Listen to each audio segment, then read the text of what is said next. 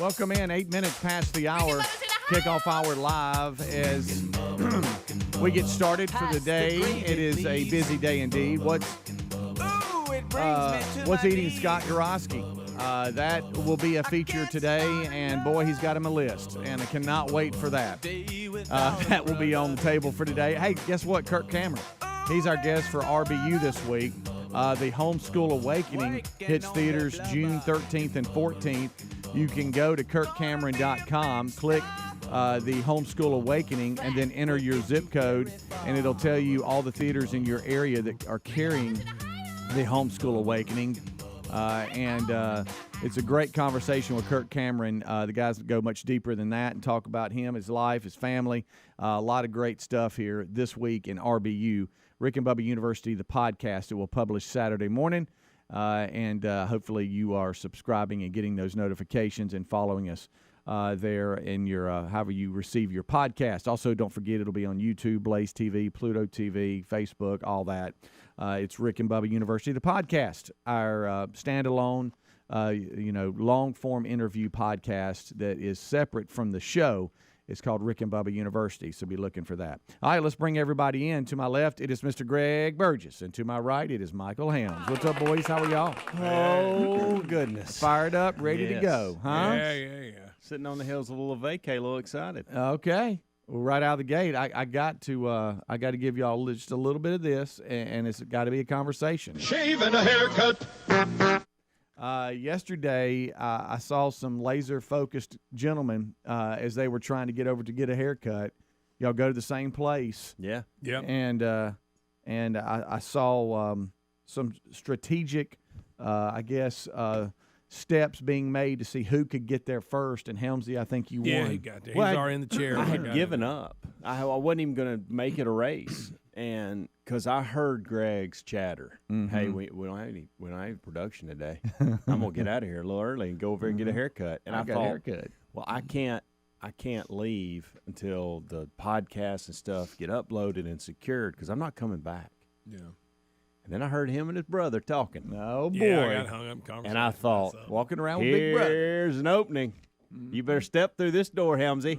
Yeah, I knew you'd left when I. And I looked and I heard y'all still talking and still talking. And the minute I saw complete, I grabbed my stuff and now here was another problem, and you didn't hear it, or you'd have probably said something when you walked in the door at the haircut place. My car acted funny again out here in the parking lot. Oh, yeah. And I thought, this is going to be good. You've run out here to beat your buddy, and now he's going to have to jump you off. Yeah, that would have been. So I left it running at the haircut place. Just went in and got a haircut and come back. But, yeah, I got him by about 2 minutes, I think. Parking's a little tight over in them trucks. It is. Did y'all know y'all were racing, Greg? Nah, I knew when I looked and he was already out of here, I knew I missed my window. So, but luckily, both of us, it doesn't take them long to cut our hair. So I was right behind him, so I wasn't there long. I timed it up, too. The gentleman that was in front of me was getting out of the chair as I was walking in the door. Now, the other guy, they talked a little too much, the guy beside you. They did. They could have hurried up. They did. But that's that okay. bothered I try to keep conversation limited. Yeah.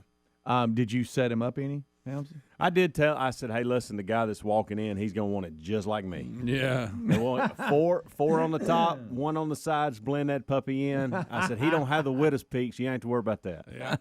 Yep. But, She goes, oh, your buddy. That's what she said. Yeah. Oh, it's your buddy. I That's told her what I she didn't said. have enough hair to get the haircut he got. Yeah. So. Of course, then he tried to get me to pay for his haircut. Well, he was up there. I said, That's just go ahead funny. and put mine on that card. Well done. I'll tip you really nice. Mm-hmm. It was fun. Well, His Helms don't got it tip, done. but I did. Helmsy, I you did. didn't tip? I'm actually a really good tipper. You are? Yes. Okay, Especially good. when it comes to haircuts. There you go. Probably tip too much, actually. Yeah. I feel bad. You know, when y'all started all nowadays, that, everybody's wanting. I don't know. when y'all started all that yesterday, I started thinking, that's something I don't have to worry about since that's I a shave my good head point. and stay bald. You and I buff can't, that thing. and though. I was really trying to remember what's the last haircut I went to Oh, and wow. sat down, and I can't remember it Ooh.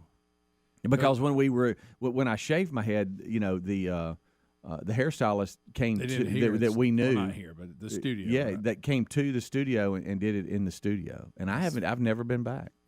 Well, that's how'd it. that feel when you made that? I mean, that's a pretty big step on there. Yeah. That's at least what? That's 15 years for Or more. sure. Yeah. Cause Oh, I, yeah. So when would it be 20, Mhm. 25? Yeah, no, it's probably been at least 22. Okay. Right, Wow. 20. Huh. No, about 21. 21. Because when I got married, I had hair, which Okay. which the boys laugh at those photos, and because I didn't have much, and so it was shortly after that. I would probably say it was right around maybe 2001 or 2 that I Yeah. shaved my head, maybe 1. So yeah, it's been about 21 years since I've had a haircut. I thought about that yesterday. Think about how much money you saved. I know. Add that up. Yeah. I don't know if you've bought razors lately, though. If you don't. Yeah, they're a lot they're cheaper pretty than that expensive. haircut. I can promise you that. Yeah. What do the haircuts run now? About $20, 21, 22? Yeah, it depends on how much you tip. Okay. The base is like 16, and then you do whatever you do. Okay. Where we go. Yeah. Yeah. And I think know, it was 18 plus the tip yesterday. and the hairstylist, the way they do it, they pay for that chair, right? They rent that chair I'm not per sure. month or I something, don't or per know week. is that every place does it? If you that got a way? haircut every month, okay, and we'll just do $20 rough, okay, times 12, times 21 or 22. All right, let's just land at 21, just to play it safe. You've saved over $5,000 in haircuts. Wow. Come on. How about that? Huh? How about that? Hey, how about that? And it's probably a little more than that because you get that tip in there, you're bumping 30. Yeah. He ain't tipping. No, because we're all good tippers. We are, because the boys still get haircuts, and most let's see, 2 of the 3 are paying for their own now, but there's still 1 that we pay for, and so we do pay. I feel like we do tip. We do tip well. I feel like I tip well at restaurants and haircut places. Outside of that, I'm probably not a good tipper. Well, I get confused on some of the things. Well, I when do you're too. supposed to tip. Well, I'm not putting. I asked the Walmart people that bring your stuff out, and they said no, we're not allowed. Yeah, I don't do that, and I don't unless I've just got some random change around that I need to get rid of. Yeah. I don't put a whole lot of anything in the Do you- Starbucks, Panera. It's tough to tip when you pay $6 for a cup of coffee. Thank you, Yeah. Greg. You know, I I mean, know. Could y'all do me a favor? Could we land on Sonic for a second? Are we supposed to tip at Sonic? I usually throw them $1 or $2. Okay. Got real frustrated with them a couple weeks ago. I don't Real frustrated overdo with it. I them. don't know why, but for some reason. But I if they don't come out in skates and aren't skating around, yeah, I don't think they do that anymore anyway. yeah, But well, they do- they do. They It's do it with Really? skates on? one place in this area. Yeah, it does. They still do skates. That's yeah. funny. But I was just wondering if do you throw them $1 or $2, and why are we doing that? But we're not tipping the person at Chick-fil-A that's doing it. Yeah, That's I out don't there tip. standing I don't in tip. line. I don't tip in those situations. You No, don't? no. I do a little bit, but I don't. It's not much. And they say, "Oh, thank you." No, And I didn't. I don't know if has that gone away. I don't know. I don't Yeah, I know. get confused on who you tip and who you don't. Yeah. We pulled up into one of those, and this was in Montgomery. It's been a month ago. Sat in line. Sat in the little thing to order. Hit the button to order. Been sitting there for 5 minutes. Everybody trying to figure out what they wanted. Oh, they had a drive-through too. Oh, we're only doing drive-throughs. And I'm like, could you not have had a sign up? We've been Yeah. sitting here for 5 minutes. That's Bip City. That's BIP. Yeah. Let Real me know. frustrated. Yeah. Just communicate, y'all. Yeah. Rick and Bubba. Okay, folks, the MyPillow team is offering a huge BOGO extravaganza, and that means buy one, get one free on a bunch of their great products. Now's the time to join millions of Americans who have changed the quality of their sleep with MyPillow and improved their lives with other amazing products. Right now, you get to buy one, get one free pricing on bed sheets, Giza Elegance MyPillows, 6-piece towel sets, a roll and go anywhere MyPillows, and so much more. Go to MyPillow.com/Bubba for our special show savings and discounts, or RickandBubba.com. You can count on CarShield helping you to save you from expensive car repairs with protection plans that cover more parts than ever before. You choose the mechanic to do the work, and CarShield administrators handle the rest. And every protection plan includes coast-to-coast roadside assistance, rental car options, and trip reimbursement at no extra cost. Get coverage today at carshield.com/Bubba or call 1-800-391-8888 to save 10% on your plan. That's carshield.com/Bubba. Mom, Dad's doing a crazy dance on the patio. Ooh, really bad dancing. Sweetie, are you okay? Vicious mosquitoes! everywhere. Save yourselves. I'll call Cooks before you pull a muscle. You don't have to live with mosquitoes. Get proven protection from Cook's Pest Control. Call or go online for a free quote. Cook's Pest Control. God's been too good to me, and because of that, I've got to make the choice at this Gridiron Men Conference. The 2022 Gridiron Men's Conference, June 17 and 18, Probst Arena in Huntsville, Alabama, featuring Fred Luter, Kurt Cameron, and Tim Tebow. How many people can we help in the name of Jesus? That's the goal. Nothing else matters. The Gridiron Men's Conference, Huntsville, Alabama, June 17 and 18. Register today at gridironmen.org. Presented by Bill Waldrop Ministries. While you can't avoid allergy season, you can at least save on your prescription medications. With GoodRx, you can compare prescription prices at over 70,000 pharmacies, and you can find discounts of up to 80%. Even with insurance, GoodRx may beat your prescription copay. For simple, smart savings on prescriptions, go to goodrx.com/Bubba. That's goodrx.com/Bubba. GoodRx is not insurance, but can be used instead of insurance, Medicare, and Medicaid. In 2021, GoodRx users saved 81% on retail prescriptions. Terry was at her daughter's wedding for the weekend when she got a call from Simply Safe. Simply Safe had detected water in her basement just moments after the leak started. Protecting against floods is one of the reasons more than 4 million people trust their home protection to Simply Safe. With Simply Safe's 24/7 professional monitoring, you always have someone looking out for you. Go to simplysafebubba.com and claim a free indoor security camera, plus get $20 off with interactive monitoring. simplysafebubba.com or visit rickandbubba.com. Have you tried the innovative Helix Sleep mattress yet? Well, we love it. If you need a new mattress, go to helixsleep.com/Bubba. Take the quiz, you order the mattress that you're matched to, and the mattress comes right to your door shipped for free. For a limited time, Helix is offering up to $350 off all mattress orders for our listeners at helixsleep.com/Bubba. That's helixsleep.com/Bubba for $350 off your mattress order. Or you can visit rickandbubba.com. Our secret to a stress-free summer? HelloFresh. HelloFresh delivers chef-crafted, foolproof recipes featuring the season's ripest fruits and veggies straight to your door with 30 recipe options every single week. Like quick and easy and family friendly. There's something to please everyone. Hey, the best part, we get to spend less time at the grocery store and more time relaxing.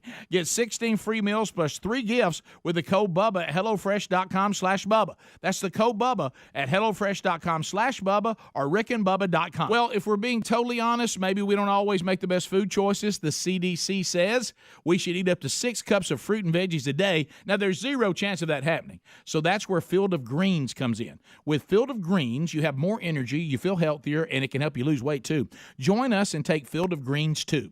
To get you started, we got you a 15% discount on your first order and another 10% off when you subscribe for recurring orders at fieldofgreens.com with promo code Bubba. Fieldofgreens.com or go to rickandbubba.com. Inflation is rising and some say a recession may be coming. Remember what the last recession did to your retirement in 2008? Our friends at Lear Capital know that investing in physical gold and precious metals can be a brilliant strategy against what's coming. Smart investors are doing this, so talk with the team at Lear Capital about owning precious metals for your savings and retirement accounts. Right now, you'll receive up to $10,000 in free bonus coins based on the value of gold coins you purchase. Visit LearBubba.com. That's LearBubba.com or RickandBubba.com under the sponsors.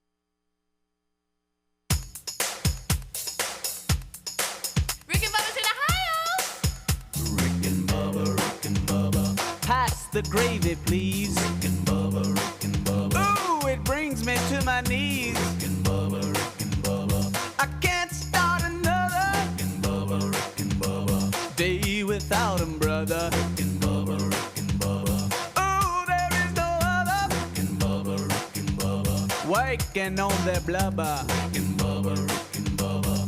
Gonna be a big star. Rick and Bubba, Rick and Bubba. Fat will get you very far. All right, we're back 22 minutes past the hour. Thank you so much for tuning in to the Rick and Bubba Show. A couple of updates as we get going for today. If you are which I am, a college D1 men's baseball fan, the Super Regionals start today, and so you'll start hearing a little bit about that. Also, congratulations to Oklahoma. They just won the women's D1 softball championship, beat Texas in the best of 3. And so congratulations to Oklahoma. That happened yesterday. And Beth Mowens, by the way, just all on that. Just every time I hear her, I think of Rick. Pretty funny stuff. So anyway, those are just a couple of updates. I believe it's Game 4 tonight, NBA Finals. Also, the Live Invitational Series started yesterday, round 1, and it was a team format. And Helmsy, I know at first I was thrown off because, like in the PGA, whenever there's tournaments, by the name, you'll see either the flag of the country that the person's from, or they'll just tell you where they're from. Yeah. Just anyway. That you just have an idea, but a lot of times it's just the flag. And yesterday there was these weird logos beside each name. And I'm talking about, like, one it looked like a spider, and one looked like I was like, what is all this? I know. And you were like, oh my gosh, they're doing 3-man teams. And I'm like, that's right. And so it's like one was the Crashers and one was anyway, they all had different names and they were all playing together, even though they weren't all in the same group. They were like 3-man teams, which was a little different. Yeah, I didn't realize it was 3. I just knew it was teams. But here's what I love about it, and this is where I think they're doing the right thing on making this different. Is you can say all you want to about, well, this is all about the money. Okay, they're making this move because of the money, and yes, that's a big part of it, and it should be. If Dustin Johnson can make $125 million in one contract, Tiger Woods has made $121 million in his entire earnings on the PGA Tour. Yeah. That's a pretty good business decision. Yeah. I won't fault Dustin Johnson from simply jumping from one company to another. That's what human beings do every day. Yeah. But I do love this competitive aspect because you think, well, they're not really going to care. They get the money paid either way. Well, no. You still get money for winning. Mm-hmm. And if you're playing a bad round and you're not up in the top 10, 5, that you're going to collect a good check on the earnings, well, then you have the team side, too, that pays out. So you don't want to let your buddies down. Yeah, right. So I like everything about that as far as the team goes. And to your point, when I first saw it yesterday, I was confused, too, because it was a little – you had scorpions and spiders. And I was like, what is this about? I know we want to be different. And then it hit me. I remember reading in some article that they were going to be teams, too. So I think that's a good little add-on as far as the competition goes. All right. So go ahead, Greg. I was just on that note. On the way in, I was listening, and they were talking. Y'all may have seen this. The journalist who wrote the article that got Mickelson, with sponsors leaving. Yes, I did see. He had a press credentials to be there, but they escorted him out. Yeah, good for them. They wouldn't let him. Yeah, they kicked him out of the press room. Yeah. Yep. It's funny the things that we get tore up about in this country. Mm-hmm. We send NBA players to China. We'll send Olympic athletes to Sochi in Russia. Mm-hmm. Now, we knew Vladimir Putin was who he is prior to this Ukraine thing. Okay, that didn't sneak up on anybody. Mm-hmm. We send soccer players to Qatar, but for some reason we're mad at the golfers for collecting a check and going to do a different tour. And by the way, I hate to break it to everybody, but 4 of these 8 events are in the U.S., so we're going to get mad at those golf courses? I think there's one in Illinois, one in Oregon. They'll probably protest. Well, but to your point, it is kind of funny because let's just go outside of sports. Look at Disney. Yeah, and how they're in bed with China. Yeah. Okay, and it's like everybody kind of – you hear a little bit about that because DeSantis makes sure that you do. But everybody kind of gets a pass. NBA and how much money they make from China, and – it's so inconsistent. It is because I see where DeChambeau lost. I think was it his Rocket Mortgage endorsement?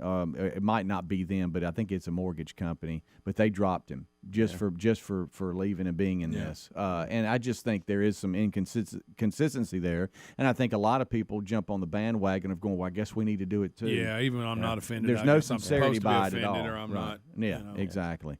But yesterday, this is kind of funny because I was trying to just give it something so I would know what we're talking about when we talk about it. Just like, what does it look like, right? And, yeah, the crowds were down, the gallery. Of course, everybody's trying to make fun of that. Oh, there's 500 people there, the haters and stuff. But I had it on the TV yesterday at the house, yesterday afternoon. It was pretty easy to find. I think it's Live Golf. That's their website. But also you can go to YouTube and just search it and live stream it and stuff. I really wish they called it LIV. I know. And then Reese walks through. And it just happened that when he walked through, they were showing how much money was being, what the purse is just for this weekend and stuff. He said, "Oh my goodness," and he didn't know about really what was going on. I said, "Yes, sit down. Let me tell you what's happening." He's like, "You're kidding me." So look, money is not everything, and I know Rory. Whenever I think he was yesterday quoted as saying, a lot of times when you do things just for money, it never works out the way you want. Yeah. And I'm sure there's some golfers that did do it just for money, and then some just wanted to leave the PGA. But whatever the case, we'll see how it plays out. But I do think it's funny how this is being labeled for the golfers that if you leave, you're an extremely bad person for leaving.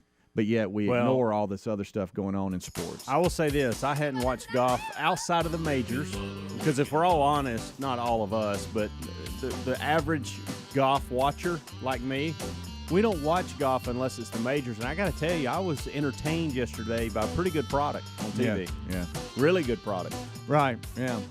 So we'll just see how it plays out. It'll be back on today. Yeah. We'll take a break. We'll be right back. Rick and Bubba, Rick and Bubba.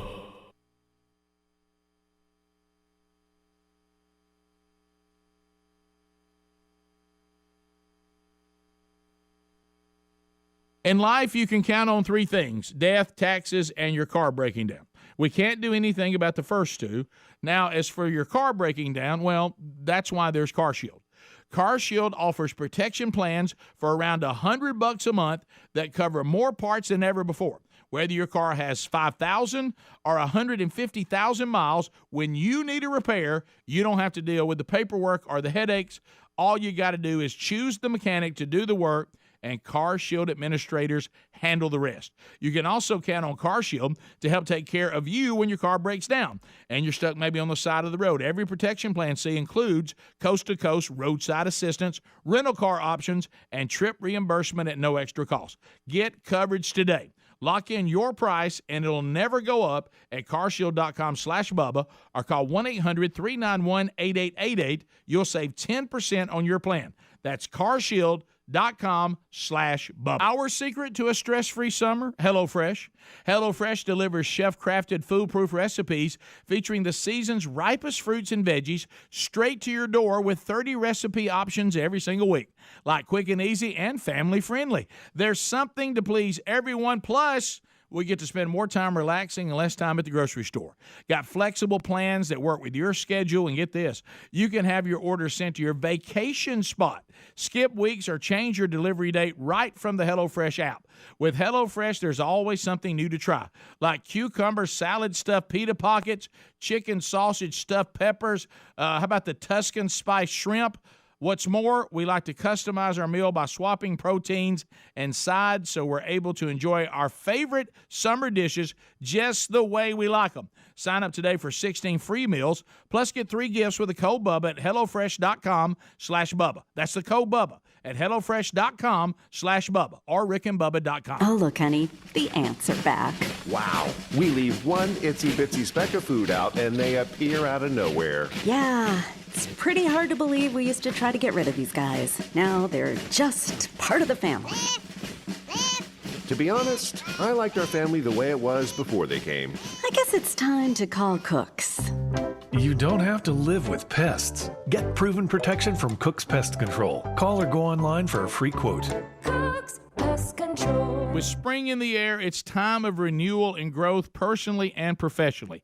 As your small business grows, LinkedIn Jobs is here to make it easier to find people you want to talk to faster and for free. Create a free job post in minutes on linkedin.com/Bubba to reach your network and beyond. Every week, nearly 40 million job seekers visit LinkedIn. Post your job for free at linkedin.com/Bubba. That's linkedin.com/Bubba. Or head to rickandbubba.com under the sponsors for a link. Terms and conditions apply. Have you tried Helix mattress yet? Everybody's unique, and Helix knows that. So they have several different mattress models to choose from. They have soft, medium, firm mattresses. They've got mattresses great for cooling you down if you sleep hot, and mattresses great for spinal alignment to prevent morning aches and pains. They even have a Helix mattress for the plus-size sleepers. The Helix mattress is a major upgrade, and we love them. Plus, they come in a box that comes right to your front door, and you can try it in your home for 100 nights risk-free. They even have a 10-year warranty, and Helix was awarded the #1 best overall mattress pick of 2021 by GQ and Wired Magazine. Go to helixsleep.com/Bubba. Take the quiz, order the mattress that's matched to you, and the mattress comes right to your door, shipped for free. For a limited time, Helix is offering up to $350 off all mattress orders at helixsleep.com/Bubba. helixsleep.com/Bubba. Visit rickandbubba.com under the sponsor. Are you ready to win an out-of-this-world family road trip? Our friends at Visit North Alabama have created another amazing chance for you and your family to have an out-of-this-world experience at the U.S. Space and Rocket Center in Huntsville, Alabama. Folks, this is the perfect weekend for the adventurous family. Parents and children ages 7 and up will launch into a mission to space or into an aerial combat scenario in authentic training simulators. Your family will even get to dress the part in your own aviation flight suits. Here's what's included. The winner's lodging and meals are all included, and you'll also get $1,500 spending money for you to use toward your out-of-this-world family road trip package. Someone's going to win. Maybe it'll be you. The winner will be announced on July the 1st. Sign up today and get entered to win at alabamaroadtrips.com. That's alabamaroadtrips.com. Or go to rickandbubba.com for a link under the contest tab or the sponsors. Rick and Bubba's in Ohio. Rick and Bubba. Pass the gravy, please. Rick and Bubba. Ooh, it brings me to my knees. Rick and Bubba. I can't start another Rick and Bubba. Day without him, brother. Rick and Bubba. Oh, there is no other Rick and Bubba. All right, 25 minutes until top of the hour. We are rolling back, and we thank you for being with us. The number 866-WE-BE-BIG. There'll be unscreened phone calls if we take some. And if you want to join in, you can always feel free to do so. All right, so as we come on back, we have a number of different updates today, a lot out there in the old news, some that's just exhausting because they continue to be in the headlines, but we'll kind of jump through that a little bit. What's eating Scott Gorosky will happen today. Can't wait for that. About 2 hours from now, he'll vent and make us all feel better. Yes. I'll need that right before I go get in a car in the next 12, 18 hours with my family for 6 hours. Yeah. So that'll be good for me. It'd be like, I always feel like I am a patient laying on a therapist's couch when he comes in here, Gorosky. So yeah, looking forward to that. By the way, yesterday I was on the we were coming back from tennis clinic. I actually help a group of kids, and Maddie's a part of this beginners group, and so we were doing that, and we came back and we were rolling through some playlists, some old playlist music that I had found, and I was trying to dial in some music that everybody would enjoy on this trip. Okay. You 5 people in a car for 6 hours, you want to, try to find something that everybody likes. Mm-hmm. So we were going through the list, and I was trying to give Maddie to go yes or no on certain songs, and we were in soft rock, 70s, 80s, and 90s to current day stuff, and we were just kind of going back and forth, hitting everything. And we got to one song, and I said, I got to tell you, she gave me a thumbs up, and I said, I got to tell you, I like that one too. And we were singing together too. Now, I'm not going to Go ahead. I'm not going to do that. Go ahead, big guy. This morning for y'all. Come I'll on. save our audience Give us that a tune. horrible sound. But the song was Katy Perry's Roar. Oh, And Maddie was just interesting. all into it. Are you listening to this, And I Greg? gave Oh, a yeah. thumbs up too. And I looked at, she just thought this was hilarious. I leaned in because we would sing each song for 30 seconds to a minute, and then we'd move on to the next song. Wow, and it's I was going really long. getting after it. And I said, now listen, this Katy Perry Roar thing, don't be telling Greg and Speedy. They can't find You out. fist pumping and all. They cannot find out that I like this song and will sing it the way I do. and she got to cackling. She had tears in her eyes. She was laughing so hard. And she goes, why Greg and Speedy? She don't get that we're going to make fun of her. Well, that's what she goes. She asked me, she just kind of turned her head, and she goes, why Greg and Speedy? And I said, because they will make fun of Daddy. Well, on this. Oh, yeah. I tell you what. Give us a tune. Give us a little bit of it. No. We're not going there. I'm going to tell you, I might surprise you here. Any daddy-daughter stories get a pass from me. Okay. You're just spending time with your daughter. Yeah, I know. You're singing Roar. Go, hey, you know what? Sing I Roar would all like you to want. hear it. Yeah. Sing it all you want, Yeah, kid. it's not happening, Greg, so you can stop asking. And then she just a little. Then in the truck in the console. Like one line. No, in the console, there's a little thing that you pull back, and there's like some snacks that I always keep in there for the kids when they're coming in. I got and a out. mouth. And you went with I got a mouth. Yeah. And Maddie asked, she goes, are Greg's peanuts still in there? Oh, God. And I She said, didn't like you stealing my peanuts. She did not. She brings it up every Hey, time. Well, you're a thief. tearing them up. Yeah. Well, and you're a thief. Won't stop eating them. Well, they're not those. They were Okay. the honey roasted. Okay. Yeah, it had Somebody my had name. written Greg's name on them. And you went ahead and took them anyway. Well, Greg, there were like 18 of them. Michael in there. Hams. There were like you got plenty. I don't Okay, remember. butter toffee and all those. They were all gone. I tried to get them. And so anyway, What's your middle name? Is it Craig? Craig, That's not odd. Greg, but Craig. Craig. Yeah. Michael Craig. Yes. All Not right. sure why they went with that. Okay. Never really asked. When you got in trouble, did they say Not a Michael family Craig? name. Michael Craig, come here. No, no. You don't All right. hear. I don't hear it much. I see it on my Shut up, driver's Craig. license, and All right, I'm sorry. Well, so you're not like me. Your first name is you go by your middle name. Yeah. If that's the case, you would hear it a lot. Like Yeah, I go by my growing up- middle name too. Yeah, so I got a lot of William Burgess, and my friends would go, Yeah. I might call you Craig now. When you know you're in Not a trouble. big fan of it. Michael Craig, come over here. Not a big fan of it. Well, at I'm all. sorry.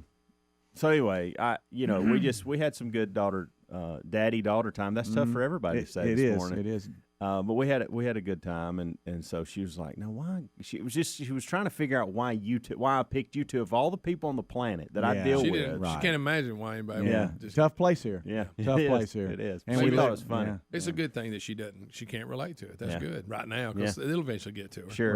Right. You can't keep her head for years.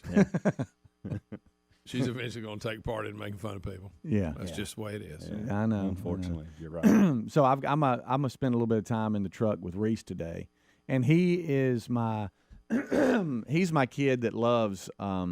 Speaking of music, he loves old country. I'm talking about. Hey, old country. He'll walk through the house and have his phone. It's just playing like really, really old country, and so he'll hop around. I'm talking Little about George Jones and all Oh that. man, he loves that. He loves like 50s, 60s music. Oh Lord, He's all over the place. But then he might listen to a song that's out now. You know what I mean? But so I'll spend time in got the a truck. wide variety. And normally when I do that, I go, all right, you play DJ. All right, you rock. Here we go. Let's roll. And I'm very interested to see what he's going to pick. Yeah. Very interested because You're hoping hip-hop. It could go anywhere from George Jones to Frank Sinatra to something that's out now. Wow. It's all over the place. Will you be singing it like Helms was? Well, I don't know if I'm gonna be doing that. Now we Well, I might mean, I we want might you have the singing window hard. down cruising. Yeah, I want you. You I don't know. want you yelling at that. Here's and I'd like to know y'all's thoughts on this too. So I guess I get any trip that's 4 to 6 hours, I always try to go the first hour or at least 2 without putting earbuds in. Mm-hmm. Okay. Now I don't shut the family out, but if they're shutting me out, Yeah, and they I'm all get to sitting doing their own thing. if I look back and I got 2 faces and iPads and one have their earpods in and Amanda's reading a book, there's really no sense. And I don't want to blare the radio to mess everybody else up. There's really no me. I can put earbuds in. Right. So usually I'm wondering when tomorrow that's going to be. Like, am I going to be past Montgomery? Or is it going to be before Montgomery when I get to put my earpods in and start About listening wait to till like I'm podcasts and stuff that I listen to? Because they don't like to listen to the the talk stuff that I like. Let me ask you a question, because when we were growing up, we didn't have those iPads or things to kind of just kill time. Yeah. So we would play games in the car, or we would just sit there and look out the window and watch trees. Yeah. When the kids were younger, Trips were long. it would only only Wow. last probably 20 minutes, but it would kill time, and that's when you would play like the alphabet game. What's it called? Where you try to work through the alphabet and find things on billboards or signs that start with like whatever letter you're on. Thing, where a cow was 10 points, a horse was 20, and Okay. then on which side of the road it was on by where you were seated, and if you pass a graveyard, wipe your points out. Okay, but like you could play the alphabet game, alphabet game, and like if you're on A, then you have to find something on a billboard, or it could be on the back of whatever, and then you try to get to the end. Now you get to X and Z and all that kind of stuff. It's hard to finish it out, but like the person has to shout it out, and the first one wins, and you both might be on the same letter, and so you got to pay attention. So sometimes that kills time. It does, but that was before you had all these devices. and those stuff. games are unnecessary. It's so they funny. are. But if you wanted everybody out of their devices, then you could do something like that. But you if Volkswagen Beetle punch me, what was that? Saw it. I kind of want them in their devices on trip because then they get out of my world. Wow. There's not a lot of yang going on. Okay. But hey, somebody's here doing this, that, and the other. It's funny though to hear them. My dad, for instance, I remember. Are we there yet? I was a kid. That was a question we always asked, all the time. and it drove parents crazy. It drives me crazy. And so I remember a couple of years ago, I put that to bed. I said, every one of you have a device in your hand, and you are smart individuals. Don't ask me that question. Just put it in your phone or your iPad, and it'll tell you exactly how far we have to go. Don't really want to hear that question. But I'll never forget my dad. One time, I think we were going to Orlando. Long trip. That's a long one. Long trip. That's a real long one. And he didn't really know the area, and he thought he'd be sharp when we asked the question, are we there yet? And he said, I tell you what, when you see 6 helicopters and 6 airplanes, we'll be there. Thinking that we would never see that amount of helicopters and airplanes, but what he didn't realize is we were coming up on an Army base. Oh, no. He said, we're here. And so about 2 more hours into it, we go by. We had seen a ton of this activity going on, training and whatnot, and we have surpassed his 6 and 6. Yeah. And of course, he called himself out on that. I remember him talking down to himself about, hey, that was a good idea. Yeah. Probably ought to know where you're going before you say something like that. Or you step on out. Yeah. Well, have fun. Try to have fun. Oh, I can't. I'm looking forward to it. There's, of course, people don't want me talking about where I'm going because, it's still kept. Well, you don't want to ruin it. Yeah. Kept secret, even though I've kind of blurted it out here or there. But. Yeah. You just maybe come back and talk about it. Not, I don't know. I want it to stay peaceful down there. We'll take a break. We'll be right back. Rick and Bubba, Rick and Bubba.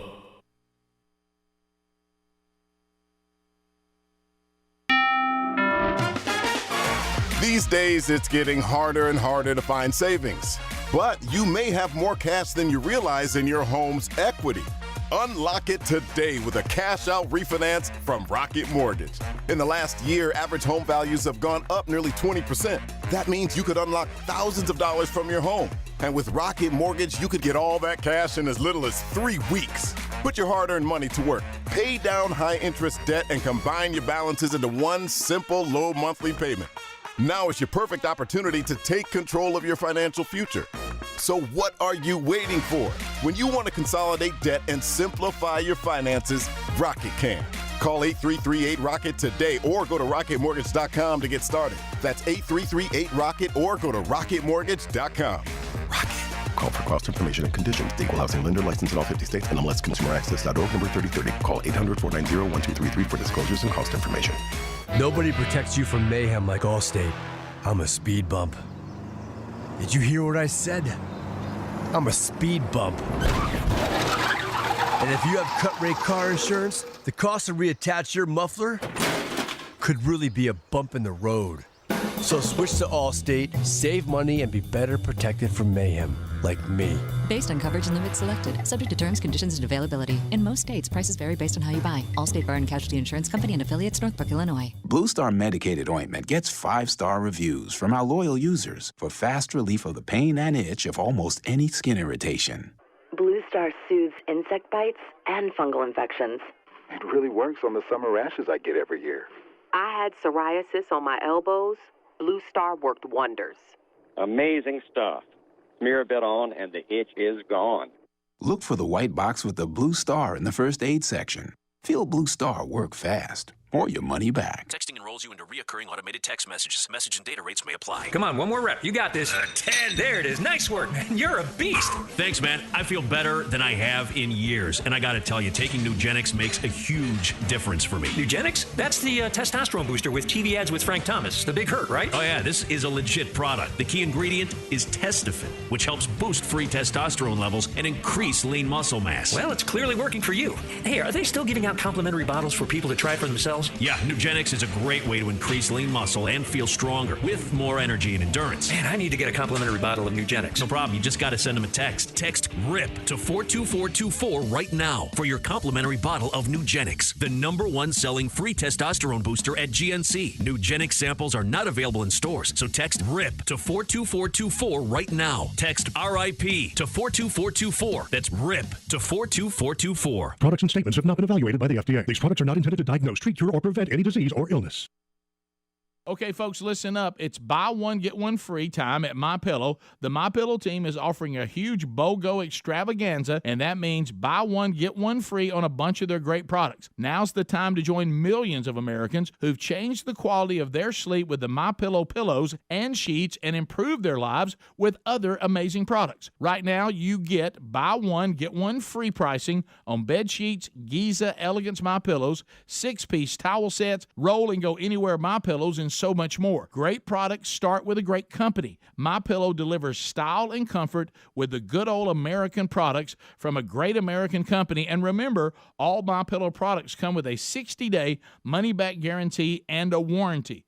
They even have dog beds for your pets. So what are you waiting for? Go today to mypillow.com/Bubba for all of our special show savings and discounts. And don't miss the buy one, get one free specials. Once again, mypillow.com/Bubba. Terry was away for the weekend for her daughter's wedding. The morning of the big day, she got a call from Simply Safe's 24/7 professional monitoring center. Simply Safe had detected water in her basement just moments after the leak started. In moments like this, time is critical because even an inch of flooding can cause more than $25,000 in damages. After talking to Simply Safe, Terry called her neighbor, who quickly turned the water off before the flooding got bad. Protecting against floods is just one of the reasons more than 4 million people trust their home protection to Simply Safe. With a comprehensive Simply Safe system and 24/7 professional monitoring, you can have someone always looking out for you. Plans cost under $1 a day with no long-term contracts or hidden fees ever. You can customize the perfect system for your home in just a few minutes at simplysafebubba.com. Go today and claim a free indoor security camera plus 20% off with interactive monitoring at simplysafebubba.com.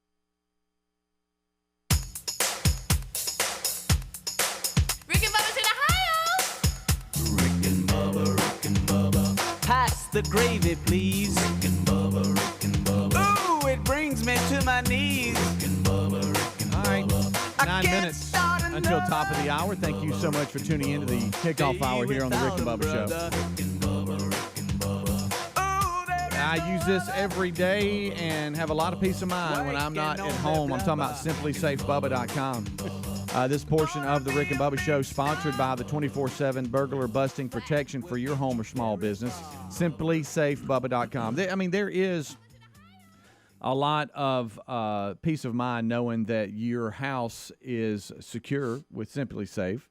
I've got the doorbell cameras, the outdoor cameras, the indoors, all that. Sensors. You can too. Right now, you need to check out Simply Safe's 24/7 burglar busting monitoring center. They had detected water in the basement of Terry's house, and that's not my wife, but she wasn't home. She was able to be alerted, saved her from a lot of damage, about $25,000 worth, after getting that call from her because one of the sensors went off. And they do a lot of stuff, man. Not only they protect you from burglars and bad doers, but stuff like that. So check them out right now. They have a comprehensive system, the 24/7 professional monitoring, as I just mentioned. They've always got you covered. Plans cost just about under $1 a day. No long-term contracts either or hidden fees ever. You can customize the perfect system for your home in just a few minutes at simplysafebubba.com. They have built-in, systems, packages where you can get them, but you can also say, okay, I've got, X amount of windows, X amount of doors. This is what I want, and put together your own system, customize it. So go there today, get a free indoor security camera, plus save 20% off with interactive monitoring. So check them out, simplysafebubba.com. You can find a link at rickandbubba.com under the sponsors button. Hey, Sniffles, how you doing over there? Yeah, I've got them too. Mine is, I take Allegra every day, and Amanda bought me the 12-hour versus 24-hour, and I haven't taken it today because she bought the wrong thing. And I clearly said 24-hour. She knows that. Everybody knows that. Who don't know that? And so I took my first 12-hour yesterday, and it's run out on me, and I need to take another one. And I got to tell you, I got the sniffles too, Greg. Sniffles. Sniffle City. Yeah, Sniffle City. So the Belmont Stakes is this weekend, right? Is it? Yes. Yeah, it's tomorrow night. If you're listening live, it's the 10th.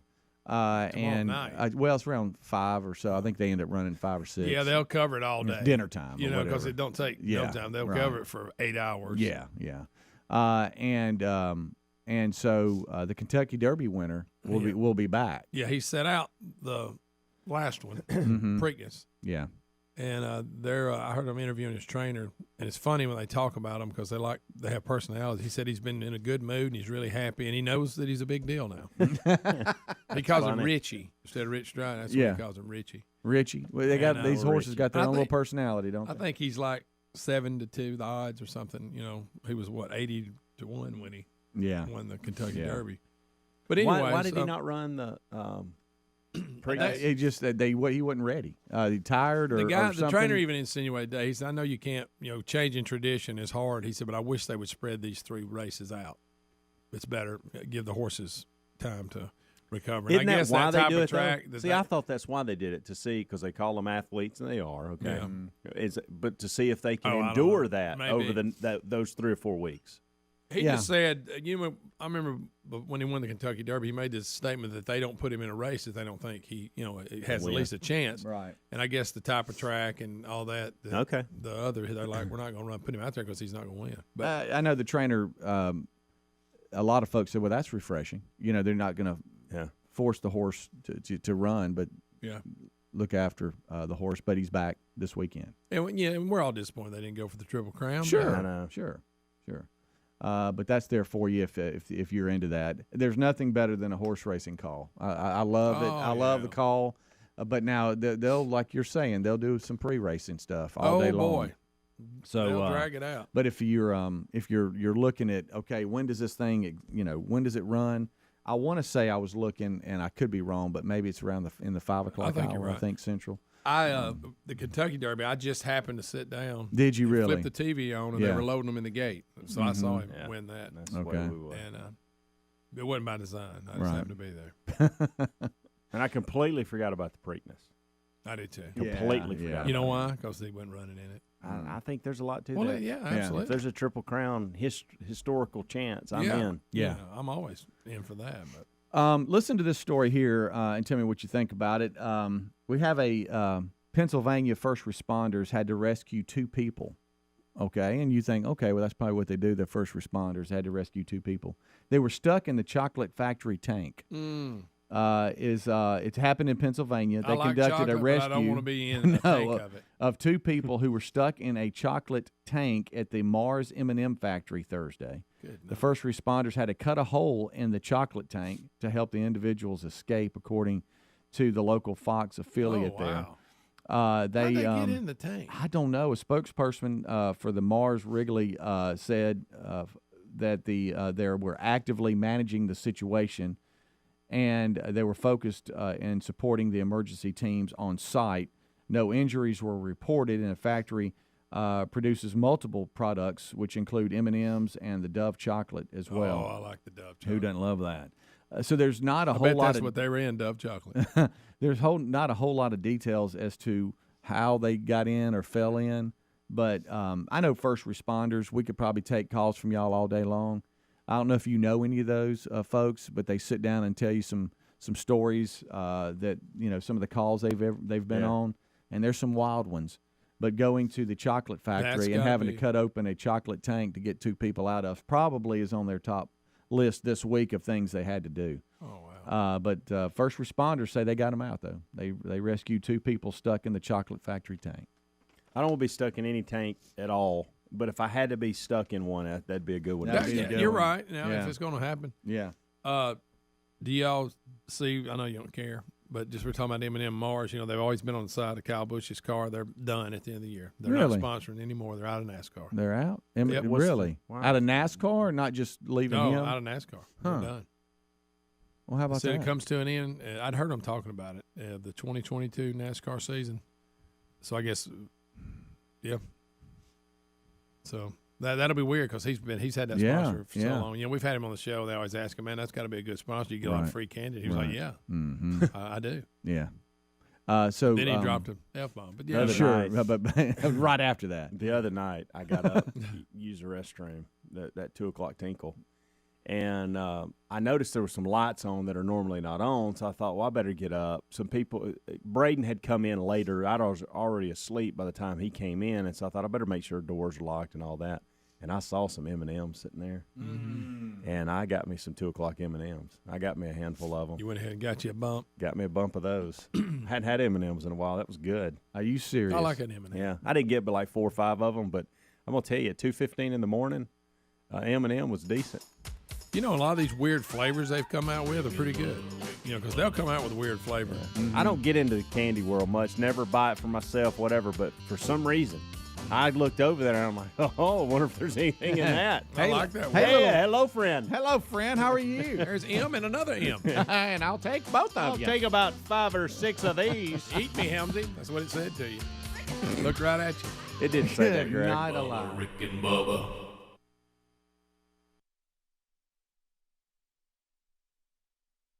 And the resume only came through what? When Joe was completely beaten down. And God says, let me tell you who I am. Who is this that darkens? Who's this complaining about me? And he said, let me tell you who I am. And by the time he's done, even though Job tries to interrupt him halfway through, and he says, no, I'm going to finish, Job looks blameless and upright before the suffering, according to the standards of everybody else. But when he saw God for who he was, and I've experienced this in the last 10 years. He said, before I'd heard you with my ears, but now I actually see who you are, because suffering has gotten me so intimate with you that I know you like I never did before. I repent of how filthy I really am in ashes and dust. I thought, compared to other people, I look pretty good. But compared to you, I look really bad. And I've got a lot I've got to repent of. It's an amazing story, isn't it? Well, but that's what suffering does. We'll come back and we'll talk more about it. I hit on a couple of more items, too. 866-WE-BE-BIG is your number, too, as we spend some time on it. It's been 10 years, and so many things went on. The guys on the show can share with you, too, because of the great job they did when they were called into battle numerous times over the last 10 years. We'll be right back. Hang in there. Rick and Bubba, Rick and Bubba.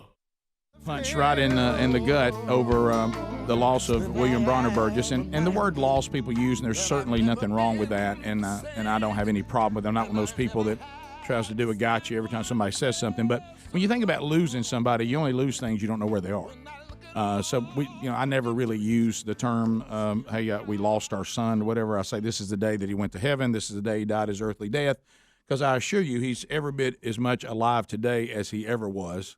And I'm just working to get to where he is and pressing on. And we'll talk about that a little bit. So for you guys, I know it was tough, too. I mean, Bubba, here you were having to come back and host a show with Speedy. And, of course, Helms and Greg were not here at that time.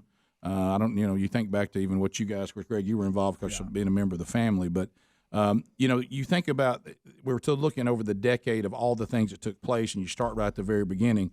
There were literally people who were pulling off on the side of the road and dealing with their eternity as you guys came in and did what was a very difficult job. Yeah, well, God was working in a lot of ways and a lot of places, as he does, to make it all come together. And it was, it was terrible. We felt very, very bad for you and Sherry, Rick, obviously. Yeah, sure. But we knew that there was a bigger play here, and that we had to do what we needed to do, and we did that to the best of our ability. But God was involved, and I told you that. It was a morning I wasn't looking forward to until I started work that day. And I really felt the Holy Spirit involved, and I think that Speedy did too. And there was a lot of concern by the folks at the radio station how this was going to play out, and I told them just don't worry about it. That it was all happening like it was supposed to, and it did. And we saw the Holy Spirit move in a very powerful way that week. It's funny. We talk a lot about how we don't do things the way other people do them, and sometimes that's what you love about the show, and it's sometimes what you won't like about it. Yeah. But I don't know that there was ever a better example of that statement than that day. Yeah. And the few days after. We had a meeting. I guess it was Sunday afternoon at the radio station, and there was obviously a lot of concern on a lot of levels for you and Sherry, and how are we going to do this? And they kind of wanted to know, and I said, let's just do it like we do everything else. Let's just be brutally honest and let the chips fall where they may. And I knew that it would all be fine. I knew it would be difficult, but I'm honestly the Holy Spirit really was involved in that week, and it was there was so many good things that went on. It helped to, really change your heart from the sadness of that night to where everybody was and the conversations and the way everybody felt about it. And you could just see, you could see the Holy Spirit moving in a very, not in that private solo place that we pray in, but like in a public area, and the way that it was affecting people and our family and all these other families too. But I knew you, and I knew how God had been working in your life prior to this. So, in my mind, I had no doubt that you would come out stronger and tougher than ever and more focused. And I knew when we were going to pick you up that night, that's the way you would be. I never had any doubt. I remember, Greg, you said it's going to go one way or the other, and both will be extreme. Yep. That's our conversation on the way over. Yeah. I said it's one or two ways. Right. It can be something good come out or something really bad. Yeah. Well, and you guys hit on there's always preparation. But Lord, I knew what was happening. The Lord never takes you anywhere that He didn't prepare you to go. Now you better pay attention to instruction. And I'm not saying that that I was anywhere near with Christ then as I am now. I really look back at my life, even my faith life, which was it was relatively new. I'd been following Christ for about 9 years when this took place. But I look at my faith then and my relationship with God, and it looks silly compared to now. It's almost embarrassing. And I really thought I was really, going on. Yeah. And so, But Rick, I think you were stronger than you give yourself credit for. And I mean, you were out of town at a speaking event. Yeah. And of course, I can't speak for you personally, Right, but just what I knew you.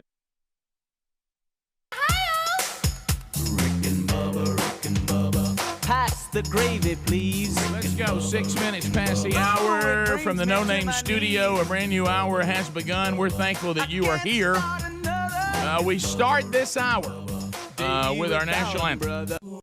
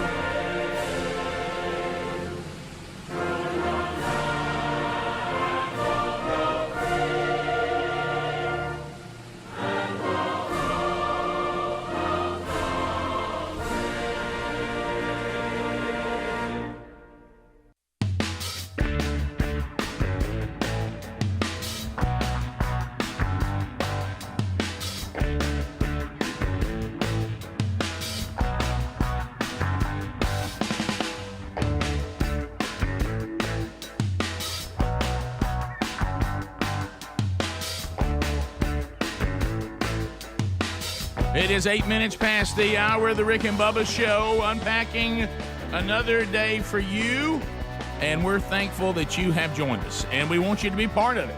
And you can do that by reaching out at 866-WE-BE-BIG. 866-WE-BE-BIG to chat with you today. You know him, you love him. He says the things that you're not allowed to say, but deep down you're like, exactly. What's eating Scott Gorosky? The things that he murmurs today that you can understand probably will speak to you. So that coming up a little bit later on in the program today. Next hour, as a matter of fact. What is eating Scott Gorosky? Also, if you follow Rick and Bubba University, the podcast, another edition is ready. It'll be out this weekend. Kirk Cameron is our guest. And we had a great conversation with Kirk, and that'll be going on this weekend. Grab that wherever you get podcasts. Speedy, the real Greg Burgess and Helmsy, they're done with the kickoff hour. Adler settles in to his seat, and then across the way there he sits, the silver-tongued one, the man with the golden voice, professional lunch eaters, man of the year, the inventor of pizza and a cup, Shakespeare's worst nightmare, and a master at a King's English. Ladies and gentlemen, put your hands together for Bill Bubba Bussey!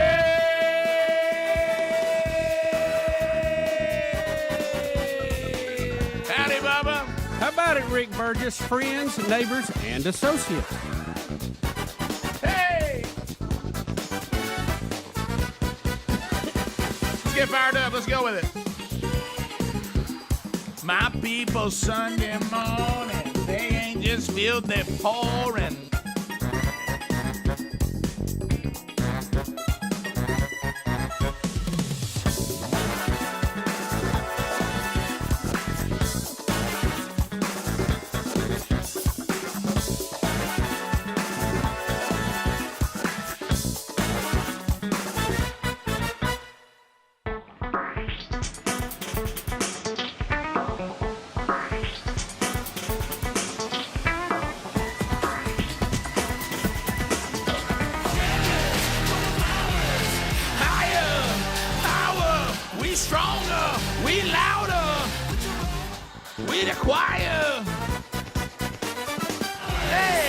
Champions, no flowers, Bubba. I love those lyrics. I do see they're good. Well, here's what I thought about this, and those of you that watch it on YouTube, you don't know, but I'm playing the a song. Crowder's last album, Milk and Honey, is fantastic. I mean, it's just riddled with stuff. And but Higher Power is the name of that song, and of course, our both of Bubba's kids and two of my kids. Went to a school called Briarwood, and they are the Lions. And I was telling young Broderick, who has been coaching the lacrosse team there, he's doing a travel team now, but he was in the season. And I said, buddy, y'all should have come on the field to that. Yeah, we Lions, not cowards. Yeah, you know what I mean? And he said, Dad, we don't run on the field to a song in lacrosse much. And I said, well, maybe you need to. Well, my quote was, you need to take a note from unofficial Uncle Bubba. And I said, he turned tennis into a spectator sport, and I said lacrosse wouldn't even be that much of a stretch. You know, y'all got to come on the field to some noise. You got to listen. Things are changing. Right. The NCAA, their grip on payment to the athletes have been broken. We got a new golf league that's turning the world upside down. Things are changing, man. You got to go with it. Well, now I will say with a sport like that you get drug into because your kids get interested in it. Probably wouldn't have been over there anyway. I'm speaking about myself with lacrosse. You know, one of the things that does tend to lead if you get everybody stirred up too much, because I saw it many times, and unfortunately, Greg, our dad didn't know that the first few times he came to see his grandsons play. You know, because of the what's the word I'm looking for? When you can substitute while the game's going, there's a name for that. You mean in lacrosse? Yeah, in lacrosse. They do it in hockey too. It's called free substitute, whatever. Yeah. Mm-hmm. Well, you don't have to stop the game. You run them on and off. You run them on and off. So because, it's like a hot switch. So because of that, they put both teams on the same side, and so the fans all sit on the same side. Oh, that's that leads to some discomfort. Good. at times. So, but now if you go to like a lot of times you play in just like a football stadium, sometimes people say, well, we're going to separate anyway. I don't care if I'm sitting behind the you probably need but some of the fields, there was no choice. You know, the parents had to all sit on the same side, and Dad unfortunately didn't know that when he began to pontificate on how much he despised a certain team. Oh yeah, and everybody associated with it. Yeah. Okay, and they're sitting beside him. while they're sitting beside him, making faces like, "What's he saying?" What? I tell you one thing, I can't stand, and I'm like, Dad, everybody all around us. Everybody's here. See the people in green? Our colors aren't green. Yeah. All right, we're blue and gold, Dad. All the people in green around us, they're the families of that green team, and they hear you talking about how much you can't stand their program, real loud, and anybody associated with it. You're right. Throw that in. Right. But you know that's that coaching, because you know what coaches were masters of. They build the opponent as if something that should be despised. Yeah, almost an evil empire. Right. Yeah, and of course, you know, always. I tell you one thing that I didn't realize, because you know you're a stupid kid, you don't know any better, and then you become the most dangerous thing. You think you're smart when you're really not. And that's when you're kind of moving into young adulthood, when probably is the most dumbest period of your life. But anyway, when you're a little stupid kid, you kind of know it. Right. But when you become like a teenager in early 20s, that's when you're dangerous, because you think you know something, and you don't know anything. So anyway, I'm not saying that you don't have the potential. Right. Yeah. You just don't know enough. You haven't lived long enough, as my dad would say. Lived life. Yeah, and so don't have the real life experience. Right. As Dad said, you know, you hadn't lived long enough to whip me. I didn't understand that, but I get it now. But anyway, so you start trying to figure this out, but you didn't realize. I remember the coaches that I played for. I thought everybody we played was going to beat us by 40. Mm-hmm. They thought they would beat us by 40. They didn't have any respect for us, and they didn't even know where we lived. Right. Okay. Well, I would find out later that many times we were actually the favorites in the game. You're right. And the teams we were playing thought we were like really good, and they didn't think they were going to beat us. Right. But I thought, my gosh, how in the world can we ever think they're going to win this game? And before you know it, I heard some people talking down at the hardware store. Yeah. You got to be careful when the cats are back. You remember that time that Dad took a clearly inferior opponent, and he was so happy he found an article about their track team. Yeah. And about their 4x4 relay team, that was going to be their backfield, and if they get outside, they're gone.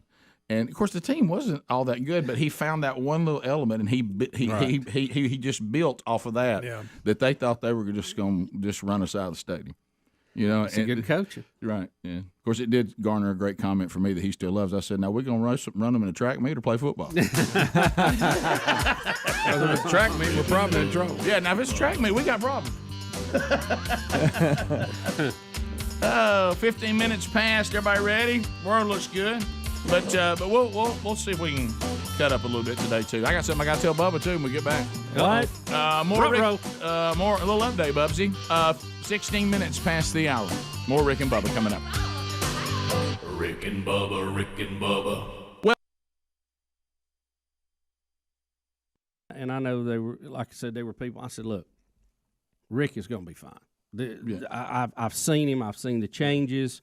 Speedy has seen the changes from day one to where we were then. Yeah. And I knew it was a work in process. But it was a going process. on. But it was progressive. Yeah, and you have to move forward. And then there's that time where it's kind of like learning to drive. You practice in the parking lots, and then you get a chance to drive on the highway. Mm-hmm. Well, and we'll come back, and I'll hit a few other items, because I was trying to think. I just need to hit the highlights, because you can't hit the whole 10 years because the show's not long enough. Yeah. Thankfully. But I remember a lot of people, and I've said this before, but today's one of those days you say for those that never heard it.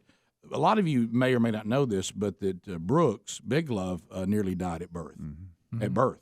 Yeah. And Sherry and I were alone at the hospital then, because we didn't think there were any issues. She'd had no issues in her pregnancy whatsoever. And so I was praying for her, only 3 years into following Jesus at that time, and I was praying for her and for Brooks. Lord, please don't let them die. And she'd had an abruption, and they had to do an emergency C-section, and the doctor was saying, this is grave, and he even told me, you need to pray. And I was praying, and I remember when I walked out after they were both okay, and I was praising God, and I said, "Thank you so much," because I knew, to Bubba's point, I did know that He was the giver and taker of life. I knew that, and I said, "I thank you for this." And the thing that I heard in my spirit was preparation for what was going to happen 9 years later. And I remember God just in the spirit, just whispering, "Well, what if they had died? Would I be any less great? What if they died? Do you still praise me if they? Or do you believe that I truly do everything correct? Would you still be praising me if they had died?" So see, preparation started right then. We'll be back. Rick and Bubba, Rick and Bubba. The last thing I need is to be heard, but to hear what you would say, word of God speak.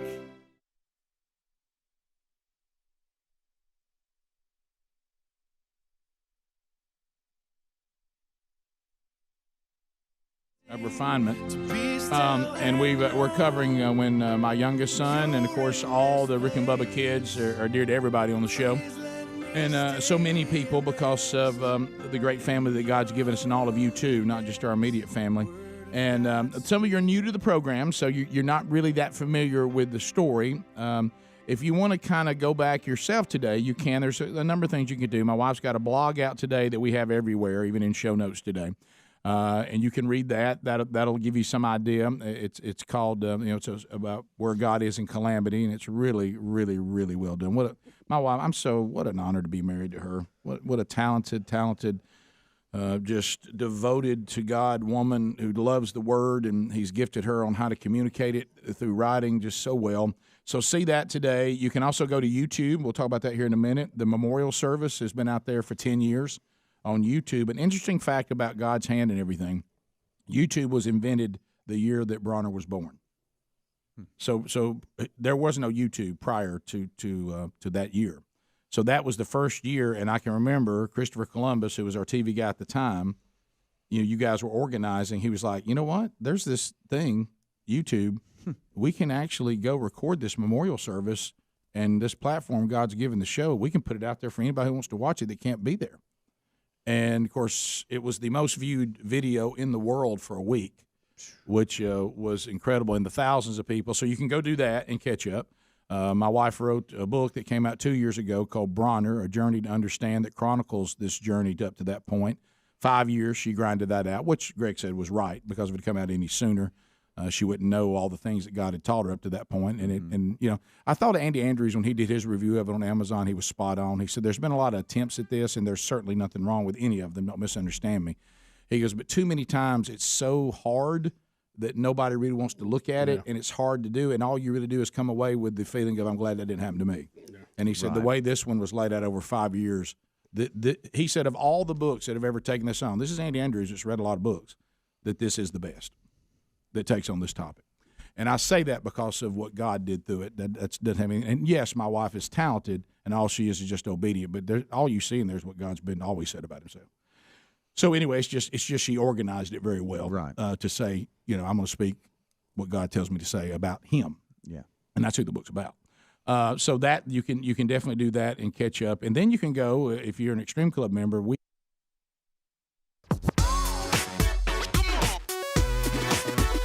21 minutes past the hour of the Rick and Bubba Show. 866-WE-BE-BIG is our number. As we make our way back, we thank you for being with us. All right, so Bubba, I know this is a little segment that we call You Tell Me and I'll Tell You. So this is when Bubba's got something that he wants to tell me, and I got something I want to update him on. Do you want to go first? You tell me, I'll tell you. Mine's not. Mine's not really. Bubba, you tell me, and I'll tell you. As much as I'm looking forward to today's show, yes. National average. Many of you will be filling up this fine day, getting ready for the weekend. $4.98, new record of what? Gasoline per gallon. Petrol. If you get this, if you're living in the great state of California, I know, I saw those numbers. I know the weather is great. Wow. But a gallon of gas is going to cost you $6.40. We asked Kirk Cameron in this weekend's RBU, why do you stay in California? Is the weather just that good? And he does answer us. Well, but, let me tell you, that was a great podcast, by the way. It I was. love Kirk Cameron. Always have. He's a pro. He's kind. You need to check it out. And if you want to talk to him on Zoom, he actually takes the time to make it high quality and trustworthy, and actually looks like a good interview. And I will tell you, my diesel price was $5.40 Hey, that's time to park the diesel. Man. You know, when it's funny, we used to worry about the gas. You know, when you do the credit card, most of them cut off at $100, and you have to go back and do it again. Mm-hmm. Now, you know, you used to fill it up and you go back and do it again and just get just a little bit. Now you're like almost filling, right? You're almost peeking it out twice. Sure. And I'm like, hey now. Yeah, it's head now. And what I love is there's nothing. So that's my good news. There's nothing being done. Nothing. I mean, just not one thing. Well, we asked for it. We got it. That's right. Look, welcome, America. You know what? We ordered this from the menu, and the meal is here. Have a bite and eat it.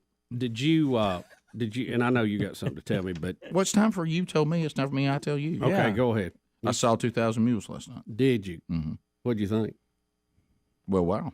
Disturbing, isn't it? Well, it really is. I think you picked a good night to watch it with the January 6th deal on. Yeah, I've also got some pointers because I saw some of the, and I'm using this term loosely and incorrectly, highlights from the January 6th prime time presentation.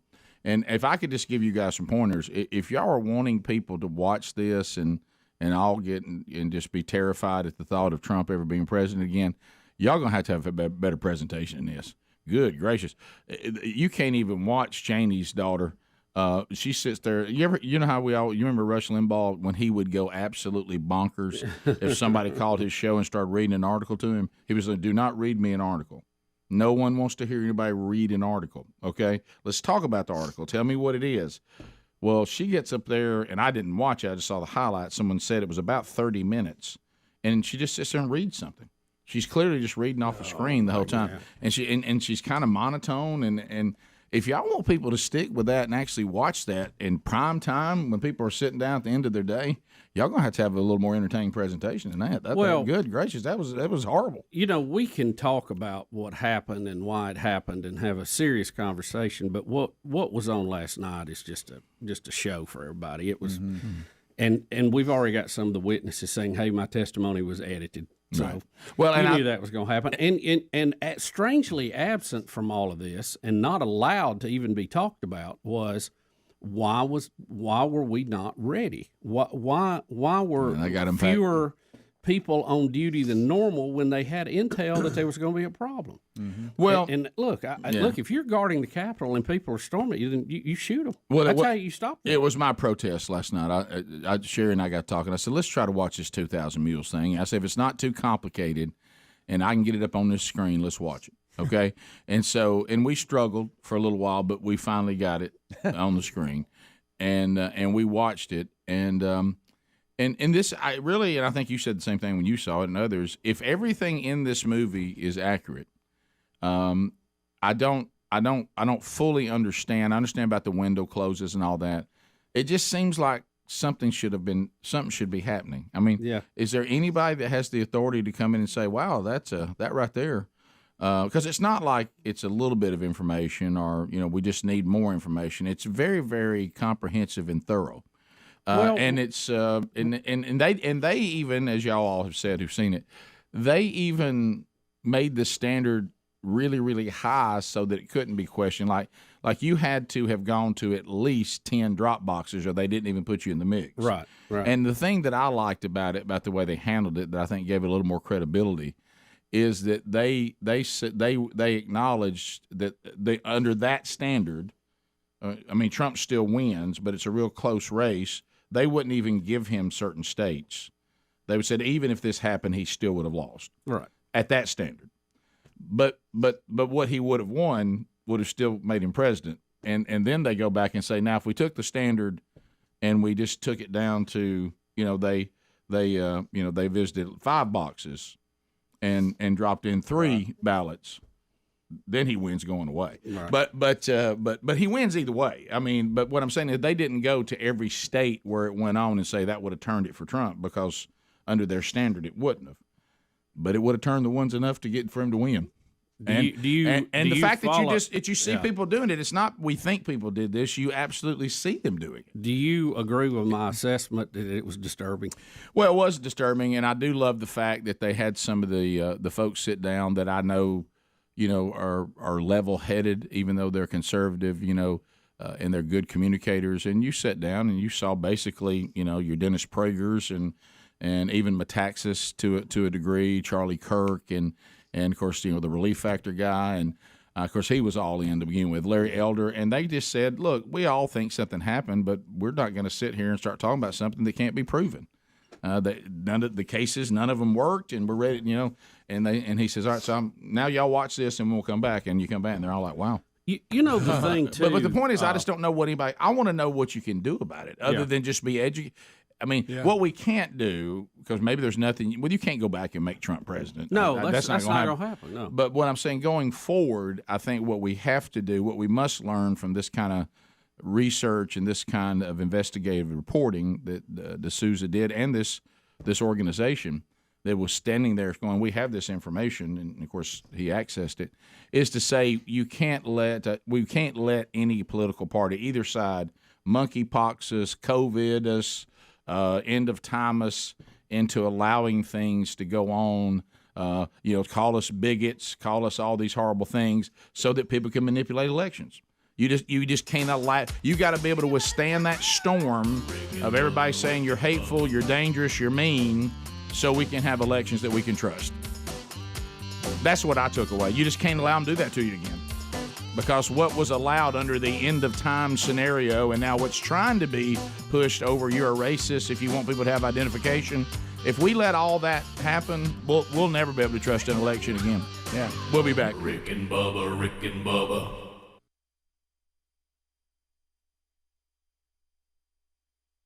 Keep the archive there of the shows that were on right after that, Speedy and Bubba and all the guys did, and all the things that went on. You can always go back and listen to those. They're always there.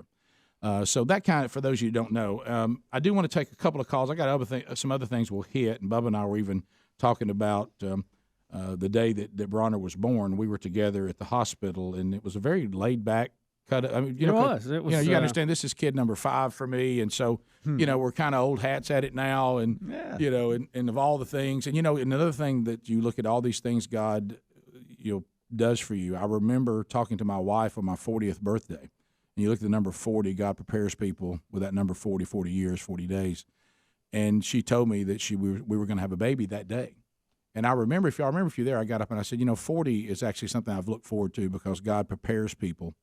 And I said, 40 years is significant, and I'm looking forward to what God has for me. Now, I had no idea what I was saying. Right. Okay, but so all of that is significant too. But Amy's been waiting patiently, and we do have other things to say, but I don't want her to have to sit there on hold for any longer. So, Amy, thank you for your call. Go right ahead. Hey, I just wanted to really say thank you to you and to Sherry. I was telling them when they took the call earlier, you were speaking about how God places you and how he puts you in positions to where you need to be, whether you may not realize it or not. We've been longtime listeners of the show, and we were actually listening that morning when the announcement was made about Bronner. And at the time, we had a 6-year-old son and a baby girl. And you and Sherry did a speaking engagement. I believe it was in Prattville a couple of months after that. Mm-hmm. Me and my husband just, for some reason, we were just led to go. We've always wanted to see y'all speak, and we were led to go. And we didn't realize it at the time, but we were being prepared because in May of that year, we actually were in a car wreck, and we lost our baby girl. She was 17 months old. Mm-hmm. And if you truly believe, things happen for a reason, and that's the way they were supposed to happen. Sure. But you and Sherry, and just listening to y'all that night, I think it actually probably prepared me and my husband for a lot that we didn't understand at the time. But it it did. It just prepared us in ways that we didn't even realize we weren't even prepared for. Yeah. But it's just, you just get that feeling that, Yeah. That's the way things are supposed to be. Well, he always gets you ready. He always gets you ready for Right. what's coming if you're with him. And we hear stories like that, and you know what it does? Because I want to thank you for that. It's just you never ever can hear enough. Hey, what you guys have been through, God used it. It actually has meant a lot, and so I thank you for sharing that with us, Amy. And I thank you for the way you and your husband, your family are obviously carrying yourselves under the authority of Christ and bringing glory to Him even through your suffering. So thank you so much for that, Amy. Thanks, kind of you to Amy. say that. Let's go to Leah in Chelsea. Leah, go ahead. Welcome to the program. Thanks for your patience. Okay, one thing before I ask my question about Job, I just wanted you to know, Rick, and everyone in that studio this morning, that so many of us out here really do still today pray for this show every single morning. It matters. It's a blessing. It's so good. Thanks. And I'm also thankful for the show. That's the first thing I ask, God to thank for the show, and then also to bless the show, because you are so. It's just overwhelming, this show. I love this show. Well, thank you. Now, on the other thank you. side, That's so sweet of you. did Job know that this was going on between Satan and God? I just don't really understand that part. No, he didn't. He didn't. It's obvious when you go through the suffering and his friends talking to him. He has no idea why this is happening. He didn't know. He has no idea. Okay. So that I'm not saying that from my opinion. That's scripture. Yeah, it was in a higher place. I think. That Lucifer had to present himself before God, and God asked him what he'd been doing. Yeah, going in and out of the world. All right, and kind of checking things out. So no, Leah, Job obviously, because all of his friends are gathering together, they're trying to figure it out. At one point, his friends are asking Job what he did to bring this on himself. His wife keeps telling him, "Won't you just curse God and die and be done with this?" So no, they don't know what's going on, and or it really wouldn't have been a test. Yeah. And I know and it's one of the it's not, the Bible's not in chronological order or the book of Genesis or anything else, and some of it, but it's one of the earliest recorded Bible stories, and I think that it was recorded early so that so many people would have that story.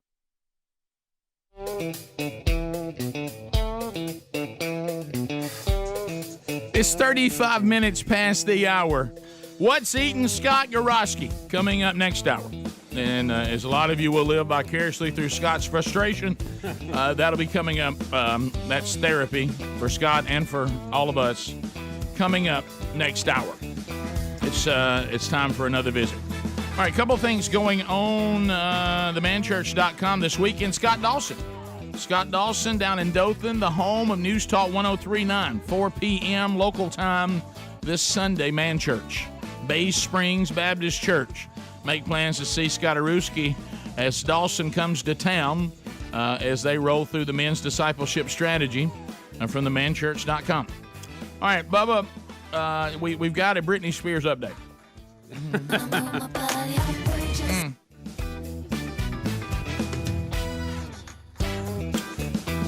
All right, so I thought, I didn't even know if this was a real story when it came through yesterday. So if I'm not mistaken, Britney Spears, I'd forgotten she was married to this guy for, Greg, you said 55 hours? I think that's what it said. Rick, first, the big news, Britney Spears got married. Well, that was the other thing. Who is she marrying? She is marrying a guy named Sam.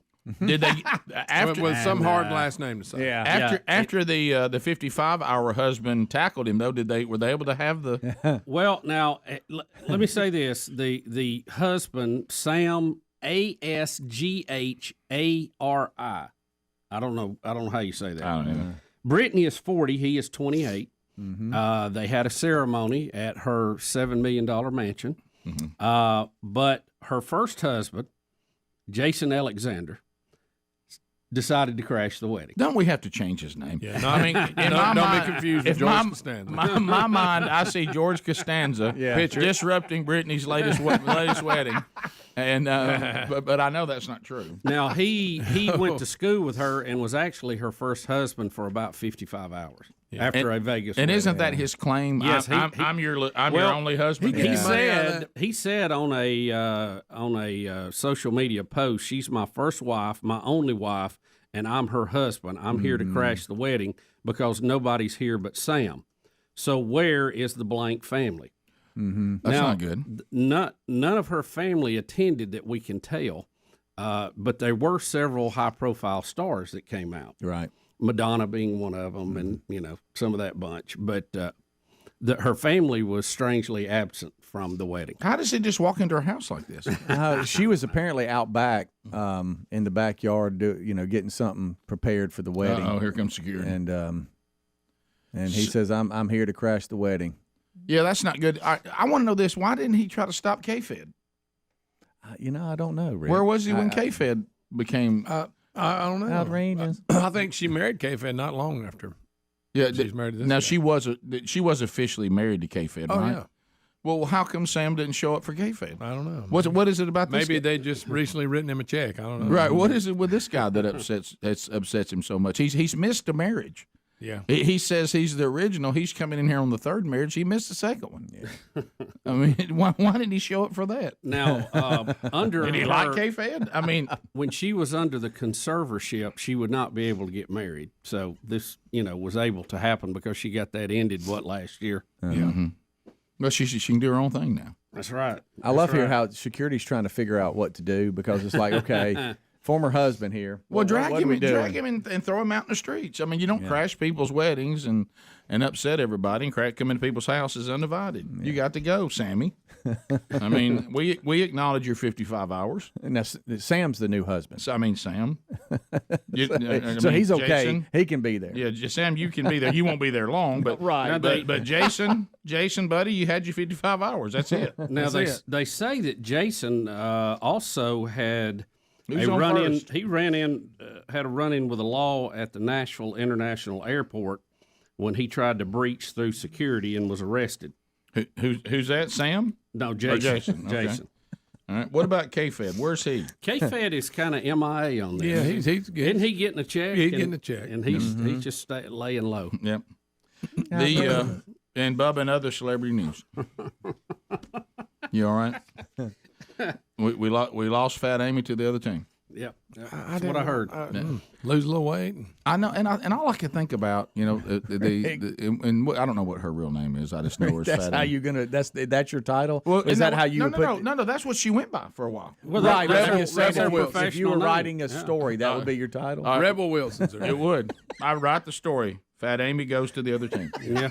And but Rebel Wilson announced her. You know what I would say? I think I would put Fat Amy jumps the fence. There you go. Okay. Oh, wow. That's not bad. But I was looking. That'd get you to click, wouldn't it? And this is all I'm saying, and I told Bubba the same thing. Is she announced, and then, when you see a headline and you kind of like, I don't think I saw that right. Mm-hmm. I found my Disney princess, and I thought, what is she doing in Disney World? I mean, is this some friend of hers? Plays a prince. And then I saw the picture, and I said, oh, okay.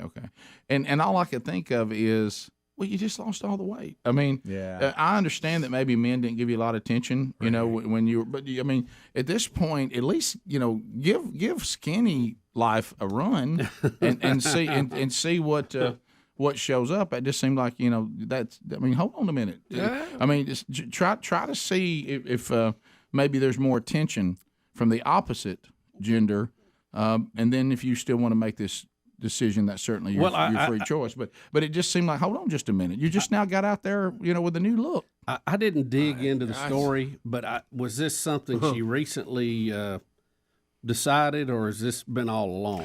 I'm with you. I just saw the headline and the picture, and in all fairness, I did not delve into the article for obvious reasons. I didn't see any need to. But but I still thought of that comedic part of it of. Just at least give this new life a run, and then if you come back to the same conclusion, then that's your free choice. But I mean, just hang on a minute. I mean, you got to give it a second, because you've never went out there and lived your life as a woman who's actually not overweight, right? And see how that goes for a minute. Yeah, well, I don't know. Yeah. I just saw the headline. Now that's just me, in the stands making comments. Right. I mean, I'm. Now, didn't you say you saw her in a movie? Since Yeah, she she's lost got a weight? movie back on. It's a Netflix movie. It wasn't very funny. Are you saying she's not funny now? It happens every time. If you lose weight, I hate to say that. I mean, it's happens every time. I mean, I'm always happy for people who are funny that are substantially overweight. All of us, we've been very open about our struggles with weight. But there is, and certainly I'm happy that when people are healthier and they love themselves more after losing all the weight. But if you're funny and you're overweight and part of your routine is I'm overweight, isn't that funny? Even though it's really not, but I understand. There's some look. When someone when someone overweight, can really dance, it's funnier than if they keep dancing that way after they've lost 50 pounds. Yeah, like with Chris Farley, if he'd lived and he'd lost weight, would he have still been funny? Yeah, great example. Remember Rerun? How he could dance? He was overweight, and I danced. Yeah. If he was not overweight, his dancing wouldn't been. Let's face it. Chris Farley comes back. Let's say he survives, and I wish that would have happened for him. Me too. Let's say he survives. He loses 100 pounds, and they tries to do the Chip and Dale bit. It's not funny. No, it's not funny. And that may have been one of the funniest little skits that's I ever good saw. I stuff. mean, I don't know what would beat it. For as number one on the list. The Big man, little coat doesn't work. That's good. That's it. A little jacket, whatever it was. Yeah. Batman. Was that and from Tommy Boy? Coat. Was that from Tommy yes. Boy? Well, Tommy Boy and Black Sheep are the same I movie. know it. I know So it. The same movie. I don't know which movie's which. But One has Gary Busey in it. The other one right. Yeah. But, I mean, Did y'all give Beverly Hills Ninja anything? I did not. It was fun. It Wasn't had that the some last funny movie you moments. made? I didn't see it. It had some funny moments. Did you see that? I Yeah. loved Beverly Hills Ninja. I loved it. I wanted to be a ninja. Would it have been funny if he was 100 pounds lighter? Not nearly as funny at all. No. Right, yeah. I know that's the dilemma. That's the dilemma, isn't it? Batman. All right. By the way, I believe, and I could be wrong, I believe if we had a contest, Black Sheep or Tommy Boy, and we showed you scenes. Yeah. Boy, that's Rerun. Boy, He had good feet, didn't he? Tell me, Rerun, that wouldn't be near as funny if he was lean. I know. I mean, watching him go, man, Rerun could go. He could. That's on the Gong Show. Remember that? Oh yeah. But what I'm saying is, if so, you said all I got was a scene. Okay. Is this scene from Tommy Boy or Black Sheep? There's no way I would know. They're very similar. Which one is it when the deer wakes up in the back seat? See? Tommy Boy. Perfect example. Yeah, you that's don't know Tommy that to Boy. be true. I don't, but I think It is because I saw Tommy Boy just the other day. Batman. Batman in the, is it little coat or little? Yeah, little coat. It's Batman in a little coat, I think. Trying to make him laugh. Batman. That's funny. Yeah, but I know it's weird that we're saying people should stay fat. I know that's not the message I want to send. But it's just. But if you're a comedian, maybe consider it. Right. Look at Rerun. I love that. See, Bubba, go get that same outfit. I want Bubba to do that. I want Bubba to do that move right there. Bubba, please. I don't have the feet. I want a hat. We'll get a big one. I want all that. We'll be right back. Rick and Bubba, Rick and Bubba.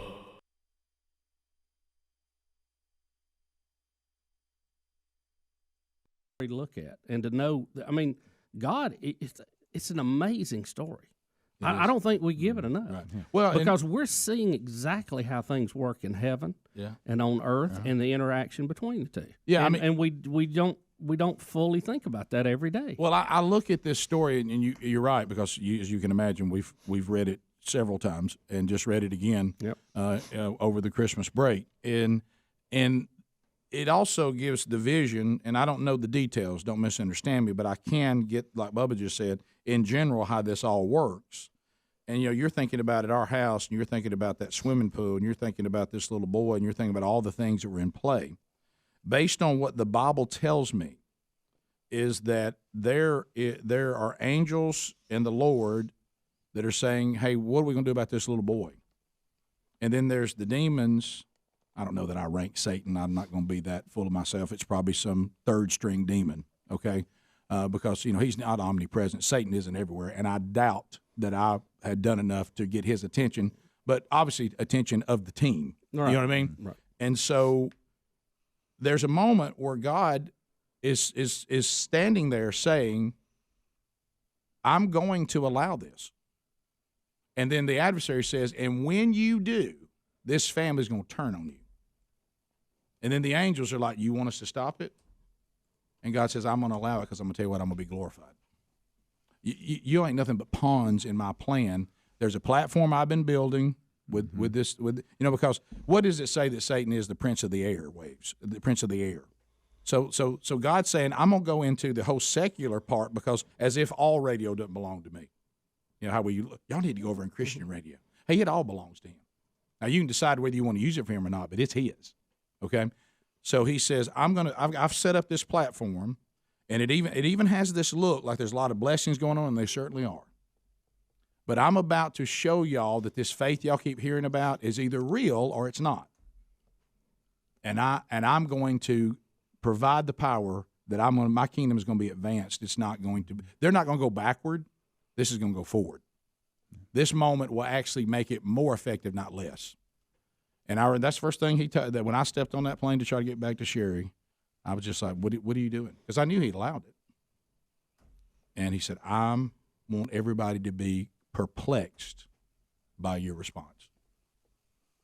Show them that what we've been talking about is real, not just something that you're trying to do some health, wealth, and prosperity thing with me. Just like with Job. I mean, he took 10 of his kids. Can you imagine? And allowed Satan to kill 10 of his kids with the weather, by the way. A whirlwind. Yeah. So we'll come back. We'll hit a few more things, too. I know some of you are out that is and understanding that part of it, I think, is, to me personally, one of the most difficult things to understand as a Christian and get your hands around. Yeah. I will tell you, it's tough. I do, but it goes against our every ounce of our being. And unless you understand it's all about him being glorified. That's right. That's the bottom line. We'll be back. Rick and Bubba, Rick and Bubba. Thing I want to make sure too that it missed is besides everything we've talked about today and the impact. I mean, here I am on the front row. I mean, it's impacted me and my family like there's been, nothing in our life that's impacted us like this and will forever be changed. But one thing that you taught me through this, and I remember you saying, is not sweating the little things. Sometimes we can get so caught up that we're in our life, and before you know it, it's Friday, and it's 4th of July, and it's Christmas, and we just get so caught up in the materialistic type of things in our life or the goals for our kids or ourselves at our work that we forget about what's really, truly important. And I remember before this, when I was 39 years old, I guess at the time, boy, I'm intense. I'll get into it, and I'll sweat the little things if you don't watch me. And that's why I was convicted by that. But the text that you sent to your kids, I try to do because of this weekly about what is important, and it's their spiritual walk, not the trophies they get. Or, it's great to have achievements here on earth, and, and if you've got athletic ability or you're smart, it can pay for school. I'm not saying that that's not important, but don't let that distract you from what's really, truly important. And the little things, you can get caught up in stress and worry and drama about the little things in your life that you just let it control your life. I remember you looking at me going, I just buried my youngest son. I'm not worried about this little thing over here going on. I'm not overly concerned about this who's going to win this ball game. Priorities in order. But then I got to where I was enjoying ball games better after I finally put them where they belong. Yeah. In a very, very low part of the list of what matters. Mm-hmm. And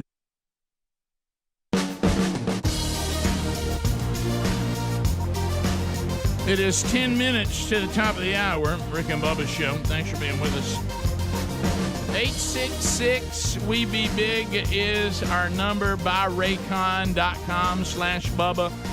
Man. The response on the Raycons, fantastic. I mean, we got people that are emailing and giving us stories of how durable they are, how great they sound, and of course, how comfortable they fit. And they're discreet, too, so you don't walk around looking like some kind of cyborg. BuyRaycon.com/Bubba. Go there right now. A couple of different sound profiles to match whatever you're listening to. Plus, they give you a couple options on this, too. Noise isolation. I mean, you choose whether you want this or not, okay? It's not you put the buds in and out, whatever. I mean, you choose. Right now, I want to go noise isolation. I got something going. I need to be concentrating on this. Maybe you're working out. Maybe you're doing whatever. Or you need to put it over in awareness mode. I need to be able to hear. I need to hear my kids if they holler. Or I need to be able to hear if somebody shows up or whatever the case may be. I need to hear if something I'm cooking is ready. Whatever you want to do, you have those options. And let me tell you, they fit. When you put them in there, they're not going to budge. They don't fall out. makes them less likely to lose, and boy, are they durable. 32 hours of battery life, and now let me get down to it. I'm talking about quality, about half the price of the other audio brands. Well, and then we get you an extra 15% off. Nobody needs to save money right now. We're all doing just fine. Save 15% off on top of that by going to buyraycon.com/Bubba. That's buyraycon.com/Bubba. And also we have that link at rickandbubba.com under the sponsors button, and then we'll get to hear your story about how much you love them. So be sure and let us know. All right, so Bubba, we've got a weird deal going on involving this photo, and they're asking all of us to help solve an Amarillo mystery.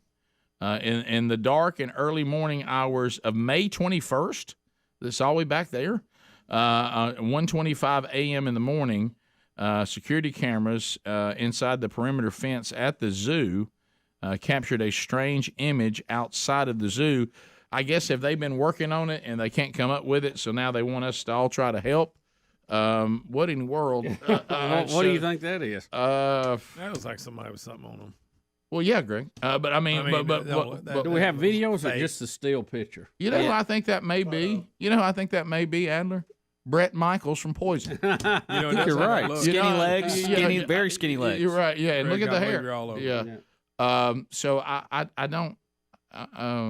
Yeah, we got this from so many listeners. I was like, all right, I guess I got to get the guys to take a look at it. It is frustrating that it's just a single image and not the video footage. That hurts. That hurts. I'd like to see this being moving around a little bit. Right. I'd like to see how it help moves. identify it. Yeah. Do they have any theories at all?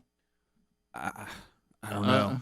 I don't know. It's got a bit of a, you could go. I think I'm going to rule out animal, right? I mean, we don't, because the thing about it, unless it's half and half, right? If you see something standing upright, immediately the animal kingdom gets really narrowed down, right? Mm-hmm. Because most of them can't stand up upright, so you only got a few that can, and then when you get to those that can, it doesn't look like any of those that can, right? It's almost like You'd have an easier sell if you were selling an alien, right? As you said, Bubba, some kind of half beast, half human, right? Something along, and it looks like it's got a flowing mane of hair of some type. Clearly a werewolf. Yeah. Well, you know what? No doubt. Of all the theories, the city of Amarillo director of Parks and Recreation, Michael Kasuba or something, said, "We just want the Amarillo community to have some fun with this. It's important to note that this entity was outside the zoo. There are no signs of attempted entry into the zoo. No animals or individuals were harmed. No signs of criminal activity." What kind of statement? What do you mean? Hey, calm down. It's only out here where you live. What are you talking about? How was that supposed to calm me? Good news. It couldn't get near the animals. But what about us? So I think that's Michael Kashuba. Bubba, don't worry. It's just out there where you are. Yeah. Some of the stranger comments on Twitter coming back. One said, "It looks like a raccoon on its hind legs." It really does. I mean, that's pretty tall for a raccoon. I don't just the think. face part of it. Just the face like part. A raccoon. No, well, I got to tell you something. See, watch this right here. I'm going here. Is that being the face? Okay. Yeah, I think it's looking forward. I thought it was looking right at us, like a raccoon looking right at us. Yeah, I got that. But what I'm saying is, if you want to also, it's got two faces. Also, if you want a different perspective, picture it looking away from you. Oh, walking with its reverse legs. That's how I saw it to begin with. I didn't even see it looking at us until you pointed that out. First thing I thought was profile. Yeah. Didn't you? Yeah, I did. But now y'all showed me this other face. Does it have a tail? It almost looks like that's a hand. Isn't this body belongs here, and this lion raccoon looking face is like on the side of its head. Yeah, I know. That's weird. I'm just. So let me ask you a question. They have asked any residents that can crack the mystery to contact the communications officer at the local government. Everybody calm down. It can only slaughter you, not the animals. The animals are fine. You're fine. You think it was drawn to the zoo because it's like half animal? Right. Yes. It only wants your flesh and blood. The animals are fine. Never got in the zoo. It's just out here where you live. Right. I mean, so let me ask you a question. I don't understand how that's supposed to be reassuring. Did you ever see it looking at us? Never. Did you? So you never saw the two eyes and everything looking at us? No, because it doesn't seem to fit the body. What do you think that is then? I think that could be just more of the hair, because to me, Greg, I'm going back. I can't believe 2 days in a row Land of the Lost gets mentioned. Oh, boy. But I'm thinking more Chaka. Look a little Chaka look. Yeah, I'm in this Chaka cave, like Not you said, Bubba. Sleestack, but Chaka. No, Chaka, half kind of, humanish, but yet a little bit of animal. Yeah. I mean, it's I'm going to call it somebody faking. I think it's a stunt. Could it be a person with just like Henry the Horse type mask on? Yes, could be. How are the zoo numbers there in Amarillo? Do we know? Are Here's they the trying good to news. get up the Here's one There's thing. nothing like a good monster or ghost to help help your numbers. It's a promotion. Yeah, you know what this is like? It's like you having a dog outside. This is an outside dog. And they come back with the report. Good news: the snake is only inside the house. Yeah. The dog is fine. Yeah. The don't worry about the dog. It looks like the snake's just staying in here where y'all are. But here's what I've noticed, and you can see it by the timeline on the video, Adler. He's clearly trying to get to Amarillo by morning. Okay. Amarillo by morning. All right, so he's got a few hours. He's there. Amarillo by morning. the audience is chiming in here. One says it looks like he's holding a spatula. It does. It does. One. He's wielding something. How'd he get But one out good of him? news, he's outside the zoo. Another one no says, Or animals. is that a tail? It could be a tail. Another one says goat on hind legs. A goat. Is anybody willing to maybe consider Satan? It's out there. Old Bill's above. There it is, right there. There's See, Chaka. Look at Chaka. See how that? I think it is Chaka. I really think it's Chaka. Chaka's got a splint on his leg. I remember when Chaka hurt his I leg. do remember that. Yeah.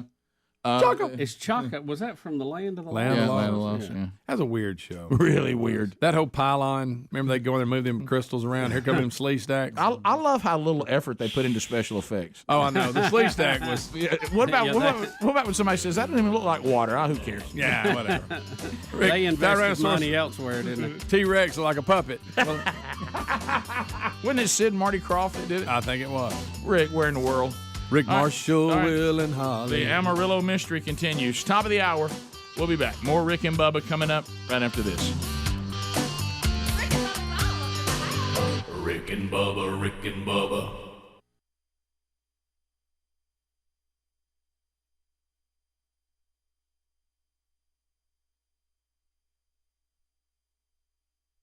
Hello. It is Rick and Bubba here. And once again, we're taking a moment to speak to you about realestateagentsitrust.com. Loving the response.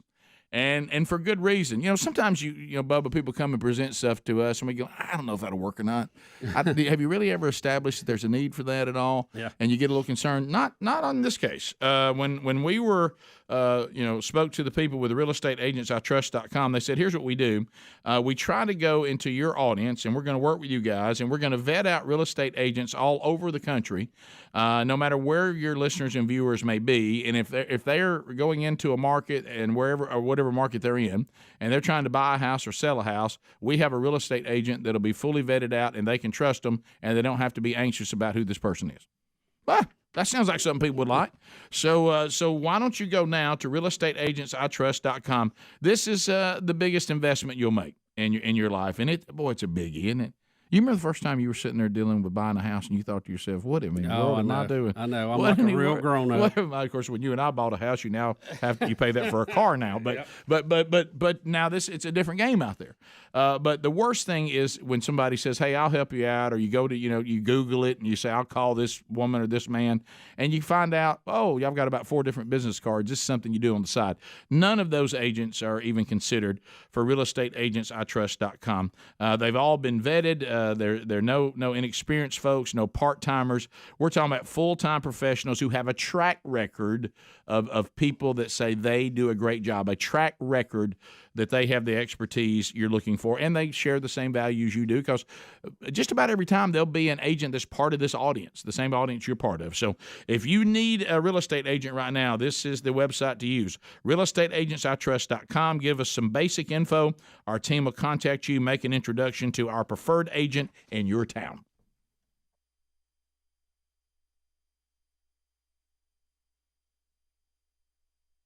You can actually enjoy it. And There's like I a piece say, to that. there's nothing wrong with trophies here on earth unless that's all you got. Right.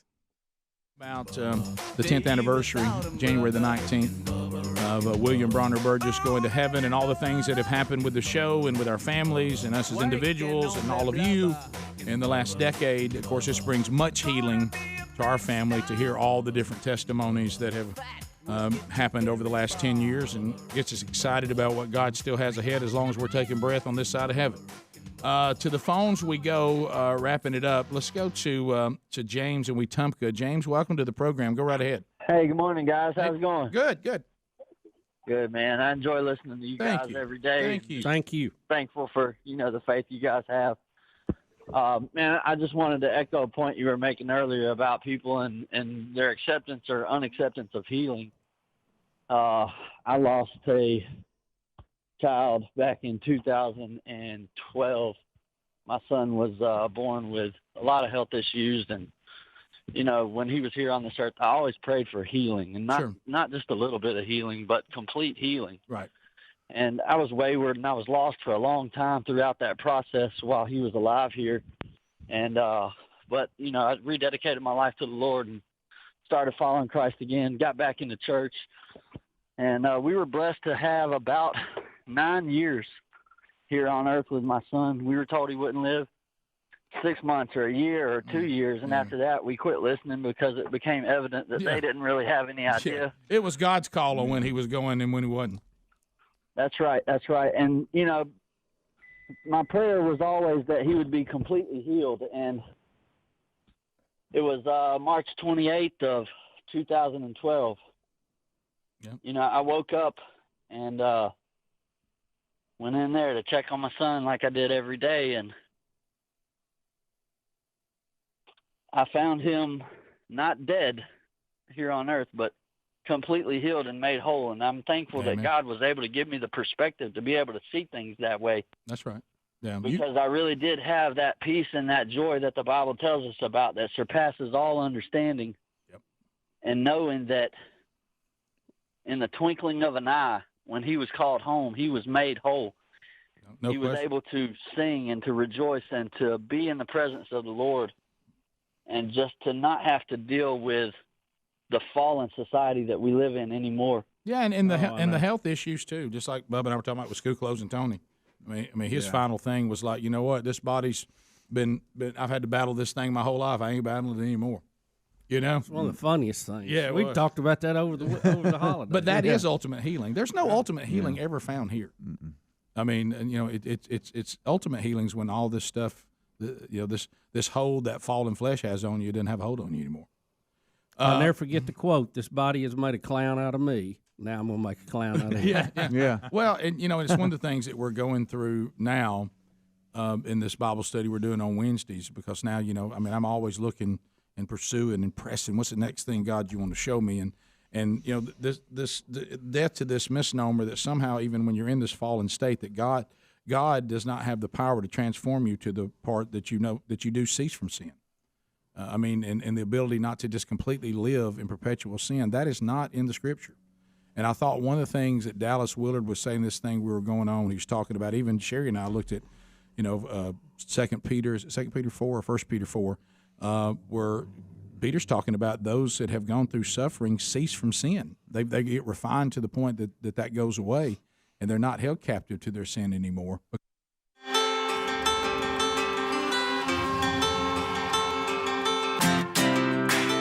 It is 6 minutes past the hour. Come on.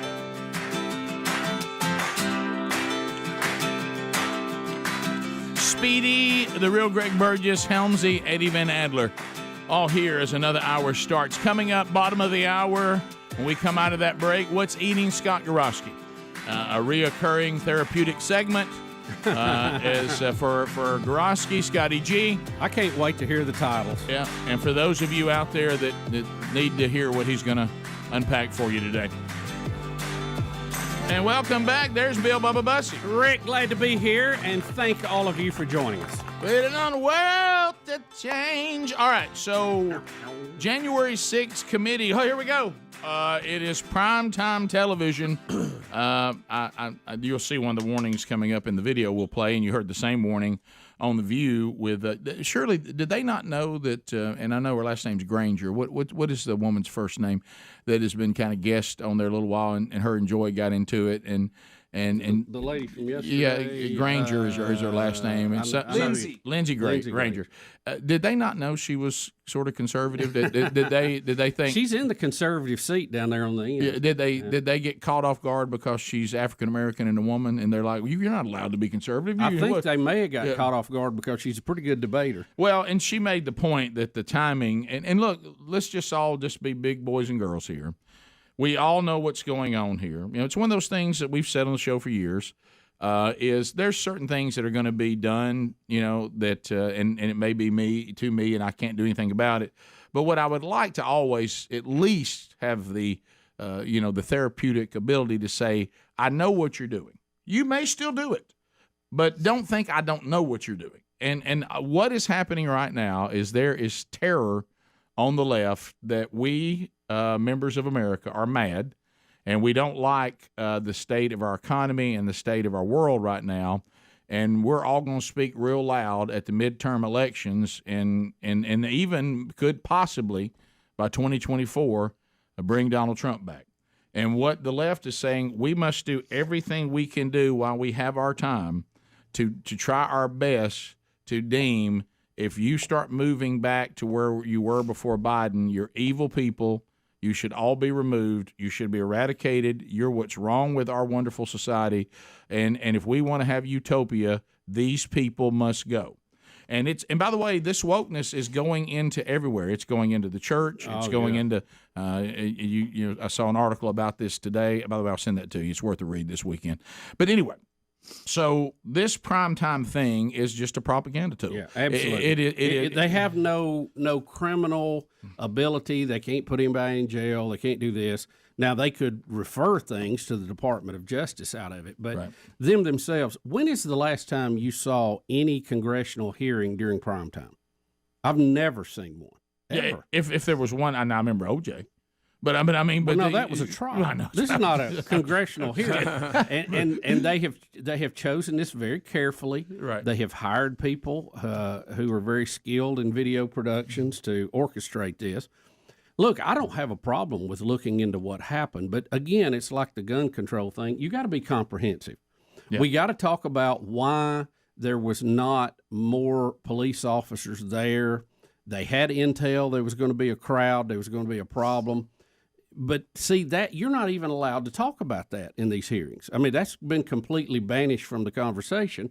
And you also have people, and that's what you're going to see in this clip, who have been on record in the past questioning elections, and now they're acting like you can't question an election. So let's go to that. Elise Stefanik, is that how you say your last name? She was on Fox News, and she calls out what Bubba just said, illegitimate committee members, Benny Thompson and Jamie Raskin, because this has been they'll do this at the drop of a hat. One of them, I still can't believe Benny was getting upset about 2004. Yeah. But anyway, so here is that clip in her own words. Here we go. So the fact that it was not just Benny Thompson who objected in the past, but also Jamie Raskin objected to the Electoral College counting in after President Trump's election, and he called for the impeachment of President Trump even prior to Trump's swearing in. So look at the Democrats on this committee. They have no basis. They are complete hypocrites. I agree with my colleague Jim Banks. And they want to avoid, again, focusing on the issues that matter to the American people. But I think the American people are smart. They are tuning this out. They see these individuals for hypocrites and Pelosi parrots that they are. Well, and you're going to hear comments that are going on right now that are very similar, including what I was talking about on The View that upset the most misnamed person on the planet, Joy Behar. I call her Cranky Behar. So Elise goes on to say the left in their attempt, now they could have never seen this coming, but this thing they're trying with the January 6th stuff and their obsession with it, and they want the message to be Donald Trump means danger, it means evil, it means us losing Of course, they would never call it a constitutional republic, but that we lose our to vote for him is evil, and they're crazy people, and they're deplorables, and they're just wicked, and their timing is not great because people are struggling right now, and here she is commenting on that. The issues that matter to the American people right now that I hear about from my constituents: inflation, sky-high gas prices, the border crisis, the baby formula shortage. That's what the American people care about. And Democrats know that they are losing on all of those issues because they've created their crises, their radical policies. So these hearings are no more than an attempt to change the narrative. They are desperate. This is an illegitimate committee that is unconstitutional, and it will do nothing to ensure that the Capitol is more secure in the future. Yeah. So, and that's, here's what, if we're all the American citizens and we're sitting in the stands and we're watching the political things that go on, both sides have their talking points. Sure. And then you have to decide which one you think is more accurate based on your real life. The left is going to say what I just said about Trump: evil, evil, bad, bad. Right-wing conservative people are all misogynists. They're bigots. They're insurrectionists, and they're just dangerous. The right is going to say, but the left is in power, and what you really care about, because I've heard all the people on the right repeating this same list, is that the gas prices, the grocery store, the economy in general, everything's going up, and people are much more concerned about that than they are about this January 6th thing. And you got to decide as an American which group seems more truthful based on how your life is going. Well, again, if we could have a comprehensive look at it, that's one thing. I think this, like you said, this is all designed to get Donald Trump. It's just kind of a dog and pony show. There's only 2 Republicans on the committee, and they were picked by the Democrats. Both of them voted to impeach Trump. And Liz Cheney, in the latest poll, she's up for re-election. Oh, my goodness. She is losing the latest poll number 70 to 20%. In her district. Yeah, and last night did not help. And again, all I saw was highlights because no way could I have sat through the whole thing. No. I mean, her presentation last night, if one thing I thought politicians had to understand is you got to have a certain amount of showmanship.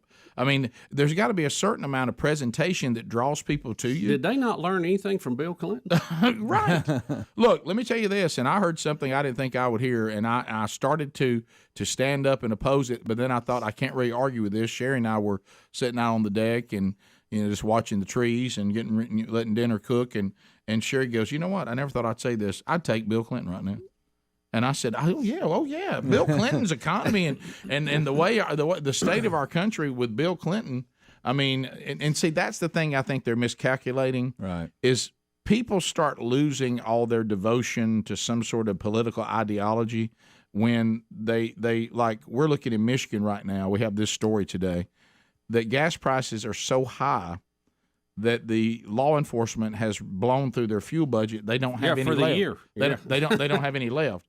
So they can't respond because they got vehicles that have they don't have their vehicles. They don't have gas. They can't go buy gas. So suddenly, your political bumper sticker starts meaning a lot less to you, and you start thinking, I really liked not going broke. I really like the prices better. I like the supply and demand situation better. I don't know about all this, because Ronald Reagan did it best on his second election when he said, right now, look at your life. Is it better since I've been president, or is it worse? And then you go to the polls and you vote your life. Rick, that was 1984. Yeah. Are you better off now than you were 4 years ago? Yeah. And he won 49 states. Can you imagine anybody winning 49 states now? He was Republican, won New York and California. The only state he didn't win was Minnesota, and it was a narrow loss there to Mondale, who was from Minnesota. Phone calls are next. All the lines are available, and it's time for you to speak on whatever you want to speak on. It don't have to be that. 866 We Be Big. We talk to you next. Rick and Bubba. Of who Jesus is, because they're so in sync with him through the suffering that gave him that kind of intimacy. And it was a great statement he made. He said, when we come to become followers of Christ and we've been redeemed and through the sanctification process, the desire of the sinful flesh may always be there. But what changes, the more you get to know God and the more you walk with Christ, when that sinful desire shows itself at some point when you're in sync with Christ, that desire will not entice you, it will repulse you, just like it does him. Because there was another quote that they talk about taking sin serious in our life, and we've all become a bunch of grace abusers, especially the modern American church, that it doesn't matter, grace, mercy, grace, grace, mercy, mercy, and we love all that, but there's also a lot of power in that. And what it says, the reason why we've gotten to the point that sin isn't hideous to us, what makes sin so hideous and heinous is not really the act of the sin, it's who the sin is against. God Almighty. You know, that makes more sense when the Bible says if you want to really have wisdom, it's got to start with fear of God. What makes sin so terrible, in order to make it repulsive to us, is who you're really sinning against. And I think, like I've said before, and I used to be one of these guys, this is why you get some of this, God's become a slogan on a T-shirt to me, or I call him the big man upstairs and that kind of garbage, is I don't want to speak of him of who he really is, because if I do, then it'll feel worse on me to sin against him. So I have to make him something that I can more comfortably sin against, so sin doesn't bother me that much. And then I keep talking about how gracious he is. But what it is if we truly become intimately involved in a walk with Christ, it's impossible for the power that is truly found in the Holy Spirit for us to just remain comfortable with sin. It's not possible. So if sin is something that you just find yourself in all the time, or no problems, things you're exposed to, things around, don't bother you at all, and I'm talking about the process I've had to go through myself, that should be taken extremely serious.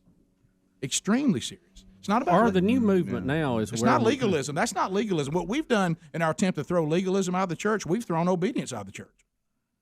And the new craze is to take something clearly not even debatable that's a sin and say no, it's not. Oh yeah, that's the one that's shocking to me. Hey, God's evolved on this. Really, where do you come to that? What revelation did you get? Yeah, I've been to Revelation. I don't see a book here at the end of this. So, and this is what I've heard from that movement. Well, I've just observed it. Okay, so now you're God, and so what you've done is you've told God you're not going to adhere and submit to Him where He can make you something He's more comfortable with. You want Him to become something you're more comfortable with. So now we're God.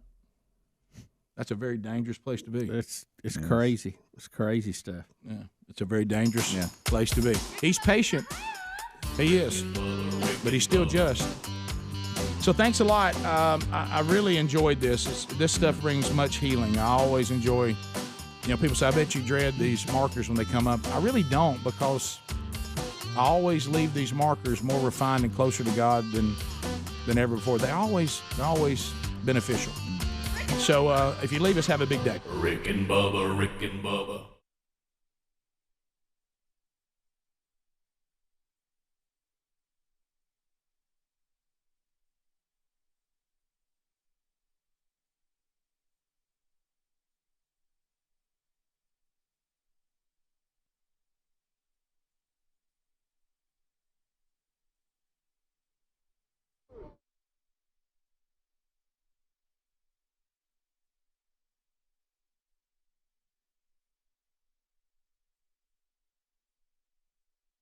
How about you? Rolling with them changes. How about you? Bubba. Rick. No Viking horn today. Well, if it is, it's the Viking horn with a car crash right behind it. Well, you know what was almost when I didn't, I'm supporting the troops, so I didn't see it. But I went by the time I got home on Sunday and had a great day Sunday. And I said, well, let me check in, see how old Vikes are doing. Didn't see the first game at all. And old score came up, and I just looked and I said, well, that the good news is Bubba's not going to have to struggle. I mean, this. Well, I told y'all. Yeah, that door got slammed and got slammed hard. I do have one question, and this is just the weird, peculiar way we are. I could have had the vision wrong. I mean, maybe it was wrong. Right. I need to know how long the hat stayed on. Was there a point where you took it off and said, I never even had it on.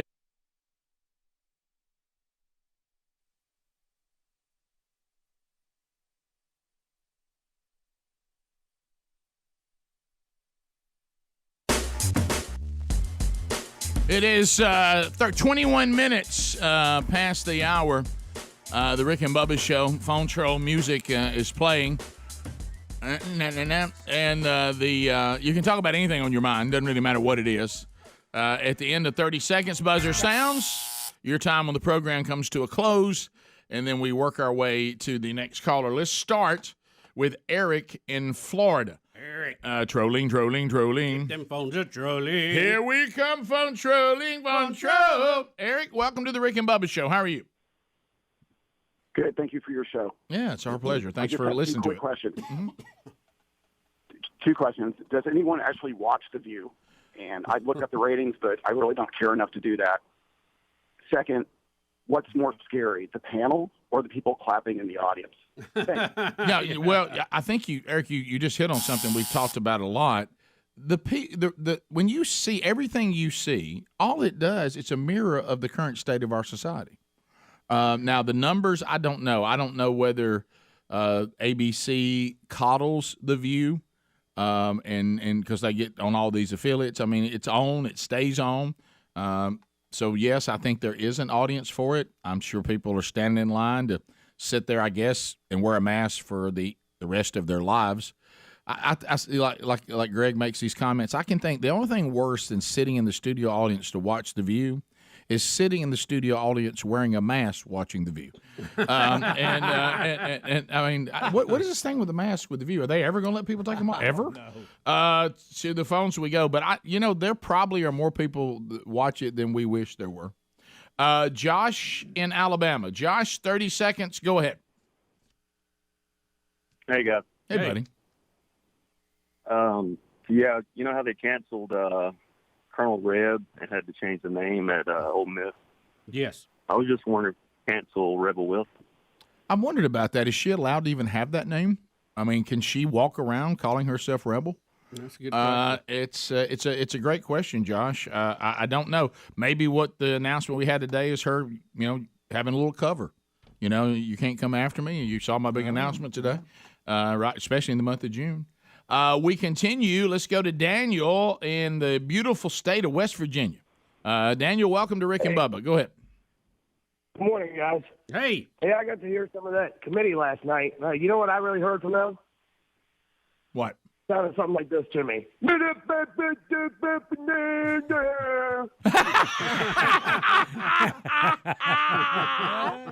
rapper. So good. Oh, man. Let's go to Jeff out of Glencoe, home of Helmsy. Jeff, go ahead. Hey, guys. Hey, I just want to tell you, they're having a Bigfoot conference in Oxford tonight. No, they are not. Yeah, they're going to have speakers and everything talking about Bigfoot and Talladega National Forest. Are you serious? Now where is that and what time is that? Oxford Civic Center there. Civic Center, I think. They told it on news a while ago. So Oxford, Alabama at the Civic Center. Yeah. I know that I use this word loosely. I used to work. They're going to have a Bigfoot conference.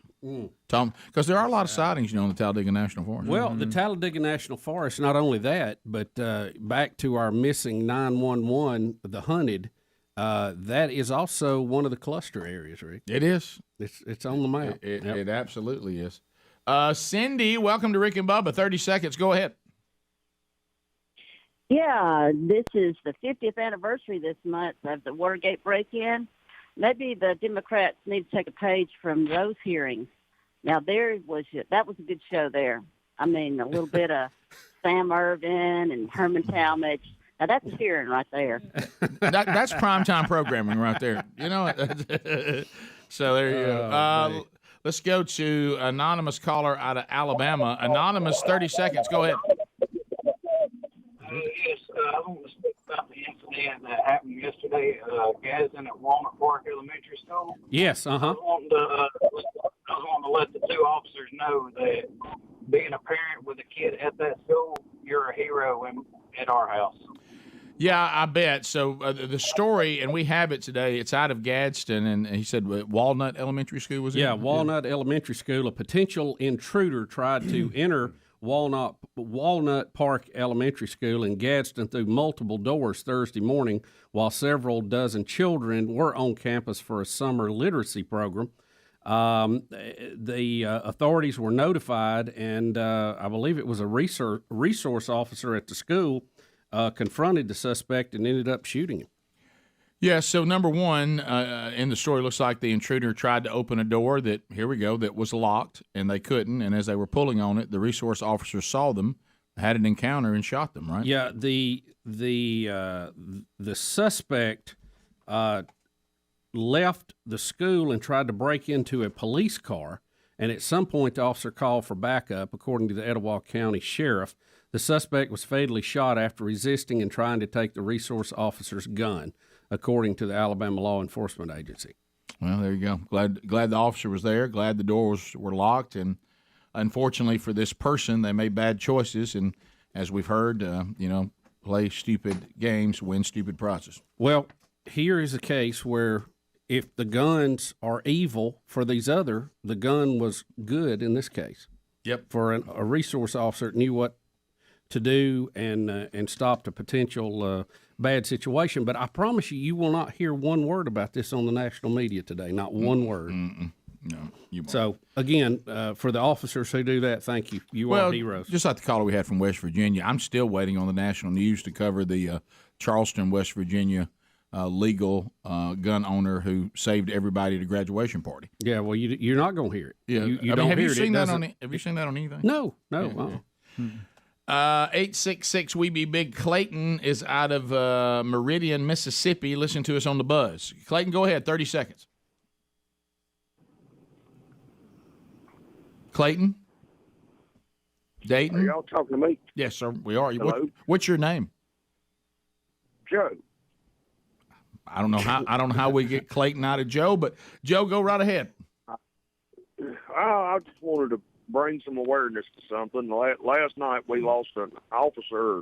I don't know if he actually was a fatal or what, but if y'all look up Meridian, Mississippi, y'all get all the news on it because it's, a cop was shot, a lady.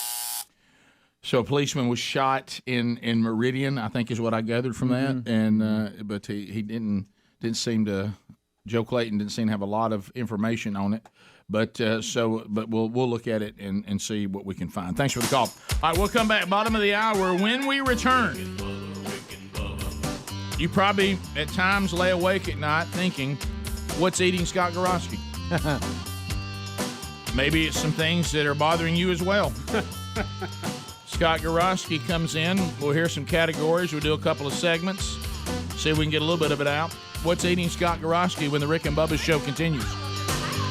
Rick and Bubba, Rick and Bubba. Have it on, okay. Because I pictured, I was trying to think, does he have the Vikings hat on? We saw it a couple times last week. We all knew that was really living on the edge a little bit. Well, it was a good hat. And I appreciate Scott hat. bringing that It's a to great me hat. Yeah. from Minneapolis. So look, it was fun. What a great finish. The New Orleans game was. But look, I knew we were on borrowed time. I told you when did. y'all started all this, I go, guys, look. Every Minnesota season ends in a horrific loss. Right. It's either a blowout. Yep. Y'all probably I didn't don't see remember. the blowout coming. I thought they could lose, but it's not the blowout when you have a number one defense. Agreed. Well, that's the Minnesota way, Greg.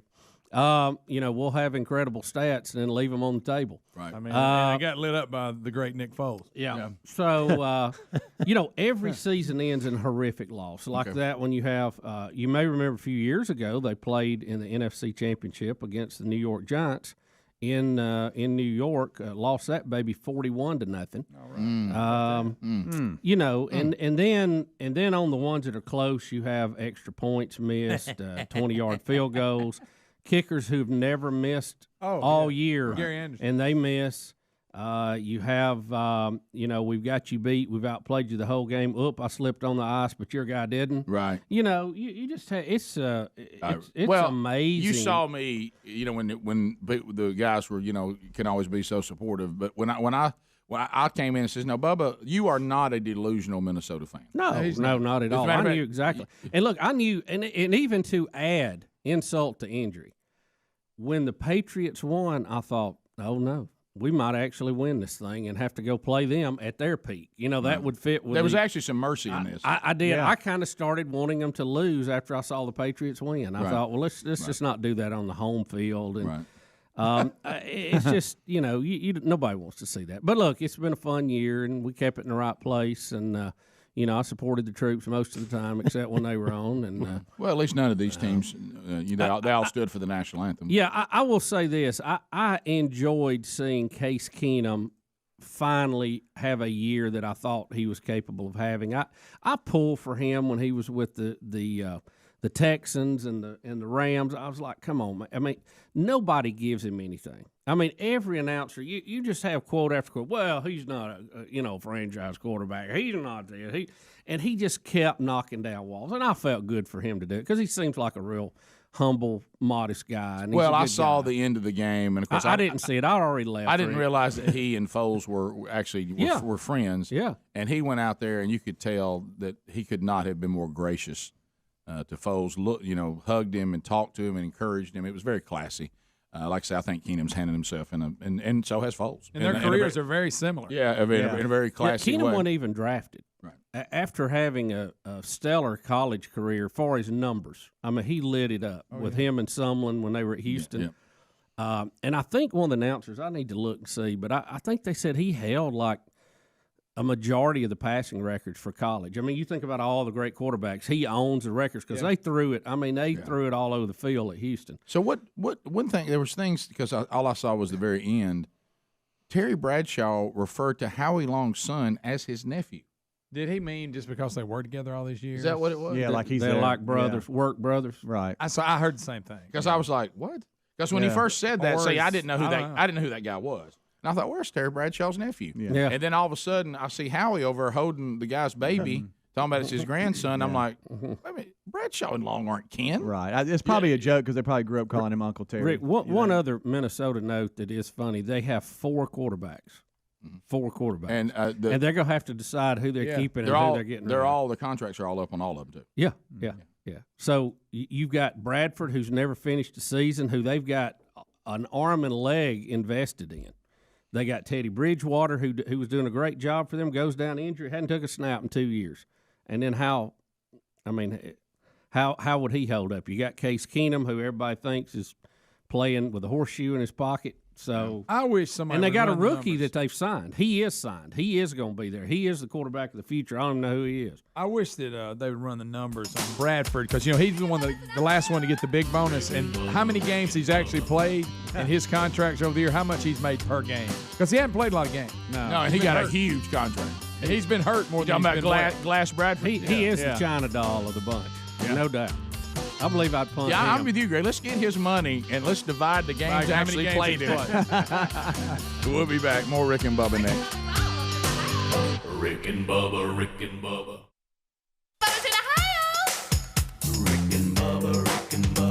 Pass the gravy, please. Rick and Bubba, Rick and Bubba. Ooh, it brings me to my knees. 35 minutes past the hour of the Rick and Bubba Show, 866 We Be Big. As we make our way back, Relief Factor. Already had my first dose today. I love it. Relief from aches, pains, and inflammation. 4 botanicals, all natural. Stop popping the over-the-counter painkillers. You're harming your body. They were never designed to be taken like a vitamin. But with Relief Factor, just ask Diane from Missouri. She said, I'm a daughter of a nearly 90-year-old man. He takes no medications prescribed by a doctor, but struggles with arthritis pain. He used to take large dosages of aspirin to control his pain with limited relief. Worried about being toxic and side effects, which is legitimate on such daily large doses. After 2 weeks taking Relief Factor, my dad is so much more comfortable. He's able to sleep through the night, and the product works quickly. And we haven't seen any side effects. So I'm very impressed, and I'm grateful. Thanks for pointing us to Relief Factor. Well, Diane, you're welcome.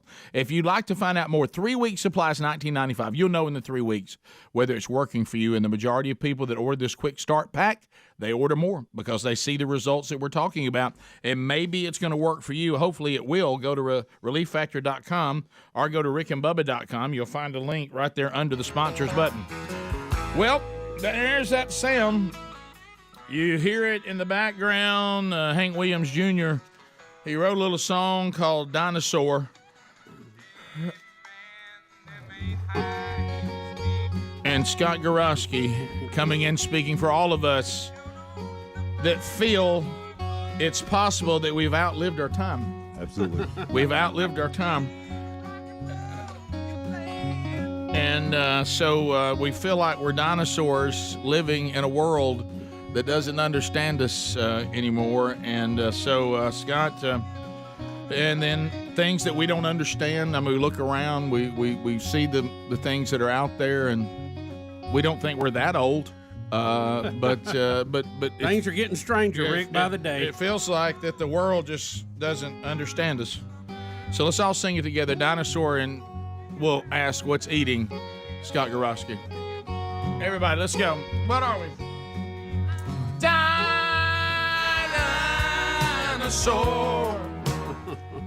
A long time before. Everybody, well, have pity on a dinosaur. Get your hat over, G. Ready to roll.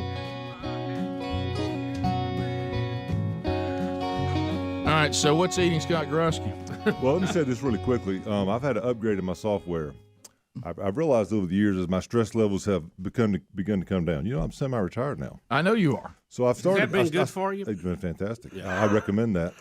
So I started at Gorosky 10.0, what I call bug tussle, and it's all based on how much my heart is stopped up. So at 100%, it was 10.0. Then 2 years later, it went to 8.0, which I call that OS DeSoto Caverns. Okay. And now we're at 5.0 as of 3 weeks ago. We're back to 50%. But see, when I come back, I'm not coming back nearly as strong as I used to. Oh, so really? now, I call that Mentone, OS Mentone. So I'm trying now to be more helpful with these than I maybe have been in the past. I'm trying to be more patient. Okay? Really? Yes. So you may see that today. Okay. Here we go. So what are our categories? Our categories are Old People Part 2. Now look, let me tell you this. I have a song that I've written as part of this one. Okay. All right. As a hook right there. Okay. All right. Cigarettes and time travel. Lessons learned from my recent trip to Las Vegas. Unsolved mysteries. Why white women are so attracted to con men and cults. Okay. Irritable bowel syndrome month. How monthly awareness campaigns turn to crap. And then the last one is the confusion behind walking, driving, and Christian tattoos. I like that. Okay. This is so good. I wish you could spend the rest of the day with us. Yeah. I mean, I'd take any of those. I mean, there's not a dud in there. I mean, you can't ignore IBS. Right. Yeah. Where do you want to start? You know, Rick, I'm like you. All of them have really piqued an interest, but that last one really picked an interest why for don't you me. do that? Walking, driving, and Christian tattoos. All right. Let's go. Let's go. Is that a good starting Yeah, that's place? a great Scott? start. I mean, that's fine. It doesn't matter to me. Right. Ain't even all lost. Well, look, let me say this. I'm not an anti-tattoo guy, okay? I'm an old school tattoo guy. I think you go black and white on your arms, forearm. I'd like to see a dice, a sailor, an anchor, mom. That's where you know what I'm saying? Heart with the arrow That's through where I it. like to. And look, it was always held for our military. Yeah. And our ex-cons. Those are the people who had tattoos. And That's pretty true. And that's why and I respected it. And I've always said that it takes more than a tattoo, cheap leather, and a motorcycle to make you a man. Right. And boy, we've proven that lately with these tattoos. So the origin of Christian tattoos, I thought about this, and here's what I think happened. We had some guy in seminary that's too deep into a 4-pack of wine coolers and decides to go down to the store and get a 1/4-inch cross put on his ankle. Right. Tattoo. Right. Okay? Because that's his freedom in Jesus now. Right. He can get a tattoo. Okay? Right. And that started this onslaught. Well, about 5 years later, he's graduated and got a job as a student minister. And so now he can tell his buddies he got a tattoo, you know. Yeah. Now, he doesn't have the mom. He's got this thing. You can it looks like he's got a tick. Really. Right. It's so small. Right. But, he's some BA now. He's got him an ankle. Right. He's an ankle. edge. Yeah, sure. So, of course, he totally ignored the fact that the Bible says to put God's word on your heart, not on your skin. Right. Right. He's got it, though. Now, the real tattooers the people like the ex-cons, they've got to step up because now the Christians have got these little stupid tattoos, right? So now we get into body art, okay? Right now. That's when we bring in full color, 3D, all Comic this stuff, strips. fanny, feet, and faces. We're doing anything we can put a pen on, we'll put ink on, okay? Walking billboards and anatomy posters. And this is what I don't understand. Here's my confusion, okay? Just become a nudist. Why do you have to paint pictures of anatomy on your body? Just take your clothes off. Right. It'd be much more simple. Right, yeah. Okay. Also, too, you write a short story across your chest. Yeah. And then you look at me like I'm a perv because I'm trying to read it. Seriously. Okay? Why are you staring at me? I'm just trying to read what you wrote. Right. She said, and it's not for you. Okay, that's fine. Then why do you have your braless in a tube top? Right. Okay. Why did you write it backward so you looked in the mirror, you could read it? All right. I'm pretty sure you did write it for me. Okay. I'm pretty dang sure about that, actually. Right. All right. It irritates the stew out of me. Right. Okay? Well, that's eating you. Now here comes Christian Tapman back. Okay. He's back. Christian Tat's back. He's got to respond to this, right? Right. So now Can't be outdone. and all these little kids are, man, that's so cool. What you got there? That's my life verse. Let me start with this. Okay. If you have a life verse, that means you know John 3:16 and one more verse, and that's your life verse. Right. Okay. You just want to let everybody know, well, it's like, Because it can't be John 3:16. Ecclesiastes, something nobody knows. That's my life verse. I get so tired of hearing that. All right. So anyway, he comes up and says, yeah, it's my life verse. What's it say? It says God is cool in Hebrew. So you believe, okay, the dude inking that thing in Columbus, Georgia, knows Hebrew. Okay? You really think what that says, right? I mean, was he selling bagels and jewelry too? I mean, there's no shot this guy knows Hebrew, and you're just thinking it says, God is cool. Got it on my arm, So that's fine. Now, newsflash. This transitioned into walking and driving. Okay. All right. Quickly. We walk in America the same way we're supposed to drive. You walk on the right side of a corridor. Right. Okay, not the left side. Mm-hmm. I'm in a place. There's an 80-foot wide corridor. I'm not exaggerating. Mm-hmm. There's 65 people shoulder to shoulder walking at me like a wave, and all of them got their heads up their rear ends and their faces in their phones, and I can't move. Right. I shield my wife. The guy stops in front of me, looks at me like, what the heck? And I say, hey, man, my bad. I've lost my Wonder Twin powers. I can't turn to water right here in front of you. You just walk over me. Okay, you're going to have to give me 26 inches so I can get around you. The wall's not moving. Okay, and you're obviously not going to move. I can't go anywhere. Okay, get on the right side of the hallway. Now insert scooters. Okay? Oh, yeah. All right? Now let me just say this about scooters, okay? However you got in the grocery store, just stick with that. Okay? If you walked in, keep walking. Why we have grocery store scooters is beyond me. Okay, for the 4% of you that need it. Right. For the 4% of you that need it. What's that percentage? That's 4. Right. Okay, I got no problem with it, but don't get on that horn.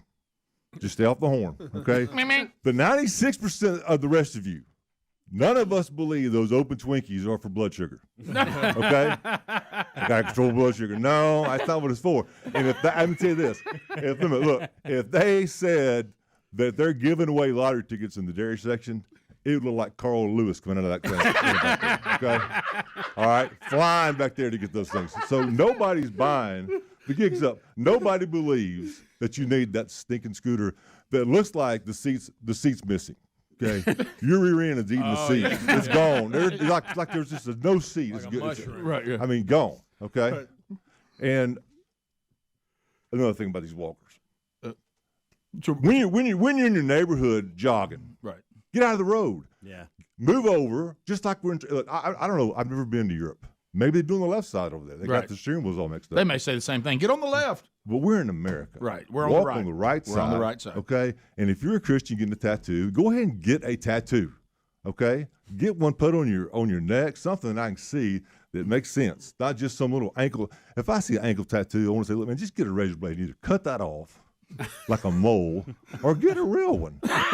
Okay. Don't put what's an ankle tattoo? Seriously. I mean, it's like drinking.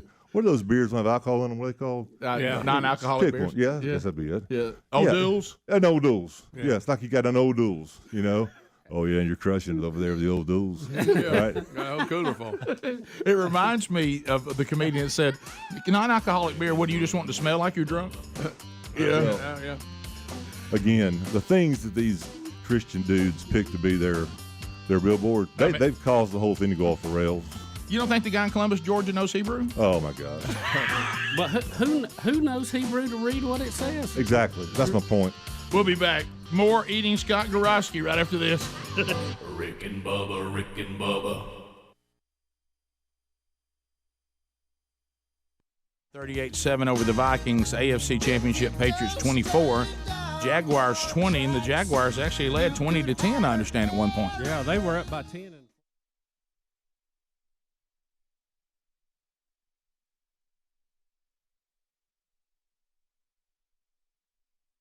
The hit, and so not knocked out like arms raised, but he got knocked out of the game with a concussion. Yeah. So in concussion protocol, we'll see people talking about whether he's going to play or not. And Gronk is like a mule out there. I mean, he's just so much bigger than the rest of the kids. You know, so much more physically endowed than everybody else. Somebody finally just had enough of it and says, I am going to hit you as hard as I can wide open. And well, and you got him reaching up for the ball, too, so you got him exposed a little bit. It looked like to me the guy was trying to lead with his shoulders, just Gronk's so tall that their helmets end up hitting. But it looked like it didn't. People have called it a cheap shot. It didn't look cheap to me. Well, no, and it looks like to me the guy led with his shoulder. A defensive back, and then as his head goes down, his head. I mean, a defensive back has as much a right to go up and try to knock that ball loose as a guy catching it. That's where I mean. Richard Sherman for the Seattle Seahawks, he quickly tweeted out, what's a man to do if he goes low, he's going to take Gronk's knees out, and he's going to blow his knees out, and he's going to be called dirty there. You got to try to separate him from the ball, and he just tried to do what he could do, but he wasn't targeting him. It's just it's a tough spot, especially when the guy's what is he 6'6"? How he's big like is 6'7". Gronk. He's 6'7". I don't know. He can't be that tall. He ain't that tall. I thought he was 6'6". I saw somebody say 6'7". He ain't 6'7". Is he? I bet he's close to it. Unless I'm wrong. I don't know. Well, those DBs look like little kids up under his arms. Yeah, they do. Standing next to him. And some of them are pretty big now. But the clarification I want to make is just this. I don't have a problem. What was the call and play? Was it a penalty? Yeah. They called unnecessary. No, they didn't throw the guy out. No, they don't do that. That's not college. Yeah, but it was helmet to helmet. Yeah. But what I'm saying is I don't have a problem with the hit or the call because I don't think the DB was, and I certainly don't think it was cheap. No. The guy tried to leave with his shoulder. You got a guy taller than you. Gronk's head comes down. Your head's going up with your shoulder. Yeah. And let me be clear, I don't have a problem with the call either because the rules say you can't go helmet to helmet. Right. But he was not trying to go helmet to helmet. No. It was not intentional. He was trying to tackle correctly and separate the receiver from the ball, and then it didn't work out. But to call him cheap or dirty, I think is wrong too. Right. I think it was just football, but it violated the rules. Yeah. And Gronk, who's been known to play dirty. Yeah. He ain't got that. Yeah. I don't think he can today, but buddy, when he got up, Rick, he was stumbling around. When you see somebody that big that dishes out as much physical torment on people as he does, and when he's stumbling around, that was quite a sight. Yeah. I don't know about you, but I tell you, if you're the DB, it was worth it. Yeah, I'm excited about seeing the Eagles and Patriots in a Super Bowl. That just sounds good, doesn't it? I think I'm going to continue supporting the troops. I don't. There's something about the Philadelphia Eagles to me that's just boring. Oh, yeah. And I don't say that because they just beat the Vikings, but their uniforms are just. I mean, they need something with that green to spice it up a little bit. That would make you watch it. What? No, it would make me appreciate the Eagles more, but they're just boring. I didn't like them when Jaworski played, and he was, it's just. I don't know. There's something about that team. We all wanted the Jags and the Vikings. Bottom line, we did. I thought that would have been a better. I'm not sure. More interesting. I'm not sure the networks would want that. No, they wouldn't. Yeah, because they're getting Boston and Philadelphia TV markets. Yeah. They're in pretty good shape. Pretty big markets. When they have it all, New York. When they have it all on Yeah. And they need Brady named. I don't think they'd have been jumping up and down about that Jacksonville, Florida market. But I don't know. Will New York hate them both? No. And not what? Well, no, because what about the West Coast? Didn't they do the Empire State Building? Yeah, Didn't they light it up. They lit them up. But that explains everything. That's why they did it. All the New Yorkers are mad. How dare you light up somebody else's team in here? I know. So it'll. But no, as far as a fan though, you'd like to see the Jags get there. But even with Philadelphia, you've got the never won a Super Bowl story. Now the Patriots, they've won a ton of them. And we're going to win another one. By the way, I remember when the Patriots had won any. Oh, you remember we used to when laugh the at the 85 when the 85 Bears drugged them all over the field, and they actually had a drug problem. You know the joke. You know, got a drug problem, got drug all over the field. But y'all have to understand, those of you that are really young, and you won't get this either because neither one of these is going to work because you're too young. The Patriots being good in football is just like the Braves being good in baseball. Yeah, it's for us. it's a total turnaround for people our age. We remember when Grogan was a quarterbaid, 14, and Craig they were good. They were good. The Patriot and the 3-point but stance they were not. I mean, they'd get to the playoffs, but they were never a threat to win it. And the time they got to the Super Bowl, the 85 Bears. What's eating Scott Gorosky, everybody's favorite dinosaur? So, Scotty G, you said one has a song. That is Old People Part 2. That's right. Yeah, we got to have that. Well, you know, and I don't. I'm going to wear this. I don't sing a lot. You really don't? Wait No, a minute. I've never heard it a lot. I've sang with Adler's mom. Right, I remember would think the choir would want you because of your bass, your rumbling bass voice. Yeah, that yeah. you Well, have. I wanted. Don't miss that. I just, Maybe you ain't wanted. I didn't say anyone wanted. I said they did a lot of it. All right, so I'm incredibly frustrated with my geriatric friends and family. Right. Okay, I just can't. Last time I talked about this, I thought I'd get more movement than I've got. Right. Okay, and again, it just speaks to the fact that it's not a matter of intelligence or anything else. It's just laziness. Right. All right. So I have two friends. One named Lev, L-E-V. One named Les, L-E-S. Oh, wow. Okay, so my dad just calls him. My dad calls him Lev. Got 'em both. And then he decides for me to decipher out what he's talking about. Okay, I'm responsible for picking out who he's talking about. Hey, I heard. Hey, Left get back from out of town. He said he got stuck in the airport, out of the country. I said, what? This is 2 weeks ago. Yeah, he said he got left. We got stuck over there out of the country. I said, you talking about Les? Whatever. I said, no, it's not whatever. I mean, is that Les? Yeah, he was like in Dallas. Right. Okay, to get back. Yeah, I said, Dad, that was 6 months ago. He's back. Fine. You said the other day you were hanging out with Lev. I said, you talking about Lev? I had lunch with Lev. You know what I'm talking about? I said, no, I don't. Right, it's two different names. Yeah. So, and two different stories. Absolutely. And so now I've noticed, too, that they've carried this into restaurants. Oh, no. I mean, coffee. That's all you get. It's not please, thank you. Coffee. Yeah. And so I'm having to supplement every conversation with thank you. Yes, please. And then my I can't say her. Well, oh, you just said it. My mother. Oh, no. Watch out. She's become passive aggressive. What? Yes. Man, did you enjoy your food? Yeah, if you enjoy eating rocks. That's how it is. Where'd this come from? Yeah. How was your stay today? Oh, if you don't mind not having air conditioning and sleeping on plywood, it was fantastic. You know? So then insert another person into our family who's older, who does not share my last name. Okay. This man has called my dogs he's for their entire life. Now, I had a dog named Lucy, the greatest dog that ever lived, the Vizsla. For 10 years, she lived on this earth, and for 10 years, this person called Lucy a he. Right. And it drove me bat nuts crazy. You hated that. Okay, so now Lucy's passed. We have Honey. Now, if you're Glenn Close, you'll agree with me that Honey's a girl name. Yeah. Now, you can't run from that. Honey's a girl name. There's no. I'm not mixing that up, right? Right. Shouldn't be hard. My dog, Honey, has 2 pink collars. Okay. That she wears. Okay? And man, he's grown. Dang. God, he sure is fast. I said, you talking about Honey? The one right there in front of him with the pink collar? Yeah, man, he's unbelievable. He's tall, lean. So I'm looking at my wife. She's rolling her eyes like, hey, just let it go. And I thought, how can I fix this? Then I thought, you know what? I don't know what a conjunction is, but I tell you what its function is. Right. It's picking up words, phrases, and clauses. That's right. And making them work. We all learned that. How do we know that? Schoolhouse Rock. Schoolhouse So I Rock. thought, if I could write a Schoolhouse Rock song for my people to help them, then maybe they could learn like I did where the conjunction was. Right. Yeah, that's a good Right? idea. Right. I like that idea. Makes sense. So I started down the path of conjunction junction because that's my favorite one. Right. That's a little tough. You're getting a pop of water. You're really gonna sing this? Well, I ended up with crotch junction. What's your function? And I realized it was going nowhere. It couldn't get past that. Right. So then I went to my second favorite one, which was I Am a Bill. Yeah, I'm just a bill. Yeah. Well, I'm only a bill. Yeah. That one? Oh yeah, I loved it. There it is. That's a good one. Adler's got to run it. We all knew that one. I love that one. So here is my version of I'm Just a Bill. Okay. It's called I'm Just a She. Okay.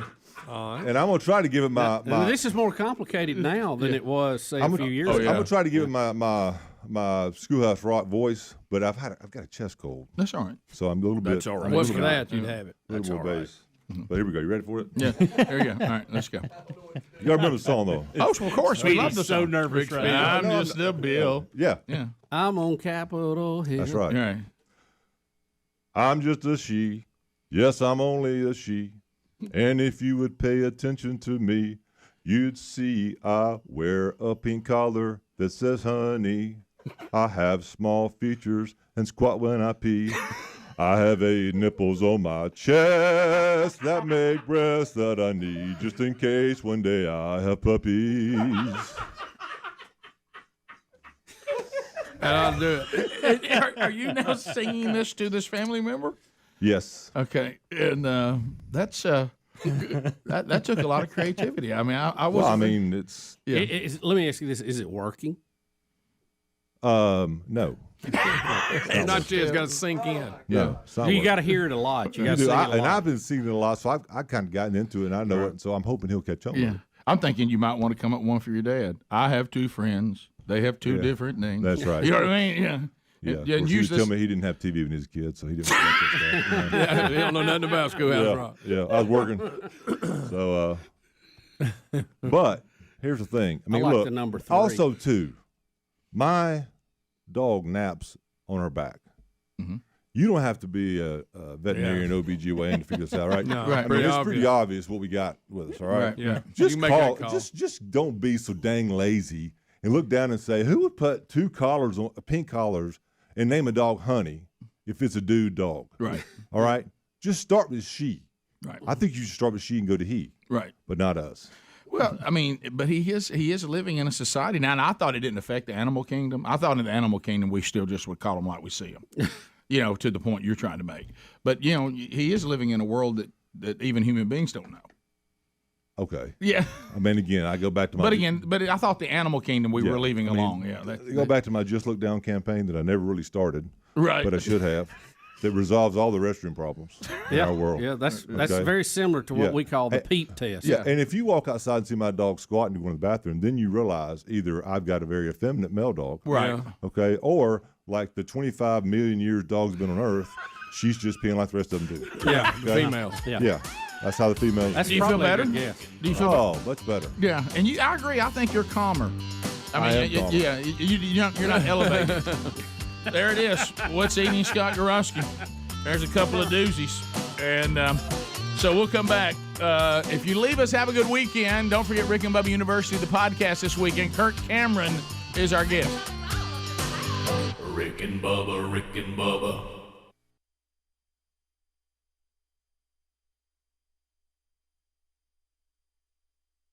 Mantled them. It wasn't even close. And now they get back, and Green Bay beat them. Yeah, Green Bay beat them with then Drew they Brees. started that run. Then they started the run with Brady, and now get me get his numbers right. See, that's is Brady already won 6, or this will be 6 if he wins it? I think he's I got 6. I know it's his 8th Super Bowl, and I think he's got Good 5. night. Yeah, this will be his 6, I thought, but 5 I could wins be out wrong. of 8. Yeah. I mean, well, He's out played. of, He's out been of it 8 7. times. This is his 8. Rick, they've been in the AFC Championship game 7 years in a row, wasn't it? Wasn't what they said yesterday? That's a bunch. That's crazy. I don't know, but when you're setting your calendar up, I guess you just work post Super Bowl because you think you're going to be there, right? Well, if he's won 5 or 6 out of 8 trips, and think about this: Guys, that's unbelievable. the best team they had, the team that was undefeated, lost in the Super Bowl to the Giants. Yeah. So I mean, in that weird 9/11 year. you talking about just excellence, and they do it in a way, Rick, that just it kind of makes you mad. No, it's the because you're not opposite. They supposed won to in do it. 9/11 because they were the underdog. Yeah, the Patriots won in 9/11. See, this is what bothers me. I wish they they were put the the underdog. years. Yeah, They won it put, on they the field put goal. the Roman numerals out there. It says 5-time Super Bowl champion, and they got all the Roman. So I can't tell you which year's what. Rick, but you realize they win. But you've with answered my guys question. He's won 5. This will be 6 if he wins it. like little. What's that little number 80's name? Amendola. Yeah. Yeah. Boy, he's something else. you look at him physically, Rick. If he walked on a college campus around here, they probably wouldn't even give him a scholarship. You know, I mean, he just doesn't look. And they find him every year. The Patriots have always done that. They get these undersized guys. Now they're quick as a cat, but they run them at tailback and wide receiver, and you think they couldn't even make the roster at most places, and then they just perform. Man, they perform. By the way, I will say this once again, showing our age. Very few people use the term tailback anymore. Remember, that used to be the standard when we were. Is that what I say? You said tailback. Yeah. Man, tailback. You talk about an 8. That shows how old we are right there. When's the last time somebody said, "What do you play, tailback?" Tailback and fullback. That was an eye formation. We'll be right back. More Rick and Bubba next. Rick and Bubba, Rick and Bubba. One of the things we were talking about, now, Greg, I know you left us on from the weekend. Yeah. You and the great Gerald Cates. That's right. Went out to now y'all were going to go old school. That's right. You know, back to the days of us hunting and go camping. You walking in, you climbing trees. Boy, I hate go camping. Barefooted, wearing a loincloth. Exactly. Yep. Spears. Yeah. We were actually spear hunting. So you guys went. We do have a season for that. We in do. Our state, don't laugh. That is a fact. That is a fact. So you went to Mona Lisa, men have named you. So Gerald Cates. Yeah, they were already down there. I went down and met them. And this is on public land, Barber County management area. You know, all that old school. Greg, how did you ever agree to go hunt and come back and sleep in a tent? I'm gonna tell you that I loved everything, but there's nothing good about a tent. I don't care. Tents. Look at what's done to Bubba. Look at him. Yeah, just slept in one last night. Right. And I even had a cot to get me up off the ground. That helps, but it's still a tent. Yeah, and I can't stand tents. And you get cold, it's kind of cold. Rick had to get up in the middle of the night, go to the bathroom, couldn't get it open. Yeah, and all these zippers. A lot of zippers. They got on these tents, and you say, "Oh, this is a zipper." You unzip it, and there's a mesh there. Yeah. Well, how am I going to get out through this mesh? First of all, at my age, you got to get up in the middle of the night and go to the bathroom, it seems like. Yeah. And look, I finally got a little bit warm, and I woke up and thought, God, I got to go to the bathroom. I'm fighting it all, so I ignored it because I was warm and had it like I liked it. Sure. Finally, I got to the point, so I got to go.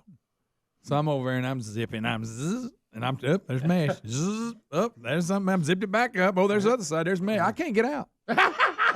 And I'm about to go through the screen and just use it right through the screen. Right. And Chris Reeves was with us, Gerald's cousin. Oh, yeah. Chris.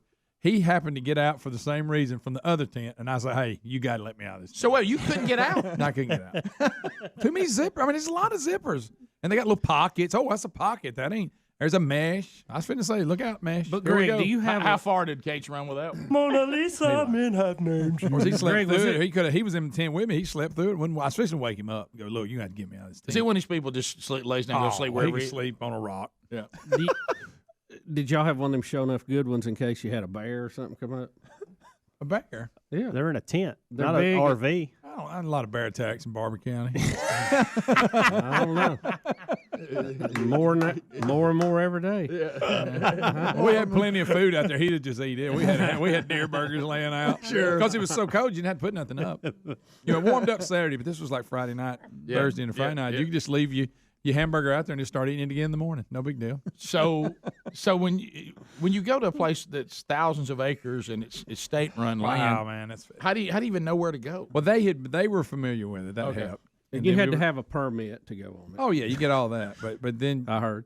daily you they got the weigh-in station. You check, and as far as the check, you don't do that because you have to check out everything Right. you kill anyway through them, and you get a daily permit on top if you have a management area license and then regular license, and then every day they give you a new permit. But it's always set up really good. But they knew, and then but once you get in, you get to walking and just try to look for sign, find you a good tree to climb, and away you go. Yeah, well, you couldn't get Lot of this walking. picture out to the A lot of staff tents. Friday quick Oh. enough of you and your dad's rifle. Yeah, it was to just throw for it you, right in the Rick. face That was of just for Rick. you. That's the one that made God sad. That Yeah. was I'm up in my tree stand. Greg with That's Dad's it. rifle that should be mine.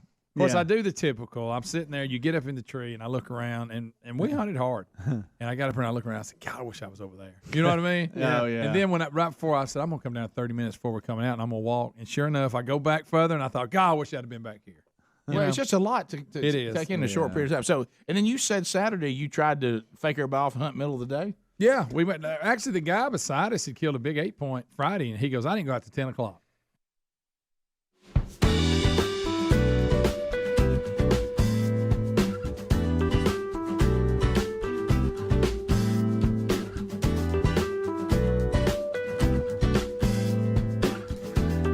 Dream Team, baby. Team Rick and Bubba, everybody's here. So your phone calls will happen this hour again at 866-WE-BE-BIG.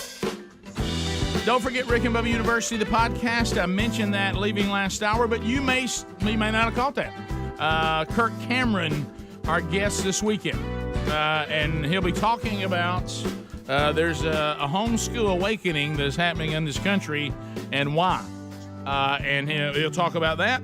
Also, don't forget Scott Dawson, another one of our Scots, out for themanchurch.com this weekend. Bay Springs Baptist Church, Dothan. News Talk 103.9 Man Church, 4 p.m. Central Time this Sunday. Go see Dawson. So, Bubba, as we make our way back, certainly there's always, when we have What's Eating Scott Gorosky, there's always that inner battle that we just let him go on and on and on, or do we try to go into the what we know is right entertainment where less is more? Rick, you always want to leave everybody wanting more, and I think that was the mark today. Yeah. I mean, that's an old showbiz saying, and I think it helps. Don't you find yourself going, I can't wait till he comes back and we get to some of these others? Yeah. Yes. By the way, I want you to know that the stuff you can understand of what he says slays me. Yeah, I know. It really. If you can hear it through the band pass, it's wonderful. How do you like the calmer Scotty G? He says he's calmer. He's funny either way. Yeah. Do you really believe he's calmer, though? I do. Just a little bit? Yeah, he's semi-retired. Yeah. Semi-retired. He's having, can you imagine? He is nicer, too. He probably doesn't want me saying that, but he is. But I want you to think about this. And I think that comes with the calmness. I want you to think about this. Can you imagine, because at one time he was the buck stops here, the walking dog. Yeah. Right. I'm the final say. Now, in semi-retirement, I'm here in more of a consulting role, but I'm not the final say, and he literally has to play, not be the final say. Yeah, he can't just shoot off a text or make a comment in public. Right. He has to, Yeah. it has to be checked by the corporate people. Yeah, I don't. No way he can stay in that role very long. All right, so Bubba, certainly none of us want to, make light of a situation that was potentially dangerous. But if you're looking at a way to go, I mean, well, we use the analogy on the show a lot of times that I love this or I love that, like chocolate pudding or something, but you don't want to swim in it. Right. 2 people had to be rescued after falling into a giant tank of chocolate at the Mars factory in Pennsylvania. In an incident which easily could have been ripped from the pages of Charlie and the Chocolate Factory, the pair fell waist high into an enormous vat of chocolate and were unable to climb out. Couldn't get out. Slick, don't you? Bubba, do you see where it was? The 2 fell into the tank. They were both factory workers. They were not injured, but the Elizabethtown Fire Department had to be called in order to get them out. And Rick, if I understood the story right, they had to cut a hole in the side of the tank, which made me wonder, how did they fall in? I'll tell you how. And they said there was waist-deep chocolate in the tank. I'd like to get a look at them, but I bet I can tell you how they fell in. Hey, man, you want me to get us a line here? Hey, you want me? You want me to get us a little bit? Give you a little scoop. Am I correct that this is where they make M&Ms? Yeah. Oh, my. They had to dump that vat of chocolate. I love an M&M. They had to cut a hole in the tank to free the people. Both were taken to the local hospital by helicopter. We can confirm that both were taken off-site for evaluation. We're extremely grateful for the quick work. Spokesperson for Mars said, the plant is located 12 miles from Hershey, Pennsylvania, of course. Been there.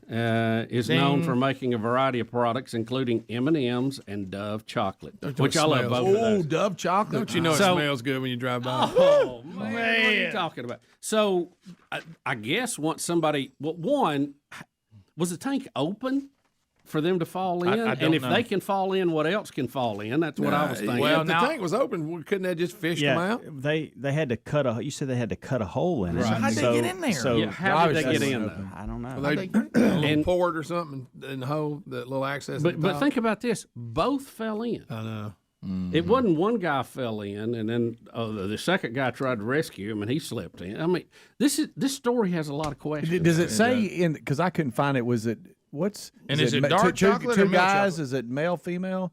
It just said Here you go. workers. So that's where you went. I'm just saying. Well, love and chocolate. All right. until we know more, that's as good a theory as anything. It is enormous. Just listen to. I'm going to say these words together, and just sit there and close your eyes. Enormous vat of chocolate. Yeah. Of course, they've lost that chocolate and had to cut a hole in the tank. So you know what that means? Please tell me this is not going to affect M&Ms and Dove chocolate like Right. M&M. Everything the peanut butter problem. Or like the baby formula. Another shortage in the supply chain. I know the baby formula thing's serious, but you realize we've lost Jif peanut butter. Were we ever going to get Jif back?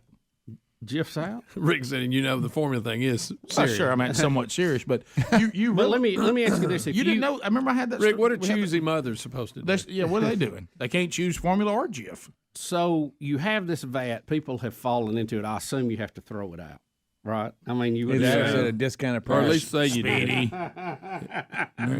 So, at least say that you did. Where in the world do you pour out a vat of chocolate that's waist deep, that's as big as these pictures? I hope somewhere near me. That's a lot of chocolate. I mean, what, you can't pour it in the local creek. I mean, what do you do? Is this going to mess up supply and demand on these things? Well, that's what I'm Don't concerned please about. no. So they're not swimming in the chocolate, as you They're you waist said. deep. It said it was waist deep. Telling you. Well, and they couldn't get out. Somebody had a plan and they couldn't get out. Did you say waist love. deep? I mean, I don't know. It's as good a theory as any. Yeah, well, I mean, Sure. it's got to be on the table board for sure. Yeah. Right. Speedy, maybe we can book the people from that plant for a podcast or something to get to the bottom. And we of get this. to it's one of those unsolved mystery Yeah, podcasts. that's right. Can I go back to this? I need to know whether they were waist deep in milk chocolate or dark chocolate. Yeah, what were they in? At what stage? I was want to know chocolate? how they got in there. Yeah, and why were there strawberries around? Like What's that all about? Did y'all see? I think it was earlier in the week. The guy that fell in the, where they melt the steel and they dump it out of the big. Oh, yeah, the guy fell in one of them. Ooh, not quite a good ending. I was about to say not near as light as not near a light a story. Yeah. Hey, he's a goner on that. It's over. Yeah, you'll need to corner immediately. for that. Immediately.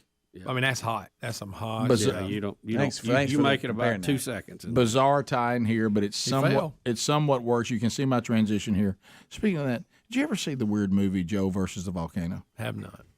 Don't do No. that. I refuse to watch something stupid. I remember it when it came out, and it Isn't was that so Tom dumb. Hanks? Well, remember Tom Hanks and Meg Ryan were on a run, Right. And then you think, well, they're doing a movie together. I can't miss You're that. right. And it was the first, and they're both really young. That has got to be one of the dumbest movies there's ever been. Rick, Have you ever seen it? not Yeah, look at everything's that. a winner. Not Everything's a winner. It's really, really dumb. I mean, it's what a dumb movie.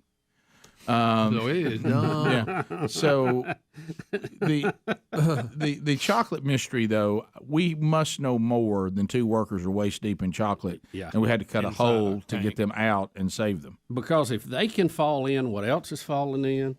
And how did both of them end up in it? Yeah. I mean, something doesn't make sense here. You can't. I want to know what they knew. And when they knew I it. want to know who did it, when it happened. Interesting. All right, we'll come back. We'll take your phone calls at 866-WE-BE-BIG. All 10 lines are available. We'll find out what's on your mind. Comment on the things you've already heard. Bring up a topic that you'd like to discuss. Maybe you have a question. Whatever the case may be, we take the show, we hand it to you, handle with care. We'll chat with you when we come back. Rick and Bubba, Rick and Bubba.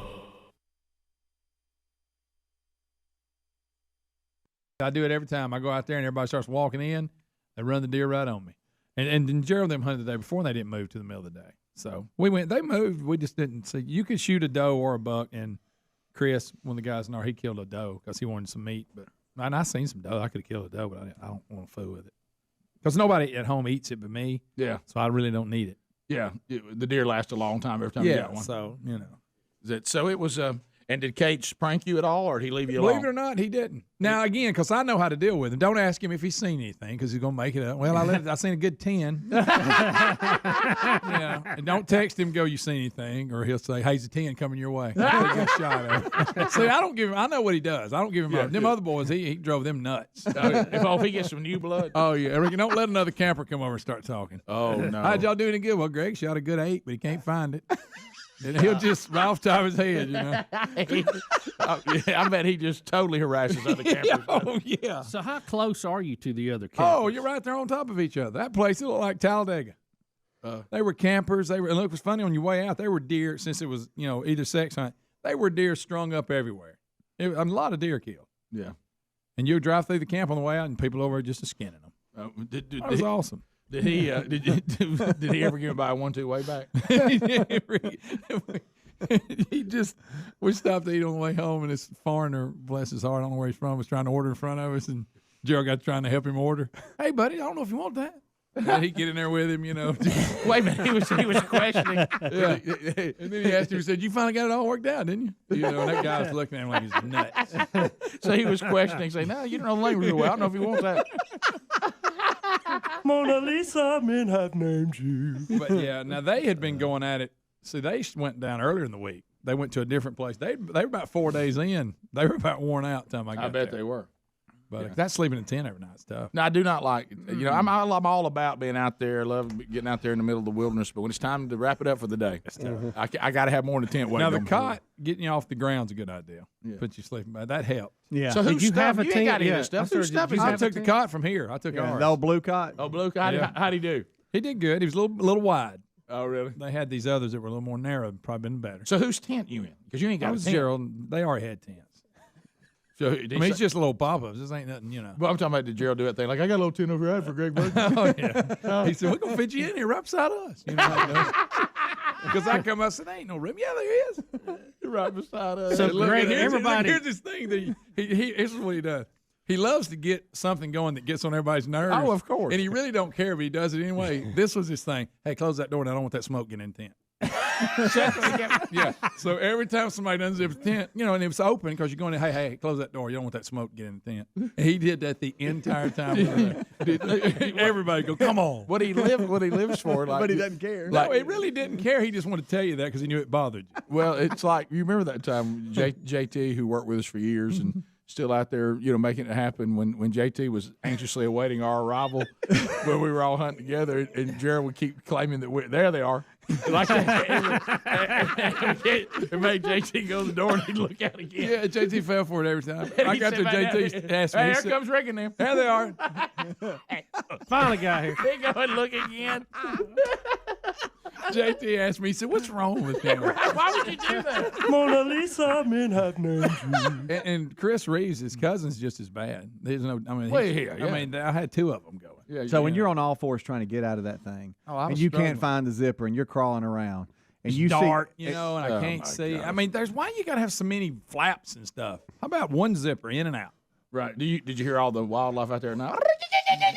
So, Greg, but everybody who's hunting on the management, you camp at one place. Well, there's different areas, but on your way in, you go down the road. And a lot of people have campers they bring, and they leave them there year round. And then we got back in the part where you just had tents popped up everywhere.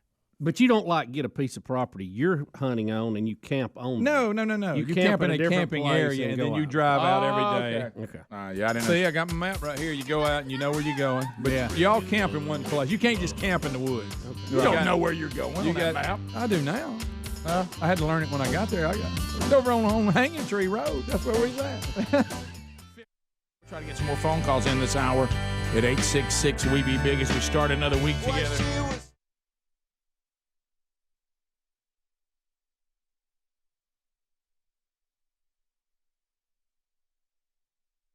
Coming out of the hour, we did get over the weekend the Tom Petty family, his wife Dana and their daughter, confirmed that after they did the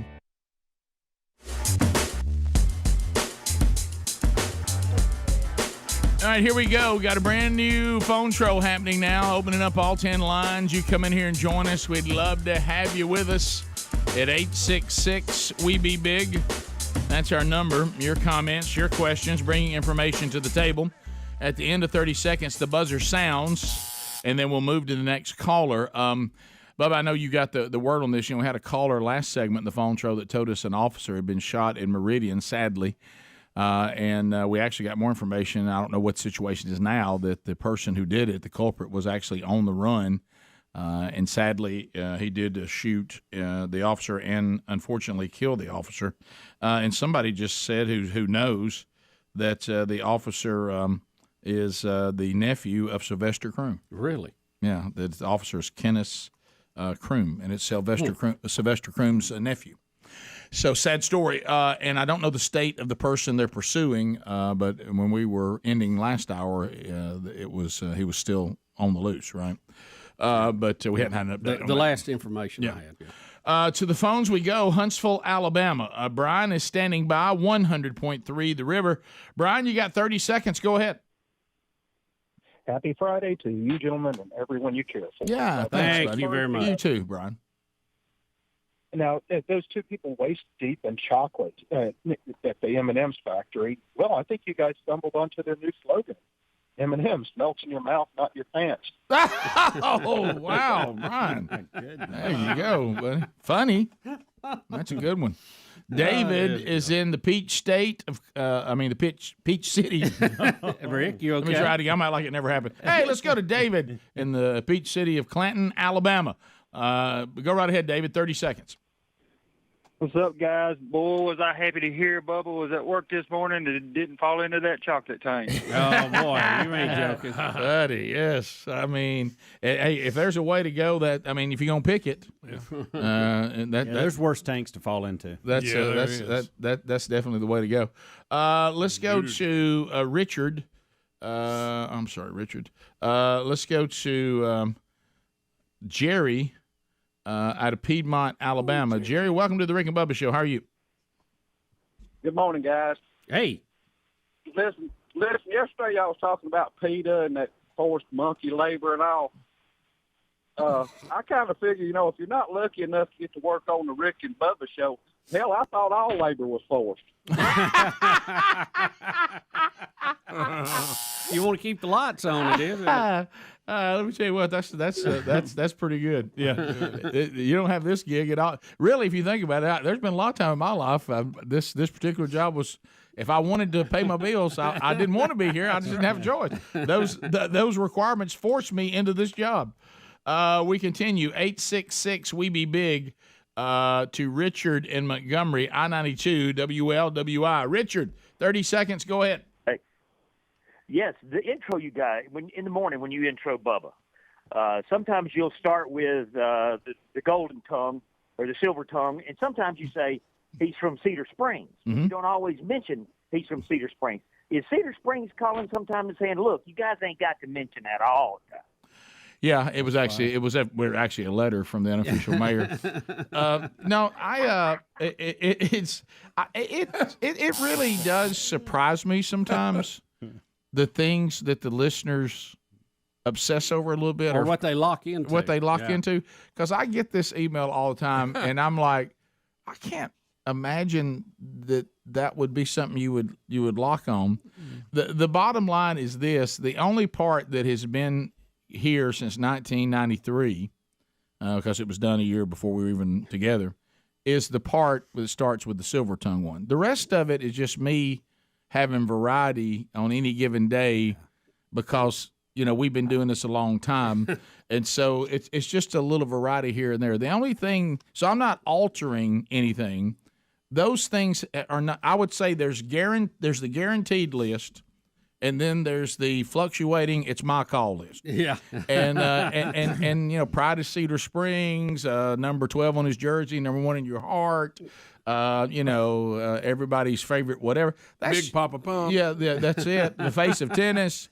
I mean, this is all stuff that I just keep rotating in there to keep it a little fresh. So there's no underlying what happened to the Pride of Cedar Springs, Alabama, if you heard it on Monday, but you didn't hear it on Tuesday, but then you heard it again on Thursday. Right. And I think that guy was just making a joke. Yeah, but you wouldn't believe the number. No, I know. You wouldn't believe the number of emails. Hey, man, well, today you dropped a Cedar Springs. Yeah, I did. I mean, but just don't read anything into it. We're not mad at somebody in Cedar Springs, or they're not mad at us. Right. Cedar Springs is not saying quit associating us with Bubba. Right. It's nothing like that. But that's funny. We continue. Let's go to Paul. Paul, welcome to the Rick and Bubba Show. Go right ahead. 30 seconds. Yeah, Paul. Tall Paul. Yeah, Paul. Yes. Good morning, guys. Hey, buddy. You do know that there's a M&M factory in Cleveland, Tennessee, right? No, I did not. Ooh, that's close. Yes, there is. It's off exit 25, and as you're going up I-75 toward Knoxville. Well, don't fall in one of the tanks. No. I had that's the only. I I worked there for 2 years, and that's the only plant in America that makes Twix. Whoa! So he worked there. How would these guys have fallen Good question. in the tank? So you right trick, Twix or left? Yeah, you got one of the timeouts. How would they fall in the vat of chocolate?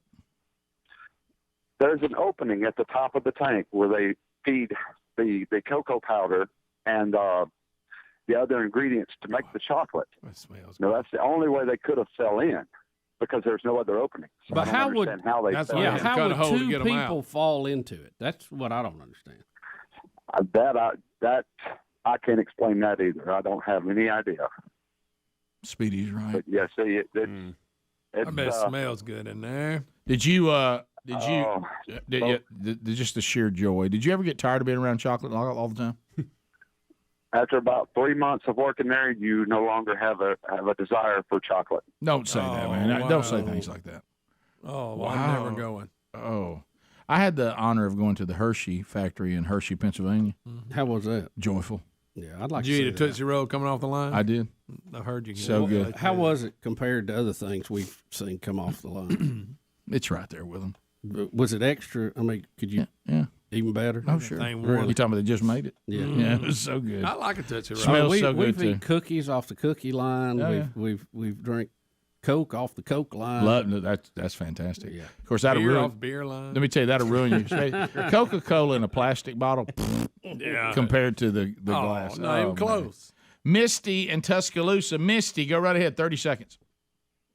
Hey guys, I love your show and I love Scott Gorosky. That is one of my favorite segments that y'all do, and I want him to go on The View and talk to Joey. Can you imagine? that'd be great. What if we sent Gorosky after Joy? Oh, Golly, that can would you be good. imagine? What a great day that would be. We continue. Let's go to Charlie in South Carolina. Charlie, go ahead. 30 seconds. Hey, Rick and Bubba, this is Joe in South Carolina. Good morning. Thank you for taking the call. I'm really envy over that Hershey's trip. But anyway, I wanted to know, how would it sound if Beth Moen and Gary went to that Bigfoot convention this weekend? And I'll hang up and listen. Oh, Thank come on. you, sir. We're having time here at the Bigfoot. This thing was 9 feet tall and it had lovely hair. I'm telling you, Beth, I seen one, and these Black Panthers too. Bubba's not lying. I've seen both down there near Lake Mitchell. I was wondering maybe I could come down there and have one of your salads. Well, we all like a steak and maybe, a little salad. You think Little Lee Hubbard will be down there for Oh, that? is Little Lee going Will he to fly in down there to Oxford? They'll fly down there and go to the Bigfoot conference. Gosh, if I could fly in there with Little Lee Hubbard, that'd make my weekend. Well, we can make that happen. You'd love to go to that Little Lee. Of course, Gary messed him up that time. We flew down there to see him. I scared him half to death. No, look, I mean, I ain't never, it's just, I like Little Lee Hubbard. I've had him down there at Lake Mitchell, made a mistake in a little salad. Hey, look, I'm telling you, when Bubba talks about Black Panthers, I seen them. He ain't lying. Bigfoot, I ain't seen it, but I've seen things that look like it. We'll be back. Rick and Bubba, Rick and Bubba.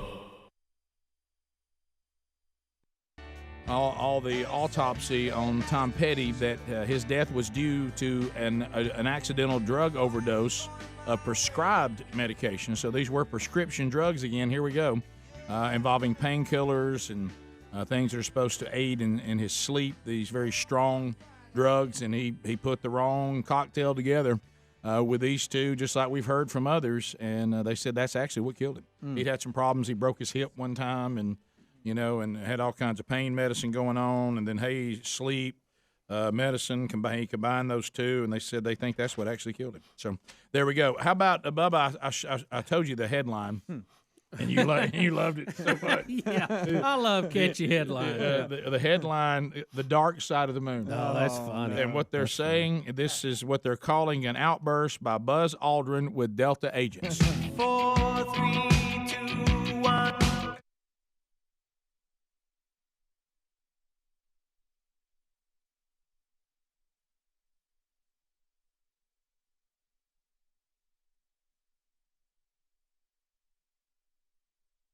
On their phones, the 87-year-old Buzz Aldrin was caught in an angry exchange with Delta ticket agents. Mm-hmm. And he actually was in a wheelchair, then stood up out of the wheelchair. He was so mad. Rick, when you make Buzz Aldrin stand up, I know. What in the world are you doing? Bubba, some other lines. One small step for man, one giant leap for customer service. So, but what happened to him? Well, he missed a flight. He's look at the footage here. He we now can I use any of this? Yeah, you can right now. Okay, look, he's in the wheelchair now and he's mad. This is. They're right now. He's debating the workers that are looking at the flights and he's complaining because he's been delayed in trying to find answers to what's going on. Yeah, at one point he asked them if they're running an airline or not. And he just said it's her fault, and he pointed to a lady that's working. Oh, he's saying you're going to be in trouble. I've been sitting here now 20 minutes waiting for somebody to come and fix a 2-minute problem. Oh. I don't want the next flight. I can't put you on the 925. That's a given. Attention Vancouver passengers. Okay. Now, I know he drops a GD here in a minute. Well, I got it marked at 135. Okay. I think he he's up. I want. He said, "I want your name and your name." No. I'm not kidding you. No, I don't ever. I don't ever say. I mean, this is the most lousy operation I've ever seen. Lousy operation. Remember me and you talk. Got a space jacket on, Bubba. Where to go, and I said, yeah. All right. There, he just cussed, and I'm back. Okay. My wife. Yeah. Who? I'm gonna have you talk to the tower. I'm gonna have to talk to the tower. They can tell you if the aircraft. He says he's going to call the president of Delta. Yes. Checking if that's like that. Too bad. Okay. So do you have any questions on your board? Now he wants to talk to the tower. He's an astronaut. Yes. Where are you traveling? Would you say that it was easier to go to the moon than No, fly I out don't of Delta? No. No? Look, my son worked for Delta, and I know the people quite Okay. well. Are they I going don't to take? want to say things like that. Right. It's just Are they going to take care of you or what? a later flight. Oh no. Now, Rick, he's left the wheelchair behind. He's mad he's just walking now. It's made him so mad he's walking now. Y'all, Hey, when you had to blank him. Rick, there's a few people that get a pass. And I think living astronauts who've walked on the I moon agree. should get a pass. Call the plane. I guarantee the captain would say, set him up here with us. Just set him in here. Get him on this flight somehow. Some of the quotes are Let you him have the navigator seat. Yeah. Let's Right. go. Some of the quotes, are you operating an airline here or not? I'm telling you that you guys are going to be in a little bit of trouble because we've been sitting here now 20 minutes waiting for somebody to come fix a 2-minute problem. I don't want the next flight. This is the most lousy operation I've ever seen. And then he asked for the agents' names and that he was going to call the president of Delta. Rick, you realize he flew to the moon, okay? To the moon. Yeah, you got to watch him. 240,000 miles there, orbited a while, and 240, and landed in 240,000 back. And he's trying to get a lousy flight from Canada. Yeah, you know? yeah. I mean, that just can't happen. No. We cannot have Buzz Aldrin delayed. See, if I'm behind the desk right there, I may have my screen, I may have my tickets. I would say, Mr. Aldrin, you sit right there. I'm going to take care of this. I'd call the captain. I said, hey, I got a guy that walked on the moon here. Can you not get him on? Well, you kick somebody off of that She's saying one point. Pass the gravy, please. Rick and Bubba, Rick and Bubba. Ooh, it brings me to my knees. Rick and Bubba, Rick and Bubba. I can't start another. And here we go. 35 minutes past the hour. The Rick and Bubba Show. 866 We Be Big. Well. The last, let's see, just last week, we were talking about it on the air. You had the Treasury Secretary, Janet Yellen, said that she miscalculated the possibility for sustained inflation. And with the policies that are going on right now, runaway inflation, the highest gas prices in history, war in Europe, supply chain, labor shortages, surging hot spots still here or there. They bring all that up when it comes to the virus. But look, here's some things that you might want to consider. A Federal Reserve survey just shared that dating back to the 1950s, that whenever we see inflation and unemployment at these levels, there's a good chance recession may be near. So one of the things you might want to look at is making sure that your retirement does not take the hit that it took back in 2008. So smart investors are buying gold and precious metals now for two reasons. One, gold can be a great hedge during a recession. And two, the closer a recession gets, the more your gold could be worth. So there's reason two. So join a lot of folks that are doing this, and boy, have you guys responded to this. Don't let your retirement take the hit it did in 2008. Talk with the team about owning precious metals for your savings and retirement accounts. And to make this extra important right now, you'll get up to $10,000 in free bonus coins based on the value of gold coins that you purchase. So just simply go to learbubba.com. That's L-E-A-R. Our URL is learbubba.com for more info, or call 1-800-707-4575. You also can find that link by simply going to rickandbubba.com and looking there under the sponsors button. All right, so Bubba, we have a story. Have you ever thought, well, you know what, I think I'm going to volunteer for this, or I'm going to get involved in this, and what you think you're getting yourself into, it turns out to be a much bigger job than Rick, are you talking about the classic "no good deed goes unpunished"? I don't know who came up with the phrase "no good deed goes unpunished," but whoever came up with that, they were 100% correct. Apparently, they had done a few good deeds along the way. Right, and so what we have here, and according to Adler, the video and audio just speaks for itself. We have a good old boy that is saying, you know what, I think I see a kitten in distress, and he's going to try to do a good deed, and he's going to rescue a kitten. But it kind of goes, he bites off a little more than he thought he was going to. Here we go. Look. Kitty. It's a big one. Side of the road. You gotta get killed for sure. Someone just. Oh no! It's a whole. Oh my God! Look at him. I can't take you off. Oh, you my got gosh. to. Oh my gosh! Look, they're still coming out. Good of the woods. night. How many are We there? got a kitten problem, and I'm not able. Oh my gosh! Oh my gosh! Who would do this? What is there, 9? How many Bunch. did you count? A bunch of them. I thought I'd save him one. Hot diggity dog. Hot diggity dog. So, Love it. So it's almost like they sent one out. Yeah. Hey, go out and see if this guy will take you. See what happens. And then if he decides he's going to pick you up, we'll all come out. So he thinks he's got him. So look, here they all come. They come out of the grass like the raptors in Jurassic Park. I mean, they just keep coming. Look, man, here they come. How many do you think that is? It ended up being 13 cats. 13? Wow. And that was a 37-year-old Louisiana man, Robert Brantley, and he ended up actually getting all of them into his car. And this clip went viral, so the cats got adopted real quick. I bet they did. That's another reason you should always have a big cardboard box in your car. That's right. You look at them, they look pretty healthy. So yeah. Either they just been unfortunately dropped off, or they kind of have done pretty well, at least getting something, haven't they? Yeah, I don't know that they've been out there too long. Because they don't look like they've got a lot of fleas or stuff on. Do you notice the ones that are in the woods? Did you see? It's almost like they're waiting to see what happens. Yes. Let's see how this goes. They're so smart. Let's see how this goes.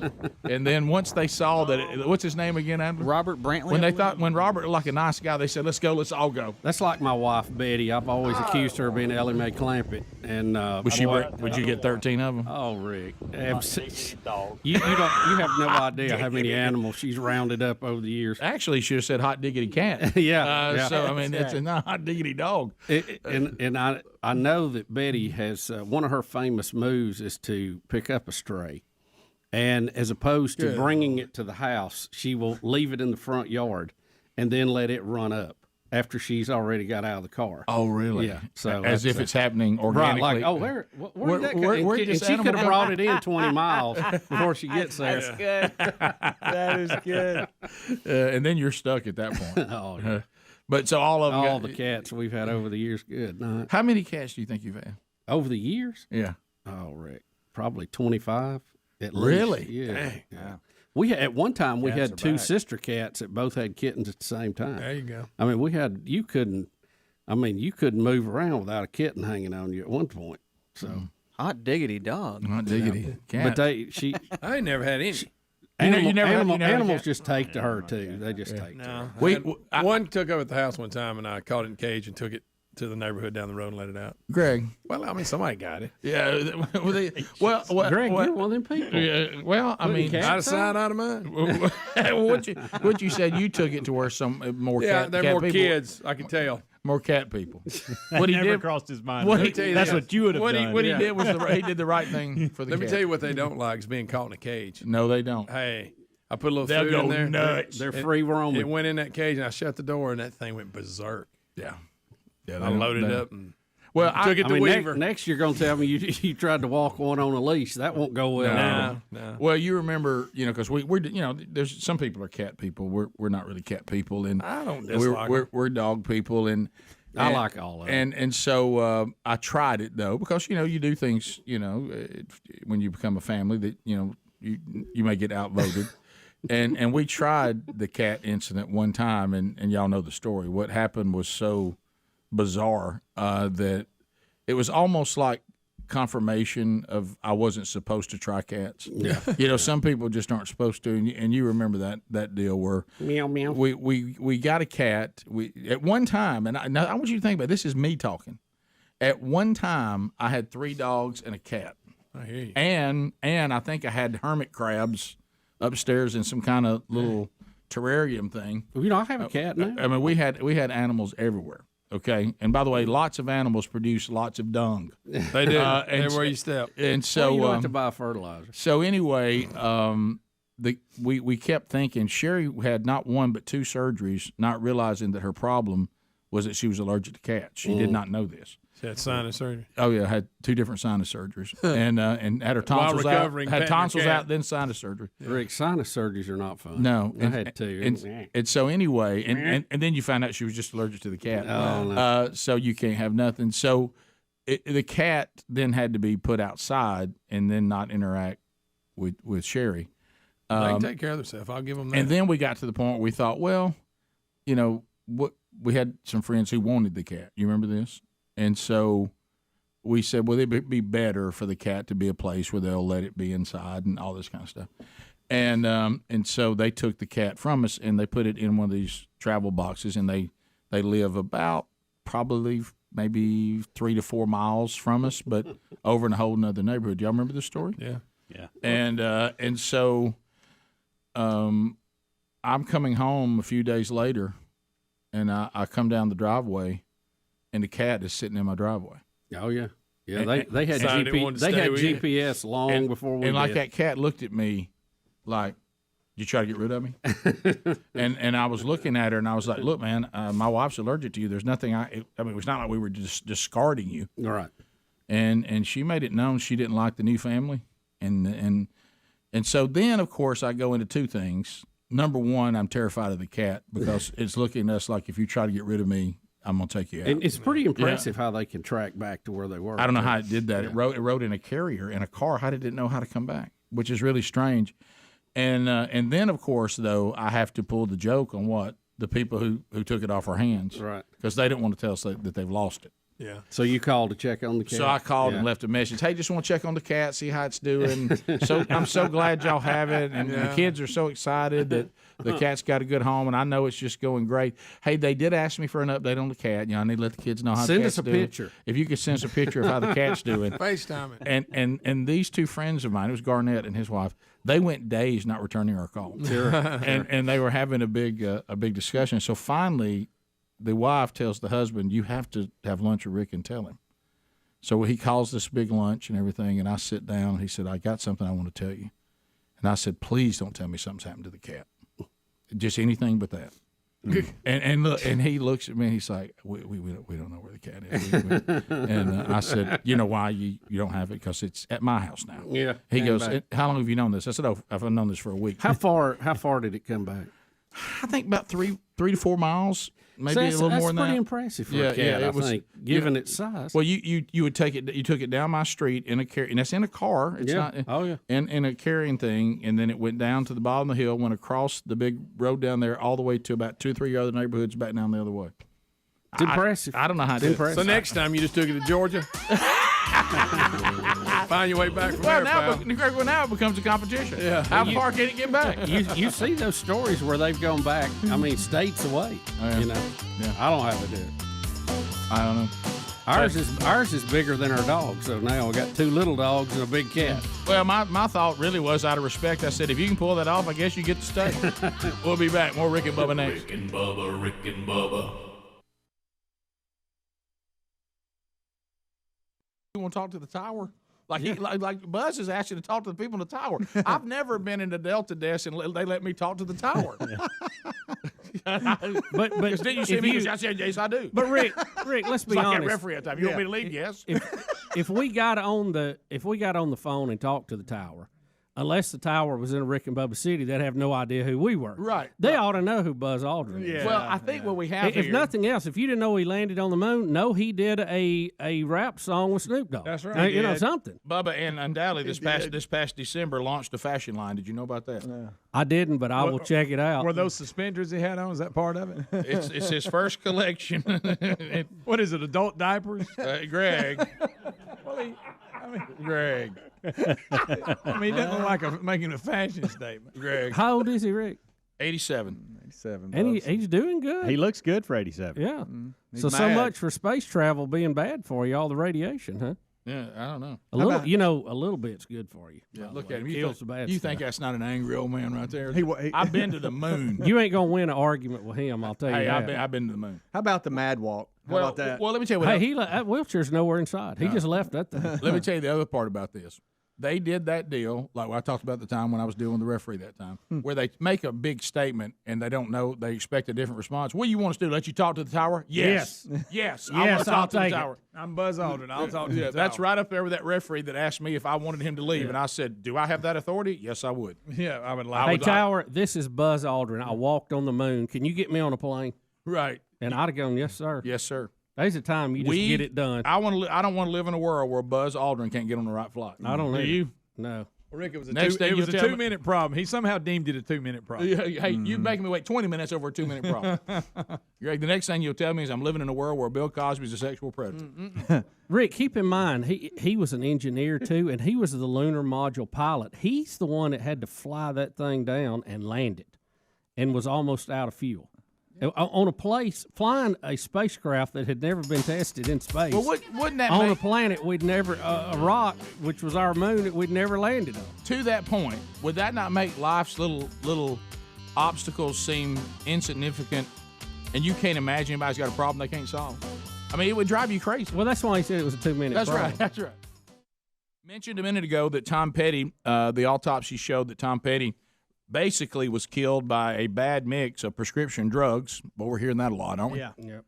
Well, also Major League pitcher Roy Halladay, that died in the private plane crash, that little aircraft that he was flying in and crashed it right into the ocean. Now the autopsy has revealed that his cause of death obviously was the crash, but they found out while they were looking at the autopsy that there were all sorts of amphetamines, morphine, and traces of drugs used to treat insomnia. There it is again, just like with Petty, at the time of his death. So they're saying, you're talking about throwing morphine in the mix and all of that. So they found all this and said that that likely contributed to the fact of him not being able to guide the aircraft like he. Wasn't he kind of hot dogging it a little bit? Didn't they say swooping down close to the water? and all that? But I guess what they're saying is, when you're impaired, what a recovery you would normally make, now you don't make. They're thinking that did contribute to what was going on. And we were mentioning, this is on at foxnews.com and, of course, other news sources today, this odd story out of our home state of Alabama. They're saying the police are investigating the murder of an Alabama wife and mother who they found dead outside her home in the community of Calera, south of Birmingham, and we're familiar with that area. And they're saying that, this is a pretty quiet neighborhood and that she was found dead, 42 years old. And they were saying that, she had very little clothing on when they found the body. They don't really know what's happening, but as they investigated what's going on, they found that she was actually had a secret life. online where she was participating. And, of course, as I've always said, some of the most misnamed industry, but I think you'll know what I'm talking about. Some of these adult-type websites, like I say, anyone who is trapped in this stuff is not acting like an adult, but that's what they're called. You know what I mean? And I certainly understand the big issue out there, but that she was doing this, making money, and it had a secret life going on. Now they're trying to figure out, now is this tied? Did she online, wearing the lingerie and doing her stuff that you would think that could bring seedy people into your life, obviously. But you would think these people would be anonymous. I don't know.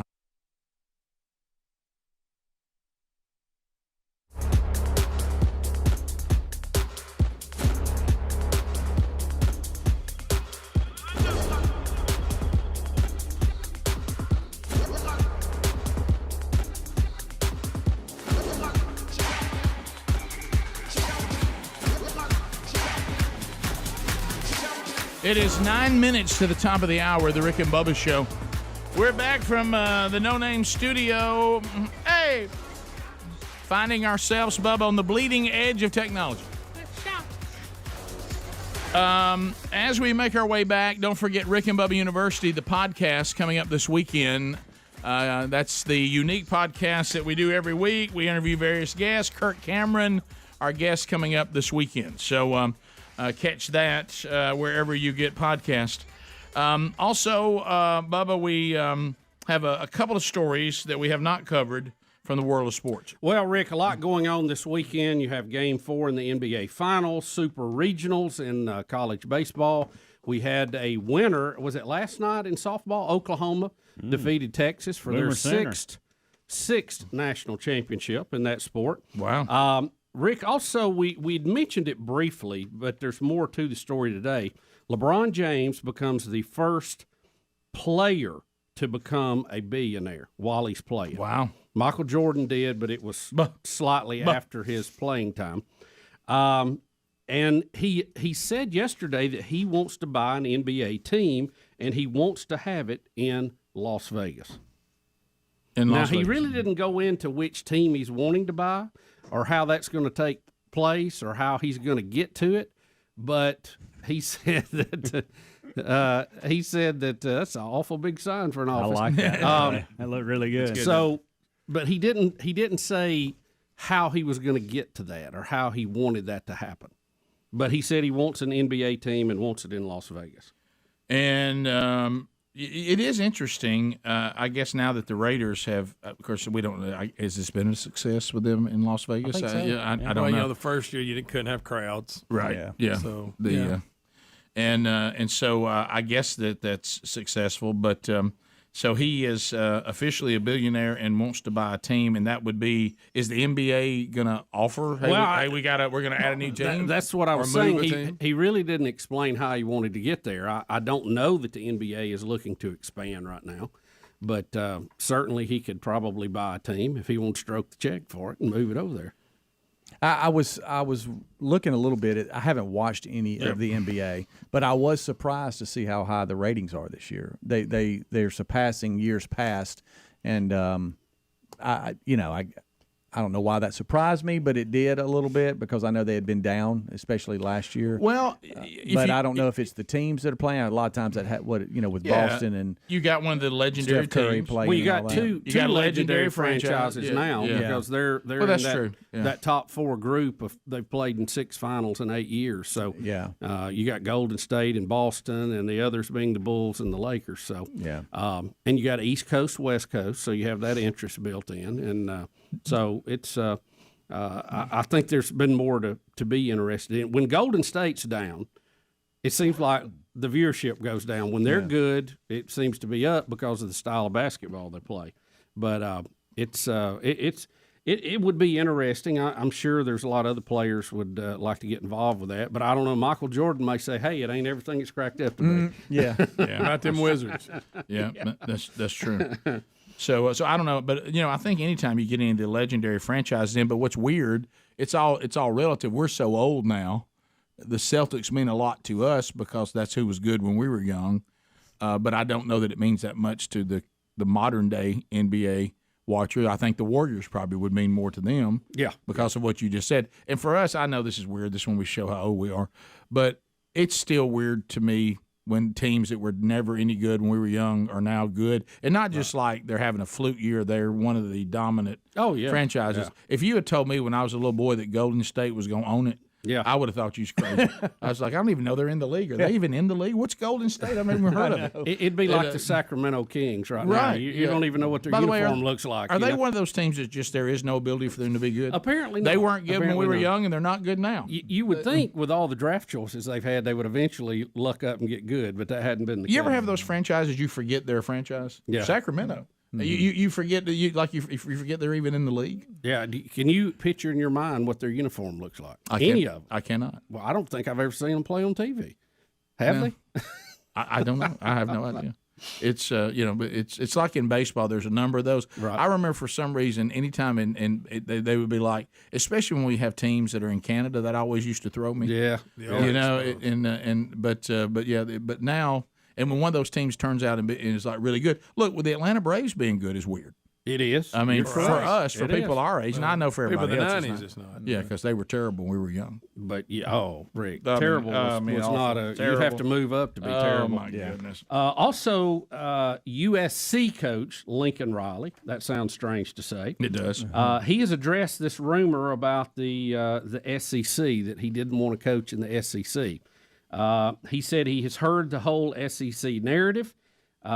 He said he denied any apprehension over the eventual exodus out of the Big 12. But he said it simply was the fact that the offer from the Trojans in Southern California was so attractive. He said it really had nothing to do with who we're playing. Yeah, that's what I'd say, too, if I was dodging the SEC. Didn't he say he had a roster problem, too? He said when he would make the playoffs, he had, at best, the third best roster. Yeah, he every time. kind of alluded into this. Is that what I thought I read that? Or he mentioned it, I think. He admitted that his personnel back in Oklahoma wasn't capable of getting the job done. Talking about winning a national I bet that championship. feels good. Boy, let me tell you. I bet that. So it wasn't his fault. His team just wasn't good enough. See? He said, I've walked into 4 playoffs. Mm-hmm. I've never had better than maybe the third best roster, he admitted. Wow. Well, can I tell he said Luke every had the other same year issue? he said that every other year we were the 4th best roster. That's some locker room material for Oklahoma. Yeah, well, I would also say to Lincoln Riley, so, I mean, the really, really great coaches of all time, they're the ones that win when they don't have the best roster. Right. That's kind of what makes you a great coach. So what you're saying if I is, have the best roster, I should win. look, you right? give me the best roster of the 4, I might show up in there and win one. I mean, I just all you got to do is get out of the way. Right. When you coach the team that when you don't have the best is when you've really done a good job. Shocking. And Coach Burgess won his first year here. Yeah, I had the best team. I mean, I had better players than everybody else. Did you see Tom Brady dyeing his hair orange yesterday? Well, for good cause. But Yeah. I heard Greg talking about people that make their hair weird colors. It's I'm with you. I think maybe the purple and the yellow. Or the green, that's the one. It's just tough. Yeah, but orange, that's kind of good. Yeah, called, some of those do it for lifestyle. He did at least, like you're saying, for a good cause. Yeah. And to be sharp. The name of it is Cut and Color for the Cure. Yeah, so he was bringing awareness and kind of having some fun with some kids that are struggling with cancer. So, yeah, and I think even Greg might color his hair for that because he's got a soft underbelly. Yeah, he does. Top of the hour. Rick and Bubba.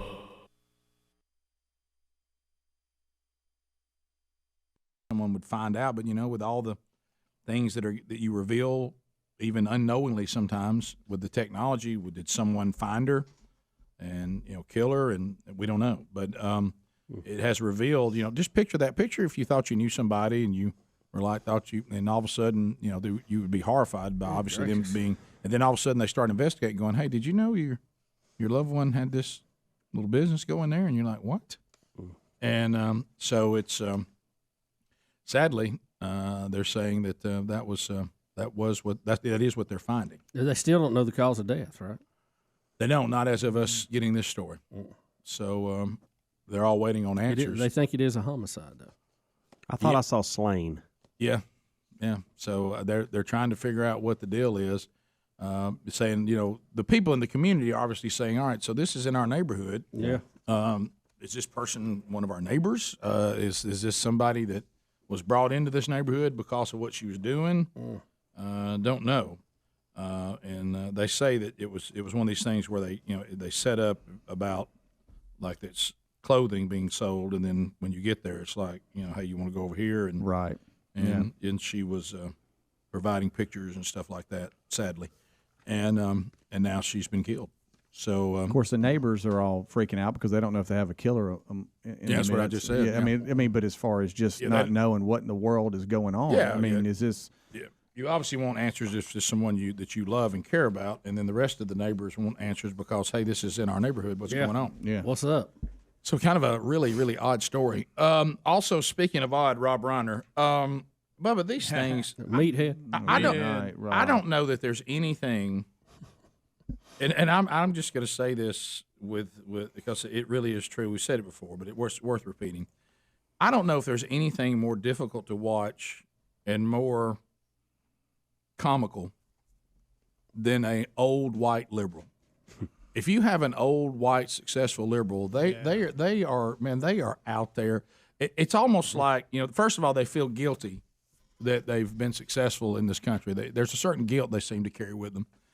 And they love to get emotional about things, but they get emotional, and when you press and go, now look, successful old white liberal, everything you said today, can you point to me where that's actually happening? They're the ones that always told the press conferences that the world's going to, be over if we don't do something about man-made global warming, and then that date will come and go, and they're chicken littles. They're always the sky's falling. Yeah. Now they conveniently, because their whole worldview is based on emotion, there's no consistency to them whatsoever.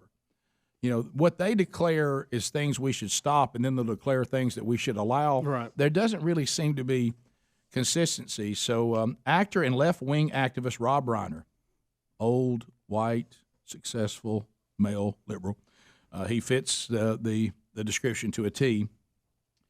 He says that he was part of a women's march again. Now, of course, Trump, in his typical self, is claiming the women are marching and celebrating all he's done for women. Yes. Okay.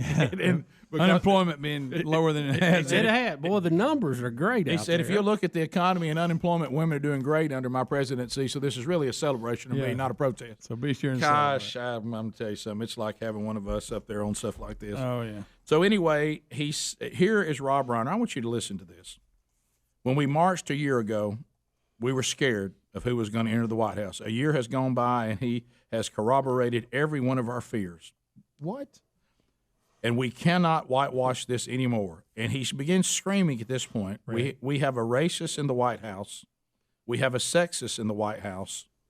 We have a pathological liar in the White House. And he's tearing away the fabric of our democracy. Rick, I've been playing this as B-roll, but if you want some of it, it's...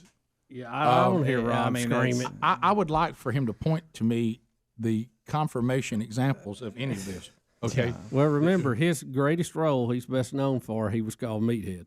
Right. Well, that's a good point. Yeah. Bubba, I used to watch all the family. We were all here a year ago for many different reasons. But one of the unifying reasons was we were scared. Yeah. We were scared of who was going to enter the White House. A year has gone by, and he has corroborated every one of our fears. He's struggling with the delay. We cannot whitewash this anymore. We have a racist in the White House. We have a sexist in the White House. We have a pathological liar in the White House. Is he talking about the Clinton years? And he is tearing away at the fabric of our democracy. And when we all came together last time, we had the power. And it's the women. The women have given us the power. And the women What a suck up. continue to give us the power.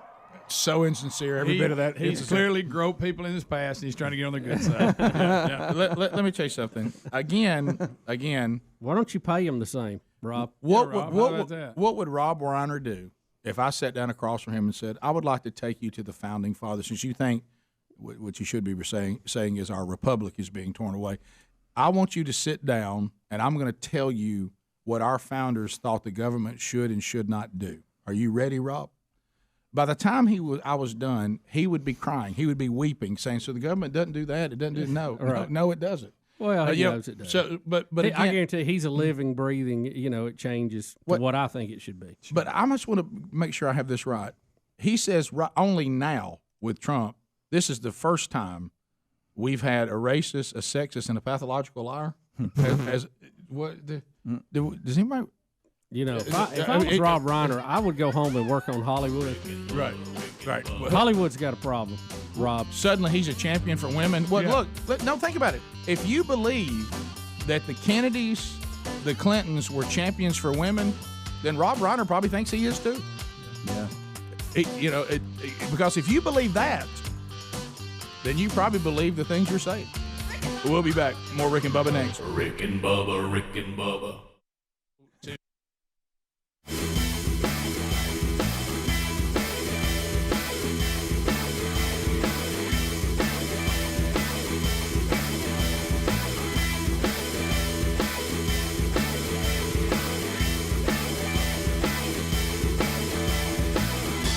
It is 7.5 minutes past the hour from the No Name Studios, from the bleeding edge of technology.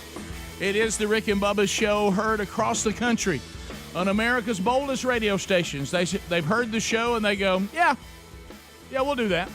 Also, you may be catching the show on the TuneIn app.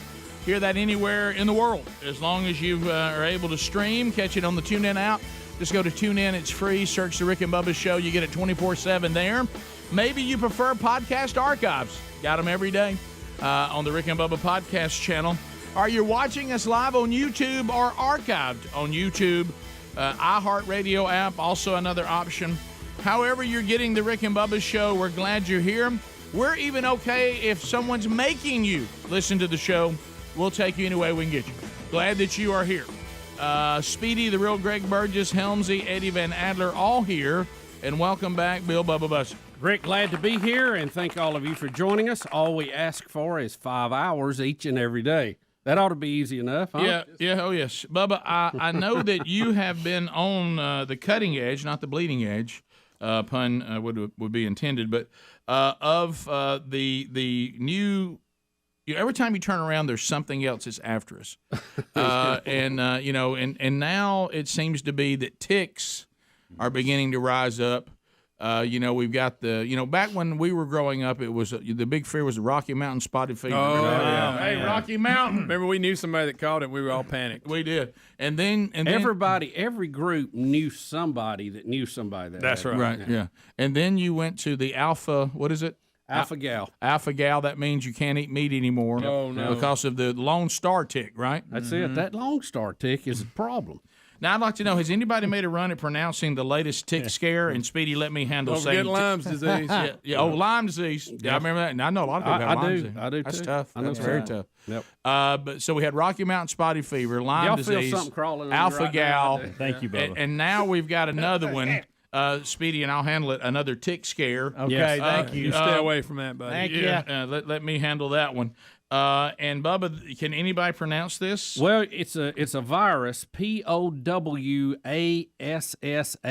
When I first saw it, I thought it might have been a tribe of Native Americans. That we didn't know about. It's kind of got that look to it. Do you know the Powhatan Indians? No, it's what it looks like. I mean, Powhatan, yeah, it does. Powhatan. Well, Greg gets on me because of my concern of ticks. Here we go. Here we go. Well, you act like they're hiding, like waiting on you. That and snakes. He thinks they're out there. Ticks searching do hide and wait on. That is kind of what they do. No, but I'm talking about like playing hide and go seek, like they're sitting there Searching like for it. hanging around a tree, going, "There he is." Well, they actually do. Sweetie, that's what they do. They jump on you. Normally you go under trees and they fall right down there. They jump on you. Yeah, Adler had that. Now, if you want to say Bubba lives like there's a tick around every corner, probably a better analogy. But everything you've just said right now, they actually do. Well, we've had somebody in Connecticut who died jump on him. Who died from a tick bite. Mm-hmm.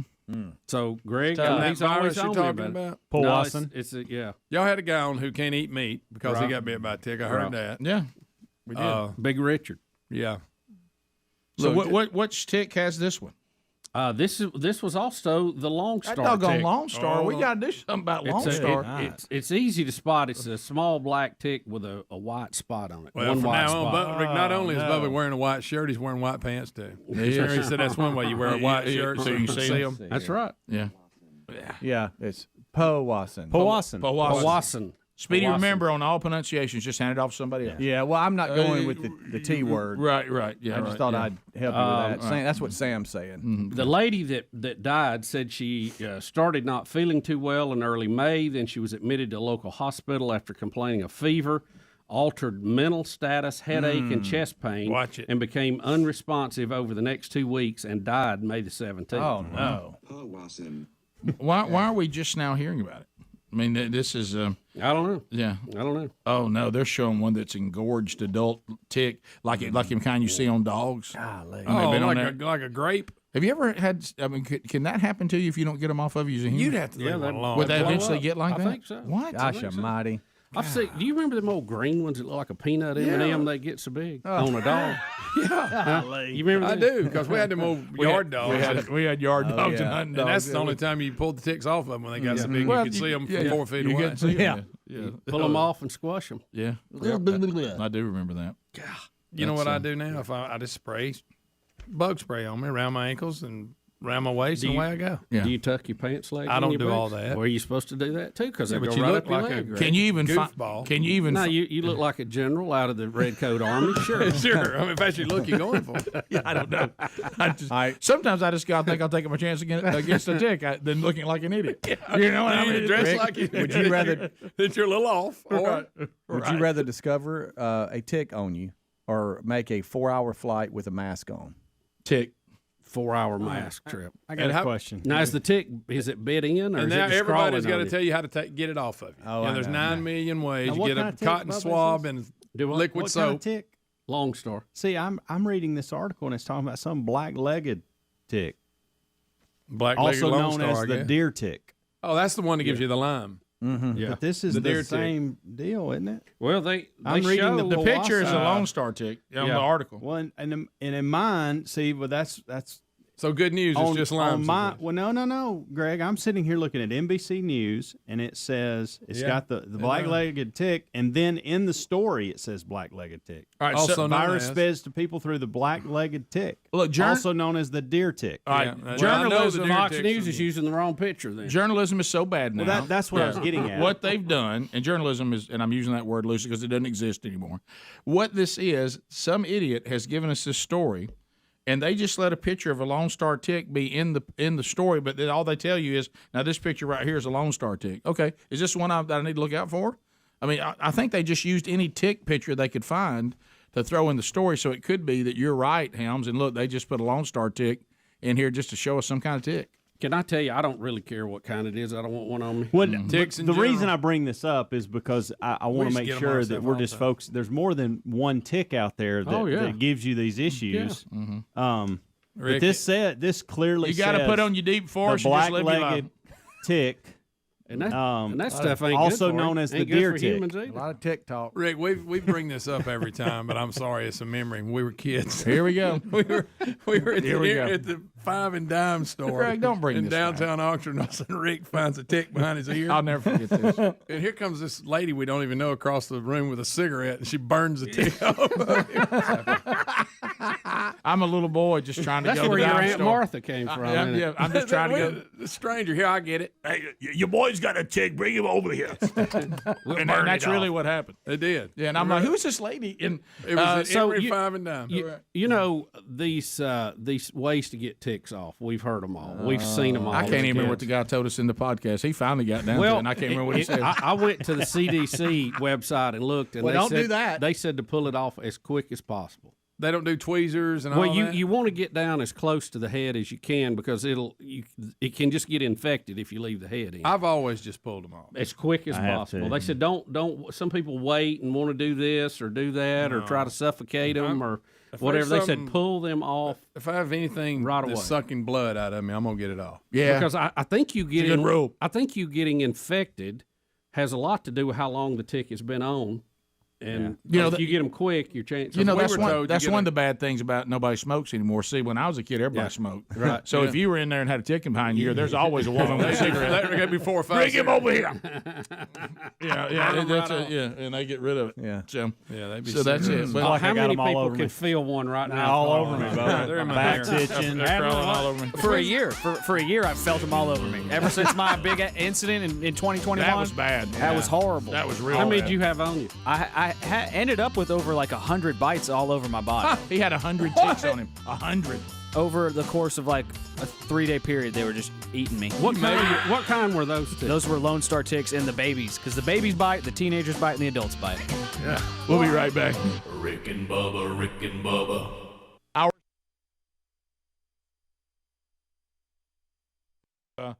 To Ryan and Auburn, I got a bunch of this. Guys, look, I can't help it about Beth Moen. There's nothing I can do. I'm sorry she's doing basketball.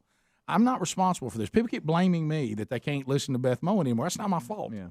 I mean, Beth Moen is Beth Moen, and somebody She does what she does. and says she's throwing out now all these basketball terms like off the windshield. Off the windshield? Yeah, like if it comes off the backboard. She's hipped it up to a whole new level. Ah, hasn't you she? talk about Beth Moen's. Off the windshield. Ryan, how you doing? Doing great. How about you guys? We're doing fine, buddy.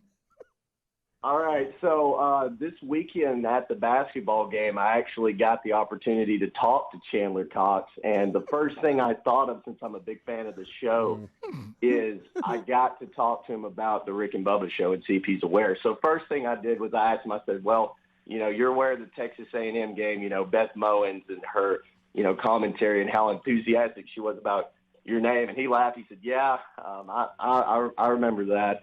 And then I said, so have you heard of the Rick and Bubba show? And he said, the what? And I said, are you kidding me? You've lived in Alabama for how long now? And you don't know about the Rick and Bubba show?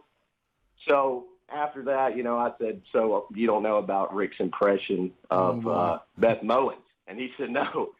And so I tried to do my best impression of you doing Beth Moen's, Rick, but I could not get it across to him.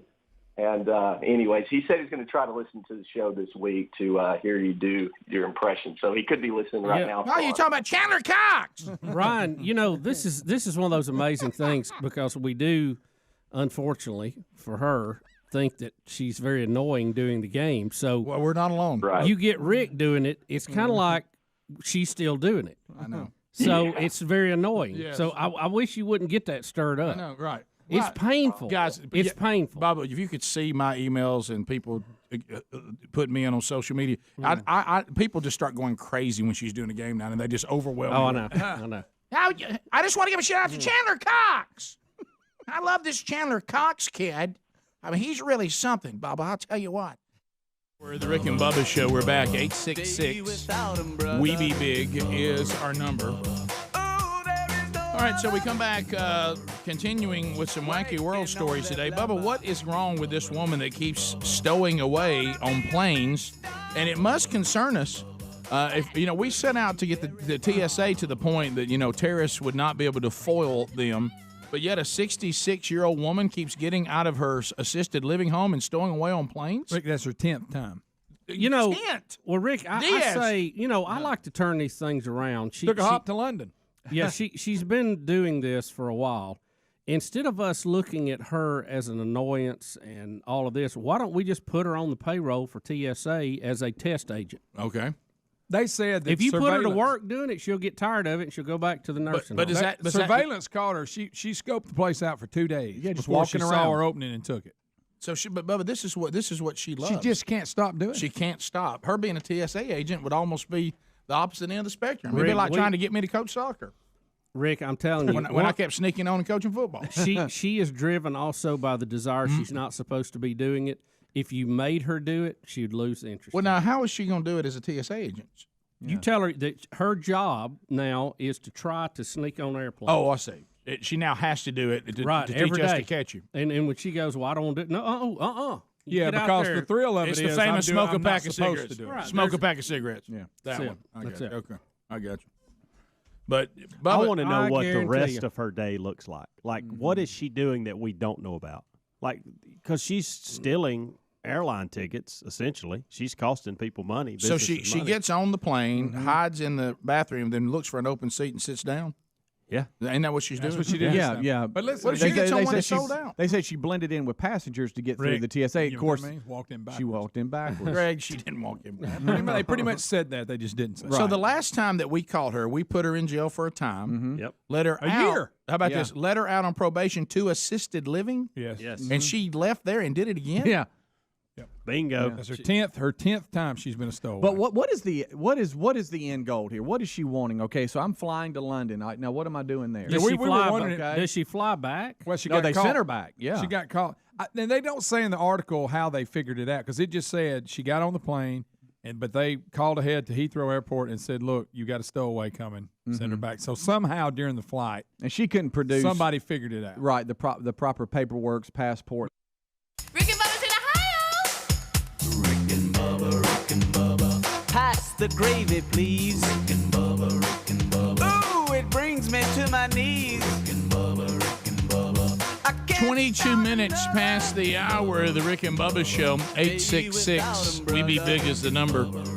As we make our way back, I just had one of those moments happen to me in the break. You know, this show and the way it operates, and where Seinfeld was a show about nothing, this is a show about anything. And so I actually, Greg and I have had some relatives that have rode through today. So our cousin is here with two of her sons, and I just caught myself talking to them about the Will of Meat, and I was just I just watched their faces, and they're kind of looking at me, and I didn't realize that when you're saying that for the first time to somebody. Now what we have over here, see, that's a Will of Meat, and ain't gonna find that in California. Hey, and thank you guys for at least listening and not going, "What in the world are you talking about?" But have you ever started Rick, this explaining is what a- we do to somebody who's like hearing it for the first time? This is a studio that has stuffed coyotes in it and a Right. big boy. Yeah. So I don't even know if you ever get to the Will of Meat. Well, I was trying to figure out which one was more shocking to them, because I did tell them about Big Boy, because you have to explain what they're experiencing. I mean, they're here and they're looking around. You have to go, yes, I'm going to acknowledge the big boy over there, and while we're at it, let me talk to you about that Will behind Bubba. But Hey, and what about 3 coyotes? you're right, and I didn't And even an owl? I didn't even get to the coyotes. I thought it was too much in one day. Yeah. So you guys will have to come back for that. All right, so Bubba, a couple things out there. Do you want to do this funny world deal with the Houston guy? I mean, Yeah, 'cause that's pretty funny. You just read that to me. So let's look at the wacky world here. A look around the wacky. Here we go. Say.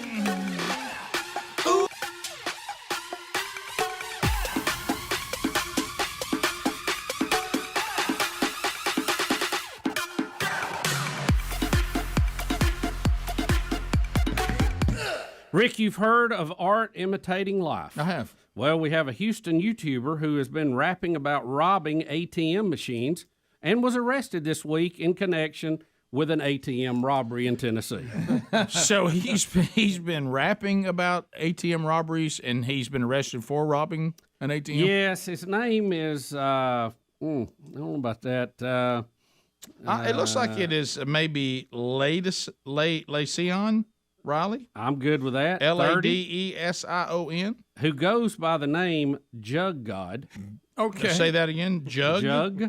Jug God. J-U-G. I noticed God. I noticed very bold of him to capitalize God with a capital G. Wow. Yeah. Right. He's the Jug God. Well, Jug God. Don't you know the police? He did the job for them. Don't you? They had the machines broke in. They go, "Why don't we go question this guy that sings about robbing ATM machines. Yes, you just got put on the case saying, look, we got a rash of ATM robberies, and you go on YouTube and say, I might want to look at this guy. I mean, Check he's Jug God Yeah, out. he's Jug God is rapping about robbing ATMs. Why don't we take a look at him?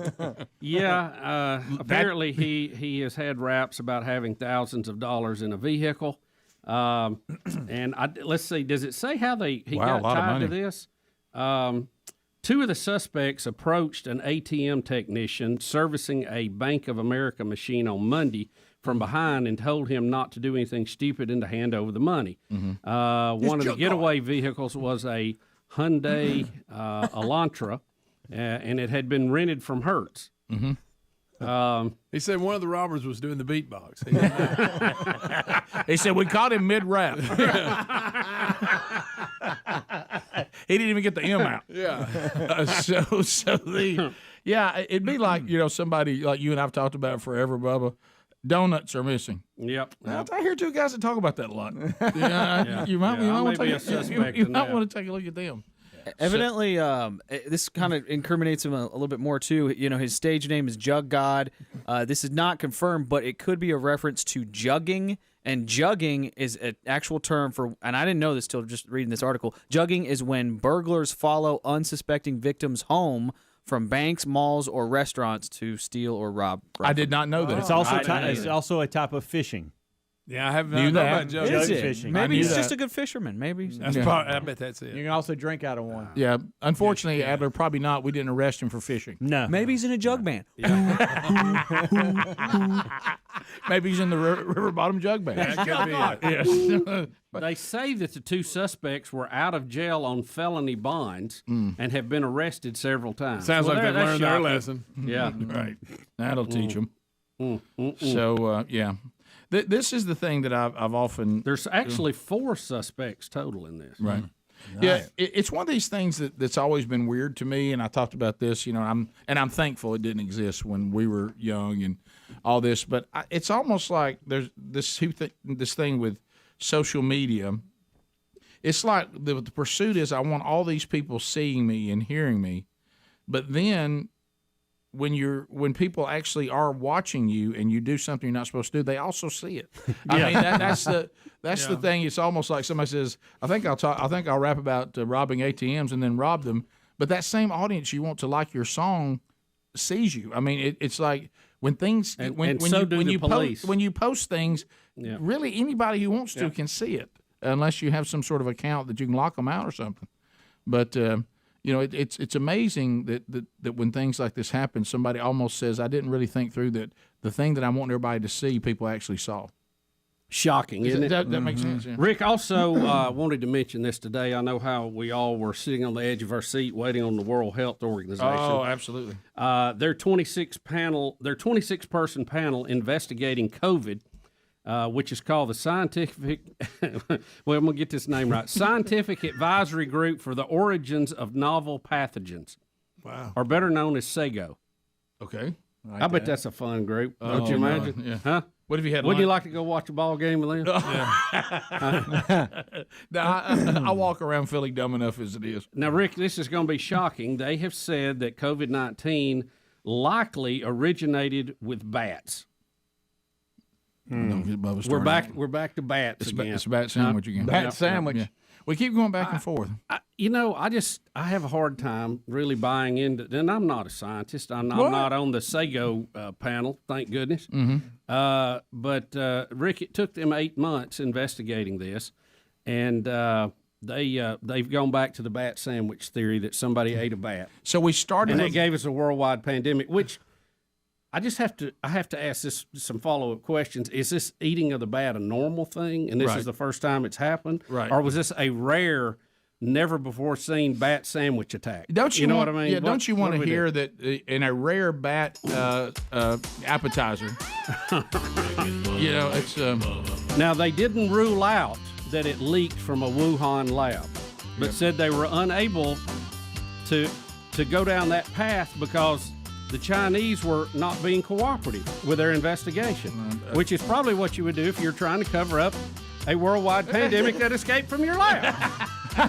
But it must have been a bat sandwich. Rick and Bubba, Rick and Bubba.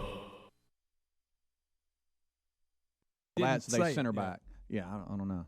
Because they said they figured it out before Do she got y'all realize, though, because we've all flown a good bit, so we know the process. Number one, she's got to get through TSA where they ask you for what? Boarding pass, please. And that's before you ever get scanned.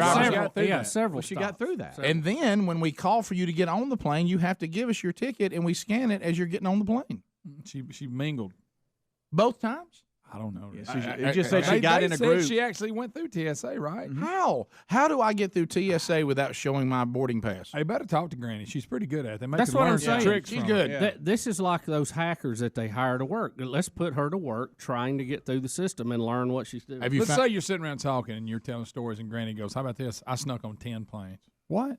She has 10 times. She has gone through there and got on. That's pretty good. They said that they are now I doing don't know blood what her deal tests. is with it. They said that the strange that she's kin to that guy everybody thinks is D.B. Cooper.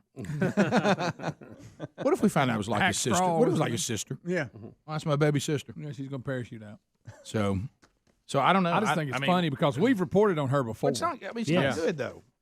I mean, this can't be going on. This is bad. How is she getting by that TSA agent that has to look at all your paperwork right there at the desk with a little light? Look at and her. everything? They're not telling it because they don't want everybody doing it, but she's walking through backwards. That's all. Greg, she I've is told not. y'all forever that if you'll walk through backwards, they don't see you. At a Greg- ball game, whatever. She would fit into the crowd pretty well. She would. Yeah. Has to be a crowd, though. You can't just walk through backwards with no crowd. No, you Right. can make things happen in a crowd, but the way it's set up, though, I don't know how you ever get by you're without right. So, Greg, that if there's a checkpoint with your crowd, boarding pass. I just spin around and walk backwards and nobody ever sees They me. don't see you. They look at everybody's faces and they don't see your face, so they don't see you. All right, so after examining the footage, Everybody knows all right, we've If I already turn talked around about. backwards, Everybody I'm knows that, facing Bub. them. Come on. Well, we've already talked about how the footage showed her walking around for 2 days and all this kind of stuff, but we really not are trying to figure this out. It says, so her biggest deal is that she just tries to blend in with the passengers. So you kind of get a mob going, and she just tries to blend She's in done like this she's 10 part times. of it. But what That's is the her big end thing. game for her? I mean, And the fact that a she's an jolly- old gray-haired is lady, she trying probably. to get to a place? No, she loves it. She loves doing it. She loves being sent back challenge. because that's the way she gets to do it again. Yeah, why do people jump off cliffs? I mean, It's just almost like, I guess, every time she wants tries it, she'll go, attention. okay, Screw loose. successful, It's attention. successful. All right, guys, you got to read into this too. Challenge to her. All right, Yeah. so the blending in is how she got past the gate attendant. All right? Now, how she got past TSA, they're saying they're not gonna. We're trying to. Well, yeah, you don't want they anybody to know want you that. Yeah, we're not gonna let you know about that. Well, obviously she's got some angle she's getting through. It's something about she's a gray-haired old lady, and it's like you don't see her. You know what I'm talking about? There's no way a gray-haired old lady sneaking on a plane. It's like your mind won't let you see her. well, I don't want to. Surely I didn't see a gray-haired old lady go by sneaking out. I don't want to be I don't want to be insensitive Walking to a very backwards. serious topic. Yeah, you see the but back I of her have to make gray this hair. point. I'm trying to picture myself like it. Some terrorist group organization is going, you mean to tell me that there's an old lady that gets on planes 10 times undetected? We can't get on a plane? Yeah, TSA better hire before they do. Yeah. yeah, nice. Because I got to tell you, when she's a terrorist, there's an airline blown up in the bathroom. I'll say this. I'm looking forward to next year, see if she does it again. I am too. I hate to say that. I mean, we've reported It's on not I know that she 2 or 3 doesn't. different times. It's not she doesn't like being in that facility she's in, and she's not trying to get somewhere. She just This is her thing. this is her way of joyriding. Well, I Yeah. go back to This Helmsy. is, I bet I can sneak on a plane. It's one of those. Yeah, I go back You to don't think I can Helmsy sneak on and one? all those. It has to be that because I'm thinking, all right, there's been times, let's say that she doesn't get called and it lands. And she gets off, and now I'm in London. I know. How's she I mean, gonna what- get, what- she gotta do how it does all she over get again. back? What am She I gotta doing do it. now? Well, for all we know, she's been stranded in countries for years. We don't know. So does she start, if it's my jolly, do I immediately start when I land in London? I go to the airport and start it again? Just try to even just turn around. I'd and come like back. to interview this lady. Yeah, most definitely. Speedy, So won't you book her? would you stay, now that you're Now she's inside in the jail. airport because you get off the plane in London, do you now just move around there and try to go to a gate and just get on another one? Because now you don't have to go through security again. And what's her money situation? How does because if she gets away with it, she's got to eat. She's got to have a place to stay, and that's not cheap in the areas that she's at. And if she doesn't want to sneak back and she just wants to fly back home, she's got to have money for a ticket. She may have done that a few times. You're right. What is her ultimate plan and goal here? Well, I don't get that. She loves I'd it. like to talk to her family members Challenge. too. There's a lot of people do weird Yeah, things. we don't hear a lot of family. Yeah. Any What's, reports what's her of- kids of- think about it if yeah, she has maybe- kids? Maybe she ought to take up canning. Yeah. Ceramics. Yeah. Ceramics. But how comfortable could this be? Remember- So she gets on the. Anybody she say, gets on, anybody say Meemaw? No, what? So she's on the plane and she hides in the bathroom until she finds an empty seat. then she goes So sit that's kind of how she blends in. But how comfortable is that? It's got to be miserable. Well, how do being you in keep checking without loves people it. knowing you're in there? She loves it. Speedy, she loves it. Yeah, I guess so. I'm like, y'all, I'd love to sit down and just ask her techniques. Say, Yeah. okay, Granny, they've got you. You're done with this. Tell us how you did it. You gonna call her Granny?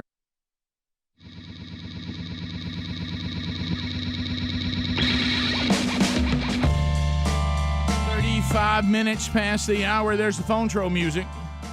Phone troll music, that means it's time for a phone troll. So here we go. Direct assistance, Erico 212. If you are new to the program, are watching it for the very first time in your whole life, here is how it works. Here's what a phone troll is. 30 seconds per phone call. That's it. So at the end of 30 seconds, the buzzer sounds, we move to the next caller. There are 2 timeouts that can be allowed in one phone troll, and Bubba's toting one of those, Helmsley the other one. And if they do call a timeout, then you can expand on your call. But everybody else, you got to get ready. This is adapt. You know, we're in a time now. Everybody's like, give it to me quick. Don't let this thing drag out. I got to have it right now. So get right to the point. Make comments, questions, bringing information to the table. Meaningless shout-outs, shameless plugs. They get the buzzer because remember, we're trying to teach ourselves to be self-aware. You ask, Good luck. see if you can call yourself, saying to myself, if I were listening to the show or I were watching the show and I heard my call, would I be informed? Would I be entertained? Or would I have to be honest and say I find myself annoyed? So here we go. As you're lining up, I'll hit you with goodrx.com/Bubba. Bubba, did you know? Tell it. That you could go and have a prescription that you needed at Pharmacy A, and that if you just went to Pharmacy B 3 miles from there, you'd have saved $100. Did y'all know that? That's amazing. I didn't really. know that. GoodRx.com/Bubba is this is the tool to use because what GoodRx does, it says, look, here's the pharmacy you need. Here's all the pharmacies that are near you, and here's the price. And it does vary wildly from pharmacy to pharmacy. And the savings average right now with GoodRx.com/Bubba, are y'all ready for this? Up to 80%. Now, that's big. That's worth your time. And it's free to use.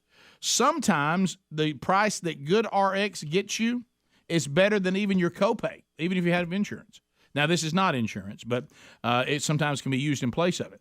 So go to goodrx.com/Bubba. Again, it's free to use. Simple, smart savings. There's also a link at rickandbubba.com right there under the sponsors button. All right, so to the phones we go. Let's start with David in Hoover. David is listening to us on 104.7 WZZK. Trolling. Keep them phones a trolling. Here we come, phone trolling. Phone troll. David, you're on. Go. Hey, guys. How y'all doing today? We're great. We're great. I heard a little more information on the guys up in Pennsylvania that fell in the vat. Apparently, one of them, the employee, was a German fellow named Augustus Gloop. But it's all good because a couple of little midget guys with orange faces and green hair came and got him out of the vat and sung the song about how not to fall back in. Oompa, loompa, oompa dee doo. Yeah, it's that's the story referencing the people who fell in a vat of chocolate. Boy, what a way! Yeah, if you got to fall in the vat, and it was only that's waist one deep, and they got them out. So I mean, it was a blast. Yeah. How they got in there, I think all of us eating M&Ms and Dove chocolate want to know. We continue. Caleb in Floyd, Alabama. Caleb, welcome to Rick and Bubba. Go ahead. Oh, and it's from Troy, Alabama. Troy, Alabama. Go ahead. And, yeah, I was calling. I wanted to know when you introduced Bubba, what does it mean he's the master of Kane's English? Well, have you listened to this show, I was sir? about to say, well, you talk about being disappointed in Caleb. I haven't been listening to y'all but about a year now. Oh, okay. Well, you speak the same lingo, so you wouldn't notice anything. How can you be in Troy, Alabama, and you just now found this show? But no, this it means that Bubba is a master of the King's English. I mean, you listen. Of course, we say Kang's English. Yeah, and we say Kang's because where we're from. But listen to just that voice, that capture of this English language. I mean, he's harnessed it, he's put it up, and it's under his control. Or not. As a matter of fact, it scared Kirk Cameron yesterday. Yes, didn't it did. Did it get him? By the way, in the podcast, he what was the word you said? and he said your accent is so thick I don't even know what you're saying.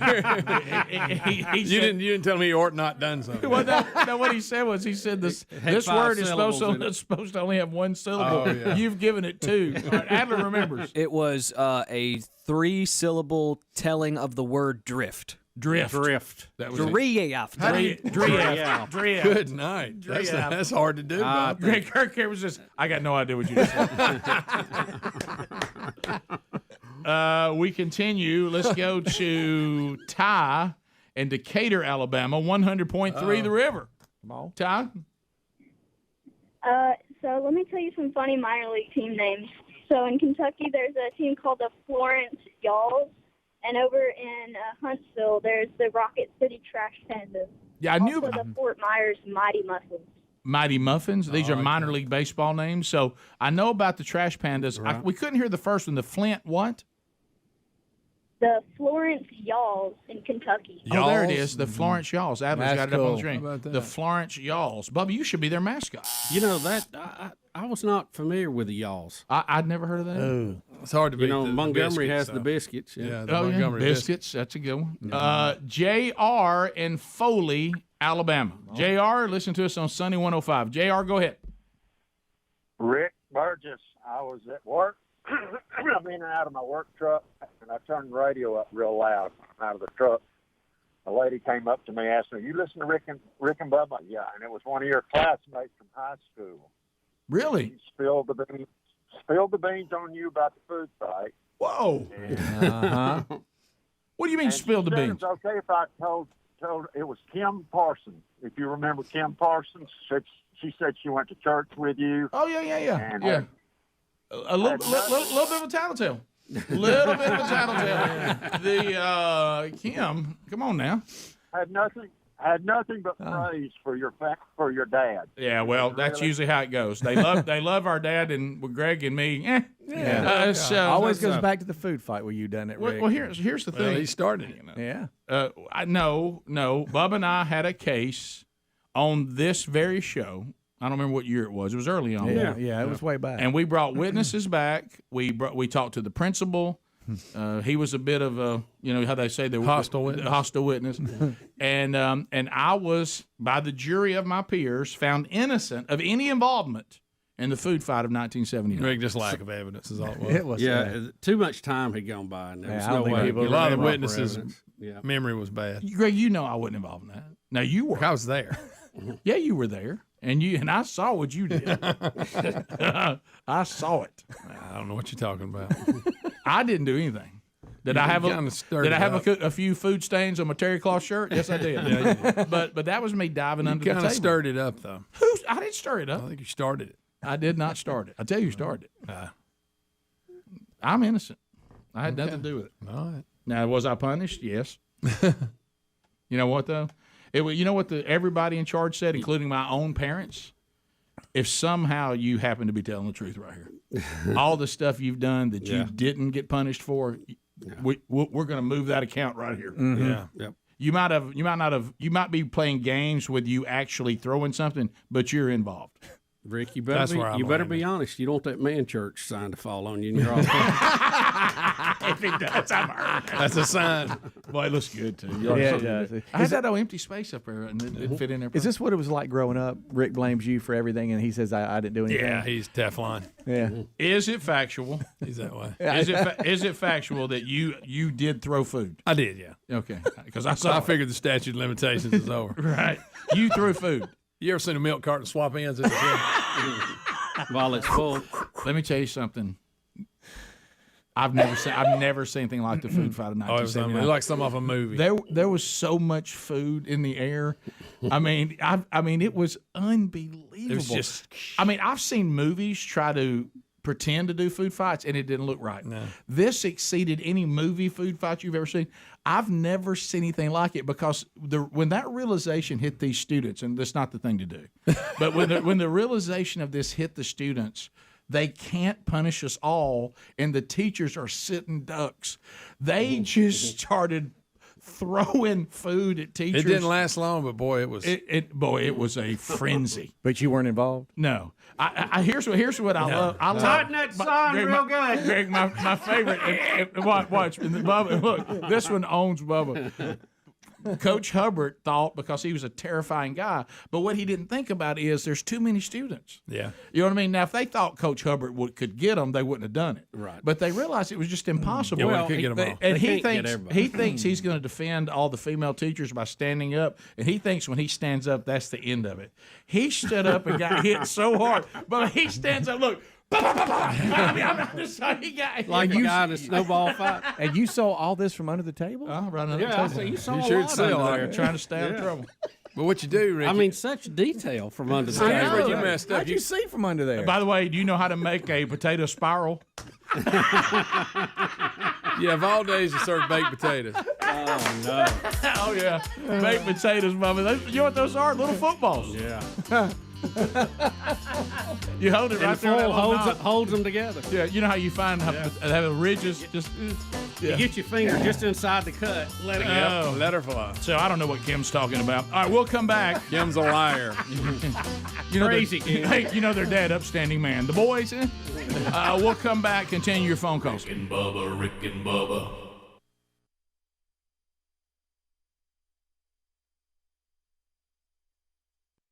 You know, and I'd say, look, I tell you what you do. You tell us everything that you've been doing. We'll give you a free ride over to Philly and back. Well, no, Greg, Super you bring Bowl. up a great point. You We'll go said to nanny. Philly, then over to Minneapolis for the You Super said Bowl. nanny. Nanny. Okay, if she does have grandkids, what are you having to say to your grandkids? Your mama's back in prison. Jumped on another She was plane. in London. Yeah. Hidden a crapper. You know what you say? Hey, let Mama know where y'all live now. She'll be there. Yeah, You she'll know? come visit you. She'll be there. Yeah, don't worry about that. Listen, if your grandmother shows up to see your kids, just don't ask how she got there. Yeah. Just be glad she's there. You usually say, did you have a good flight? Yeah. Don't say that to Mama. You'll know when. Phone.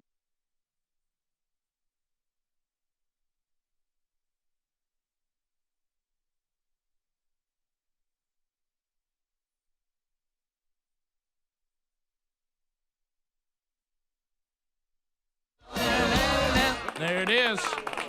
There's old Bubba. There he is. All right, so government back open? Yep. Government open, We're last back, I heard. We're back open for business? For 17 days. So what we do, buy a little short-term deal there, get it back open? That's a waste of time, right? It sure was. Just Cost a lot of money too, I'm sure. Well, you know what I thought about? I thought about the guy that called in yesterday. He said, and the government been shut down this many times. Yeah. Okay. So what's new? Yeah. Looks like we do it the same way every time. Then everybody opens it back up, and then it stops. Yeah. I heard some numbers yesterday, like it cost $900 million or something for a government shutdown. I I'm hope like, it did. how in the world does it cost that much to shut it all down? My goodness. I thought we'd save a little bit. I was about to say, how much money does it cost to just turn the lights off and shut the door? Yeah. Yeah, that's strange. I don't know. Yeah, I don't know. Look, once again. Only the government could spend more money closed than it could open. Well, think look, about that. Look, I don't know when we're going to say enough. We just sit out here and just watch this ridiculous game. It's the biggest scam ever that they play, and they're all in on it. Every one of them. Everyone, top to bottom. Hit the handle, flush the bowl. Let's start over.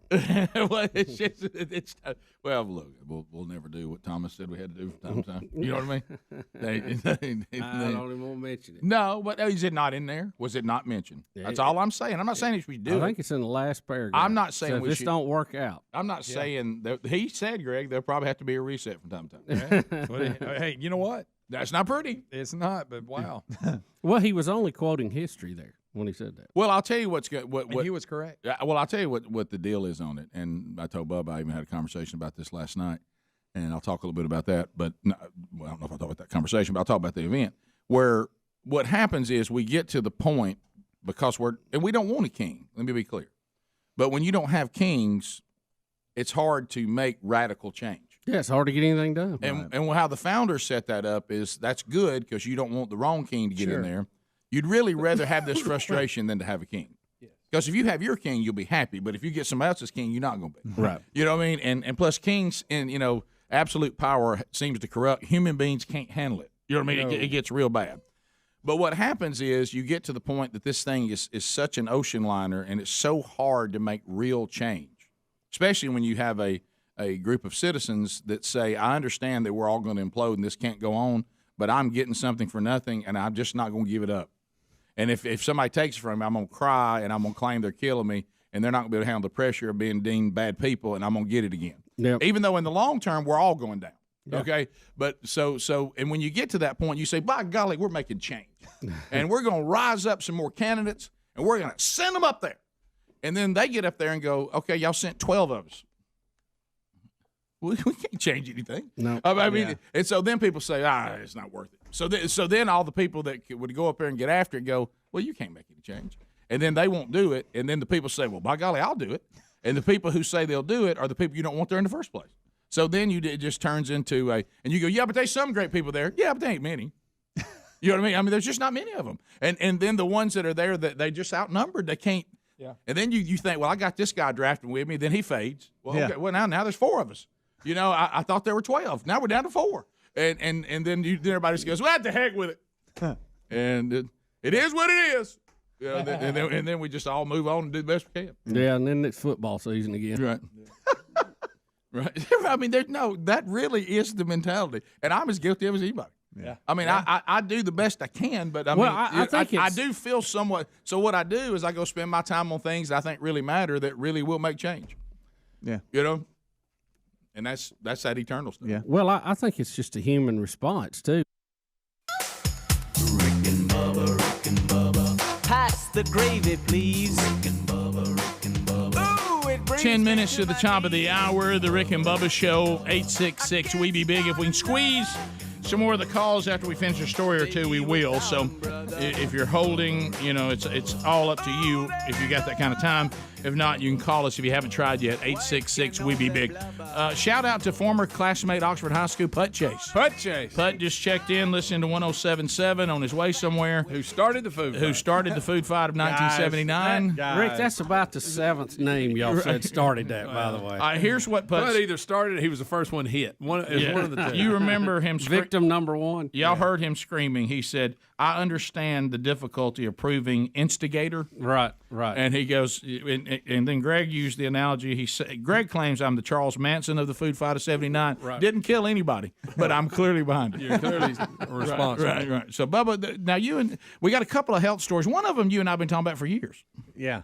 Well, this is the one I'm looking at, the knee pain arthritis story. Yeah. Speedy, of course, printed this out for me. Well, I thought it was kind of said frequent knee pain was less likely to develop in those over 50 who have arthritis and walk for exercise compared to those who did not walk, according to a new study published in the Journal of Arthritis and Rheumatology. Tough on Friday. So if you do a little walking, you'll be back on the court. Said researchers at Baylor College of Medicine looked at over 1,200 individuals diagnosed with arthritis who was part of the study, a multi-year observational study where participants self-reported the amount of time they walked and exercised.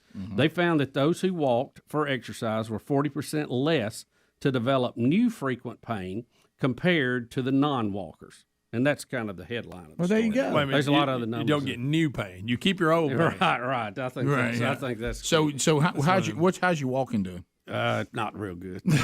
What you up to? That's an interesting study, but I don't know about that. Right. You don't know about it. I don't know about that. Yeah. We'll see. You don't know about the study, so let's get to walking. He's going to wait a little more data. Let's go back probably 4 years. I want that to be researched. About 4 years ago, we said, Bubba, if you'll just walk.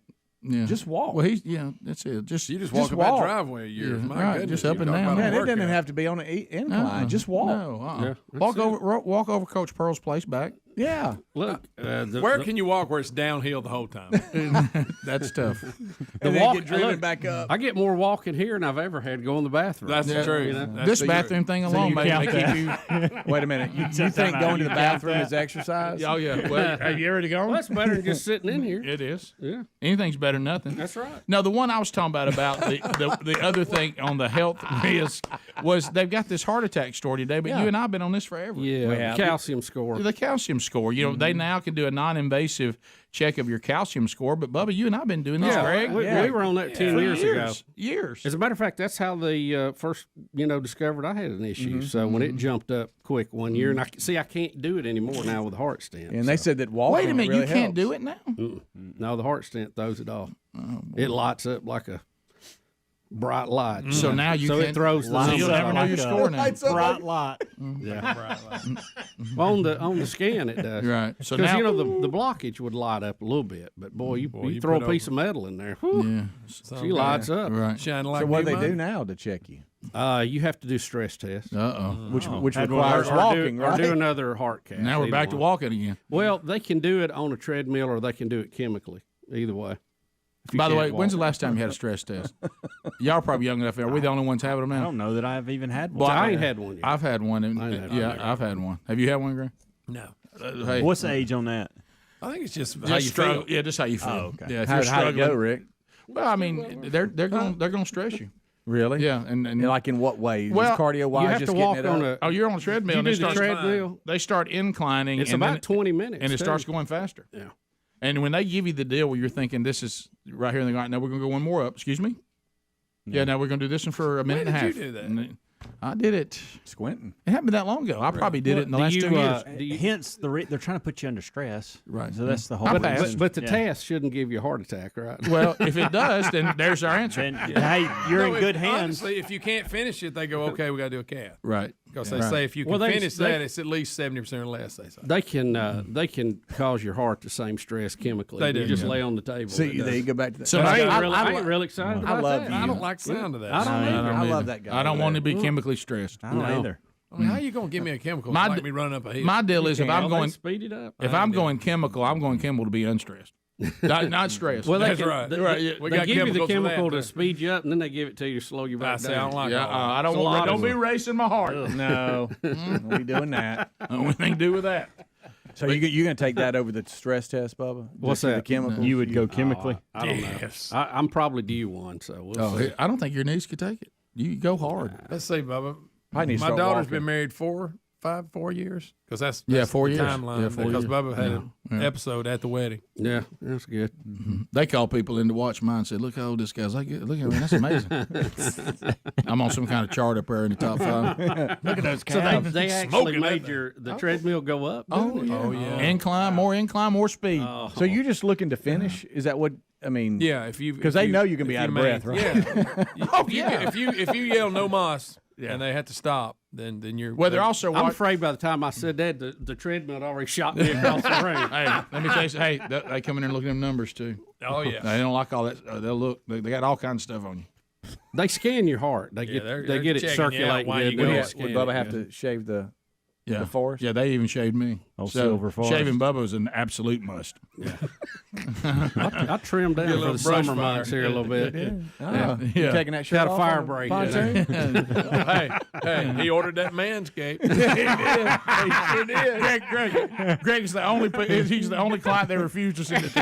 I said it ain't a man bush hog. Captain Hat, nothing but Hey, shorts. Bubba's here for a It bogged down. Bubba's here for a stress test. Get the chainsaw. We got to take the forest down. That's so good. That is. It is. So I guess I'm gonna tell you, if all of one it, day when we start walking. you go to the hospital and you have to have anything done, to me, them pulling the tape and the stickers off of the that EKG hurts. is the worst part. Getting old is difficult. I mean, all old really is. Old is people always prodding you and putting stuff on you, shaving you. Bubba, you're the only know- person that has to go to Richter Landscape to get your stuff done before getting a medical procedure. Yeah, you might as well just shave down ahead of time. And look, and Rick has to come on himself in person. Yeah, to get it won't done. happen. Yeah. They'll shave you back and leave. If not, they'll just throw pine straw on it and leave. I really wanted to. Bubba, you've seen this nice lake up here. We could walk around that. Yeah, yeah. I heard there's one back there. You want, He heard about it. I love you. Don't you? Now, don't I you drove ever over there stop looking being for it the other day. I didn't see it. Hey, look, Greg, you know what he said? He said, I'll start walking out there right after they're done trimming those limbs, might have ticks in them. Oh, I bet Hey, you see Bubba. a snake out there. Rick, no walking to the first frost. How about 3 days a week? You and I go walk around the No, lake. you don't want to take Speedy with you. He'll be on you the whole time. No, I won't. I'll just stroll with you. I know, Speedy. Next thing you know, have you jogging. No, Bubba, I've been look, trying I'm to no get picture you- of health. I'm just saying I'm there for him. We have access 2 minutes away from here from a tennis court that you and I can go. No. It doesn't have to be. That I'm not day's over. saying singles, nothing. We can play mini tennis. We can volley. Just move around. All right, that's twice a week, and you're walking with me 3. There you go. There it is. I got some weight off before I do any of that. When are you going to start doing Well, that? maybe this would go. What I'm talking about doing, you don't have to do But don't that. you walk to get the weight I off? thought you did. Y'all, he's working a plan right now to lose weight. Let I him could finish feed it. you a basket of balls, right? Feed them right to you. Big Burgess. Y'all, let him finish what he's doing. Just Bubba, Rick and Bubba. Hey, thanks for watching Rick and Bubba live on YouTube. We're here live at 5 with a kickoff hour, bright and early, Monday through Friday. Don't forget to subscribe and click the bell for notifications on our YouTube channel. And catch a commercial-free Best of Hour on Blaze TV every day. Rick and Bubba, it's must-see TV. Or radio. Well, yeah. Rick and Bubba.